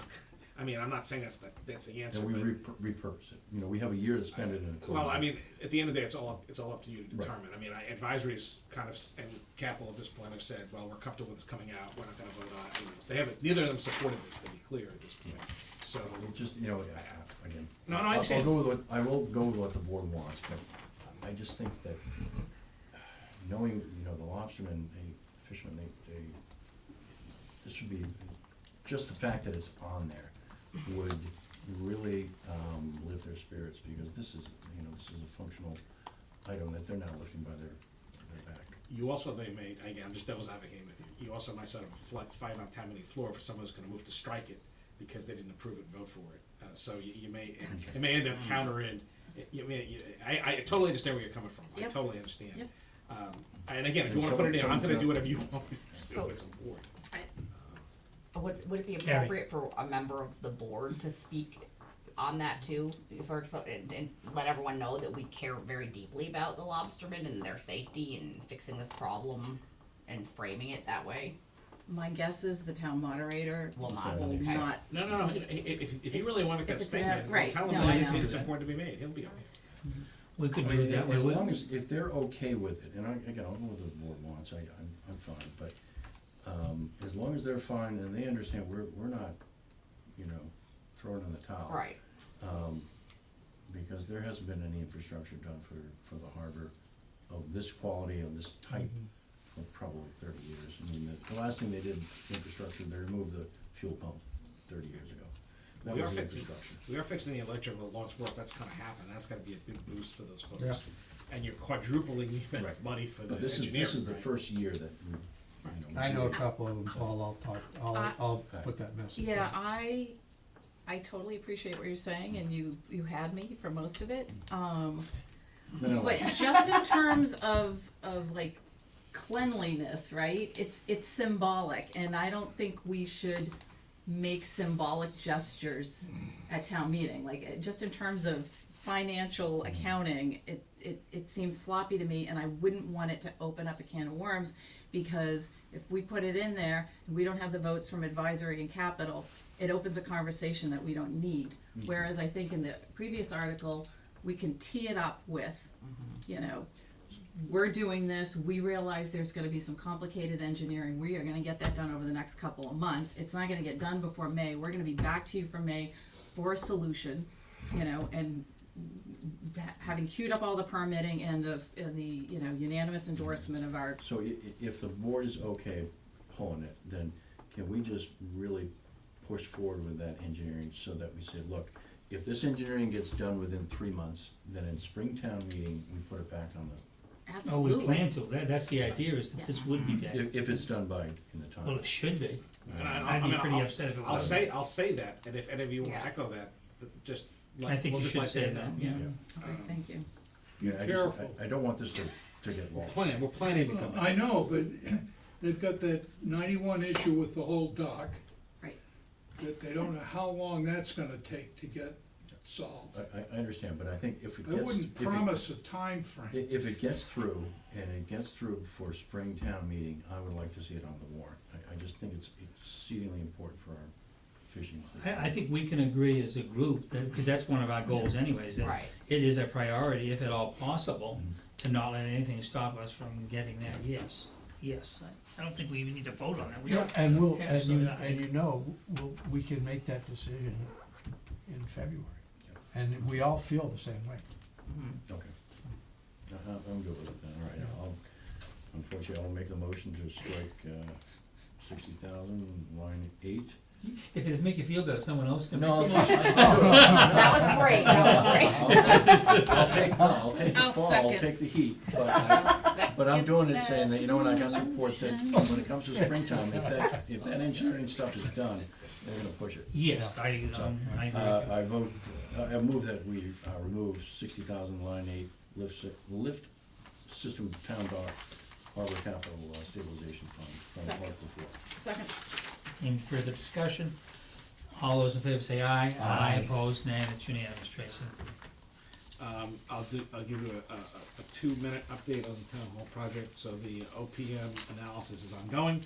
The last committee member is looking at stuff now, so we should have a short list hopefully by the end of the week, and we'll start the interview process thereafter. And so hopefully starting sometime next week. So that's. Chris, you're gonna do that's Article 5? No, Sorry we to have to do interrupt. Article 5. Article 5, I just wanted to No, there's see. already, you already voted that. It's already voted. Yeah, It's fine. we went back and checked, and as far as we knew, remember that We Steve voted Garman the came up. recommendation? Steve Garman came up and told, did you not vote that? I thought we I think thought I you voted the remember, right. it must be in the minutes, I could check. I'll on tell you. it. Wanna revote it Alright, quickly? just yeah, to- yeah, we voted just to be safe. I make a motion, we recommend Article 5, Community Preservation Committee to town meeting floor. Second. All, any discussion, none? All those in favor say aye. Aye. Opposed, nay. Okay, now we're supposed Now it's the town hall project update is what I just gave you. So that's where we are on that. And the committee will meet again shortly once that's together. And that's moving along well. And we got some good responses. Okay. Any questions on town? Okay. So I'm gonna ask you to. So tonight, in parallel with this meeting, the Situate Board of Selectmen is also meeting. Okay, this is what we were gonna do on comments, so why don't we cover that now? Do you want me to just cover it, cause you want me to, do you mind me Yeah. covering this? Yeah. now? Well, no, we'll just combine what. Let's do it. Yeah. Yeah, okay. So, one of the items that we wanted to underscore for the Situate Board of Selectmen is how important this recreation area is. So Tom, whose last name's now escaping me, Amy Glassmeyer's husband, Tom Bell. Yes, thank you, Tom Bell, who's apparently a fisherman, apart from being a geologist. And does GIS as part of his living. So he did this, pulled it together, and basically what this map represents, and it's kind of funny looking, but it's the little black dots, the boxes, are where the oyster, those little those multi-acre plots would be, based on what Situate's already prepared. The purple triangles is what CMI uses to do rowing in. The red line, which is kind of like, that's where lobstermen fish. The green box, which is the biggest box, is where the yacht club sails. So, as you can see, that whole area is heavily overlaid with recreation uses, and we thought that having a map with a picture worth 1,000 words. So I really want to thank Tim and Tom and Jason who prepare this. So Tim is presenting this to the Board of Selectmen, or was doing that tonight, to underscore for them how impactful this could be on the recreational uses, and underscoring that, if you notice up top, it says current commercial recreation use area. It's not Cohasset's. I mean, these are Cohasset organizations, but they're full of Situate and other residents too. As I understand it, from what I've been hearing from you folks who monitor Facebook very frequently, this has been really a hot topic. Yeah. It's And I'm hot. expecting, Yeah. and I don't know, because it's running in parallel with this, that they're having some They've got a public same comments tonight, Briggs right? Harbor thing going, yeah. So this I think helps illuminate how important this is recreationally and how it's used. This was presented to the Situate Board of Selectmen tonight, and this will become, I think, a good base map for us to understand how important that is as a recreational Can area. you send me an electronic Sure. version of this? Sure. Okay, so, do you wanna cover this, along this line, do you want me to? Go ahead, you can start it. So, along this line, we did the tour, on Saturday, and we got the same impression and observation. One thing that we think is important, or I think is important, is that we get this out to the public and have a discussion in the public realm in Cohasset, so that we're informing the public of what's going on. And what we're talking about is having you, Chris, as I've mentioned this to you already, is you and Chris set up a town forum to present this issue to the town, and we'll put it out, we'll let citizens come in and see things like this map, and understand, just so that it's our responsibility to get this communicated out to the community, so that they know what's going on, is what we thought we should do, and we would wanna have, if that's agreeable for you to set that up. So let's next find out what couple weeks, happened, let's find out what happened with Situate tonight, where they're going, and then figure out a date that we could do something either later this month or very early in December. 'Cause we Say have- sooner than that, we were talking about. Yeah, sometime later this Whenever month, we if can, we yeah, can. I mean, yeah. we have, Later November. yeah, because we already, we have a few forums already set up, maybe Okay, why don't we do this, why don't you figure out a couple of dates that would be good in I'll see you next week. November? Yeah. We'll put this, Tracy, put this on the first shot of the agenda, that we'll discuss the, Briggs area, so that For the the public 5th? knows we have that on the agenda. For the 5th of Yeah, November? for the Yeah, to fifth, put that discuss so it, that, On the agenda? and, yeah, Not to talk about Not having the a forum. forum, but Not the forum. Yeah, put the no, to Briggs talk about, Harbor. yeah, setting it up. Just Yeah, put the Briggs Harbor. discussion of Briggs Harbor Yeah. area will be the Yeah. topic, and then we can, by then you can report to what went on in Situate, you'll give us a couple of dates and we'll set that forum up, Yep. whatever, cause this is gonna be this is gonna be an animated, Right. Yeah. animated, event, so, yeah. And just to lay the baseline down, I mean, I really do think we should invite the Situate folks to, so that we're not, it doesn't become this like right away, you They know? wanna come too, they've showed it. My understanding was they felt like they had the votes and we're gonna pass the regulations tonight, so it makes perfect sense for us to invite our Situate neighbors and friends to present to the town of Cohasset their plans. And So we wanna do that? Yeah. So that's not, so Chris, why don't you, I Let don't the need games to, begin. I wanna get this Yeah, done first. I'll find out tomorrow what they did. So why don't you and- find out, and we're could you giving let you us the know direct. too, by the way, just email And- us their vote. Yeah, and then go ahead and set that up at the soonest next BOS meeting, okay? Yep. Maybe Yeah. the 6th, maybe the 15th, whatever. No, I definitely have an update for you next week. No, I said, do it with It's this is form. invite them to come and make a presentation to us. I will see if we can find a date that works for everybody in the next couple of weeks. Oh, no, have them come to one of our selectmen meetings. So I would. Oh, you want to do it at a You're gonna separate do, meeting? we're gonna do, on the 5th, we're gonna discuss doing a forum for the Cohasset public, Okay. but we're gonna invite Situate people to come at a Board of Selectmen meeting and talk with us about what their plans are, right? But you're talking about having a forum. I was where we have them talking present. about bringing them to the community as opposed to here, because we're not right now in a position with enough information and enough sense of how Cohasset feels about this, to I think have what I would call, I don't think a Board of Selectmen meeting is where we need to be right now, I think it's a community meeting. Well, the only problem is we can control this environment, and I don't wanna invite them and have a hostile meeting of the general public, which, based on what I'm seeing, It's either here or there. it could be here, but we can control We this, have gonna be business. bigger. Kevin has we the can control gavel. this environment a little bit more. I Couple don't know of, about that. couple But of things. I think that if we were to invite Situate people to come to Wilcott, and then Yeah. a bunch of whoever show up and start yelling at them, then we got a pretty ugly scene. Okay. I don't know, Have I you think, been I watching think this on Oh, Facebook? yeah, we yeah, could it's choreograph gonna be- this. It's So only gonna be ugly Well, here. with a or recommendation ugly next in week. Wilcott. And the elected officials in Situate are interested in talking to us and collaborating with us. I think the electeds are all gonna get along, at least to have a discussion. Depends what I can, yeah, right. There are Well, a couple of things. Number one, I talked to a guy in Rhode Island who's in this business, used to live in Cohasset, tried to do this earlier. This is very, very lucrative. And there'll be lots of trucks using that. The other thing is, people that I've talked to they get a wind of this, yacht club people, sailing club people, rowing people, they're up in arms. Now, when we go forward in this, there's a variety of different federal and state regulations that give fishing and the fishing industry and the oyster thing, they can get a lot of priority. And I think we need to get our town council to get to work and get somebody who understands all the laws, because we might be really boxed in on this if they start moving on that. There might be maritime and fishing regulations which say we have to do this, or they have rights that preempt our zoning rights. I already am pretty sure that they have rights to come to our docks, cause, right, the Parker Avenue, and they can use them to the exclusive. You go down Parker Avenue, there's a bunch of oyster things down there, we can't get to our own landing.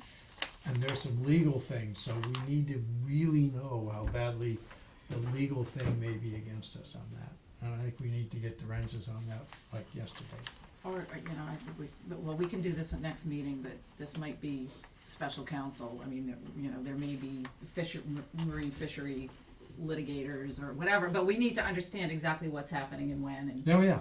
before we do Okay, so anything. we'll have this, go ahead. No, I just wanna know how much power we have too, because it sounds like Situate thinks that they can move ahead with this without, regardless of what we 100%. think. That's And they exactly can, what they They pretty can. much can. Yeah. So, right, so So, we have to be diplomatic. we gotta be careful. That's why I wanna be clear, when we have a public discussion, if we got 80 people in the Right. room, and there's an added, you don't, I Yeah. don't know, I'm just saying, we'll discuss that next time. Yeah. However, Do whatever the board if wants to there's do. We want- eelgrass in I just here, think it's gonna be brutal either way, Either- whether it's here or Wilcott, We can do whatever you want. it's gonna be the board wants to pitchforks do.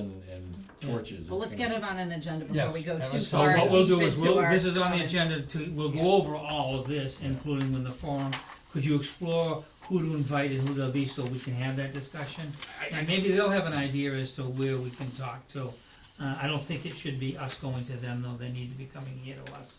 I mean, just from our own constituents, they're not gonna like no, that. yeah. They're not gonna want us going. Sure, Okay, get we'll on talk- our we'll Well, talk they're not more- gonna want let's us talk to more go about it Situate next hand week in and hand. figure it next, we'll talk more about it next week. Yeah, this is on the agenda, but all this stuff to be discussed, okay?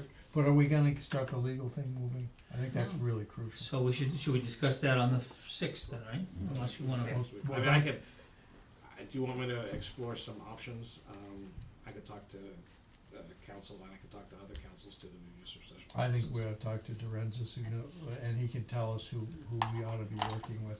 The top people that I've talked to who are in the industry, doesn't look good for us. I mean, so we really need to get somebody good, and delay is not in our interests.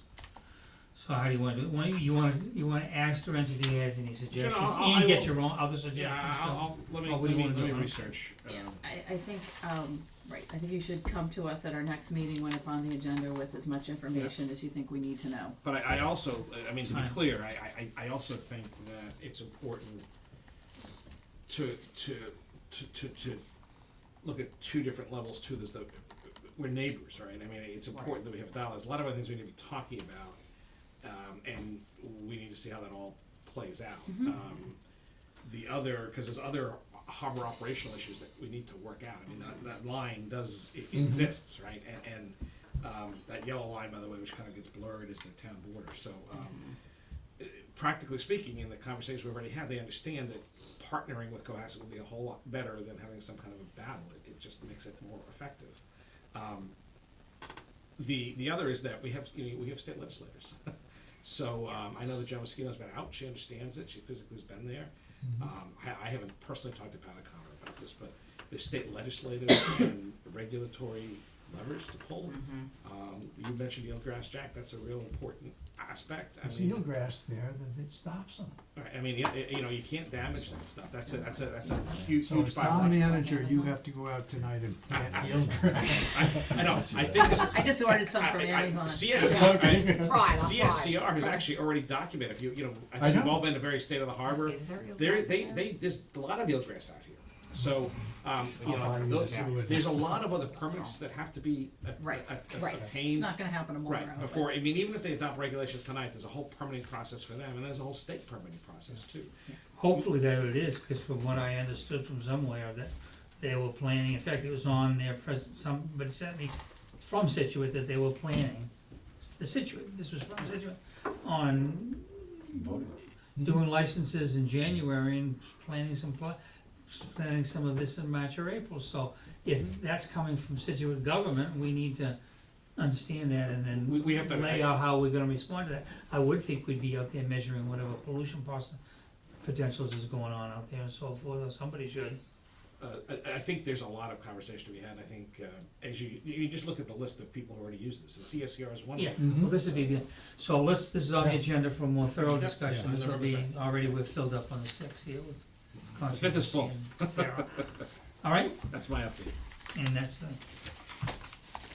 all right. We discussed on the number 5 meeting. By the way, I did wanna discuss, we set up last meeting, January 21, to be a day when we did a midterm, went over our goals on an informal basis. So we said that, but the January 21 won't work for me. I'm gonna be in court that day. So I was wondering if we could do that another day, or unless, I think we should all 5 be there for that, and I think earlier the better, because we don't wanna go, wanna do a mid-court correction at the end of the year, so. Is there another day that works better? Does January 7 work good? Seem to have a meeting then. Yeah, I could do that. We're right in the middle of a budget at that point, but we could do it if that's when you wanna do it. Well, we're talking probably, Yeah, and there shouldn't be, actually the load on the staff and Chris would be a little less you're talking January too. in January, you know what I mean? No, I think these are getting done in January. Right. It's just a matter of, I've been losing time during the holidays with a lot of staff. Yeah. To get it done early, that's all. But again, this is our temperature on our. This is ours, we Right. probably No, wanna I have a got report you. from the government as to where you stand, Yep. or we stand on those Yep. 4, and decide whether we wanna make any, it's informal, it'll be good for us to be talking that way in a nice. So December 7th? Sandwiches and so forth, is, Those the sandwiches 7th were okay? good last time, I'm coming. Yeah, is the 7th okay with everybody? Yeah. January 7th. Yeah. Alright, January 7th. so that one on the 14th is now moved to the 7th, okay? Could you move The this? 21st is moved to the 7th, correct? Yes. Of We have to make January. sure that the event, that Wilcott's open, that's all. All we need is a I'm space sure, for us, so, yeah. find a space, if it's not Wilcox, find somewhere else, but the 7th, I wanna set that concrete for all of our calendars, and that'll be a good meeting for us to start off the year in a wholesome conversation. Alright, and that takes care of that, take a look at the agenda, yeah. Remind it. Go ahead, yeah. Town meeting discussion, we did that, so, minutes, town meeting process discussion. Yeah, I did wanna discuss that, especially for the new members. What we do here is on the town meeting here, well, we have really an agenda where we have voted on all these items, and they're unanimous. And so the question then becomes, do any of us wanna get up and speak on any of these? Generally, when there's a unanimous vote, we don't speak. In other words, the moderator reports the vote. I think that in this instance, Crystal make some statement on the fishing thing and so forth, but, the point here being, does anybody, if anybody, does anybody wanna speak on any of these issues?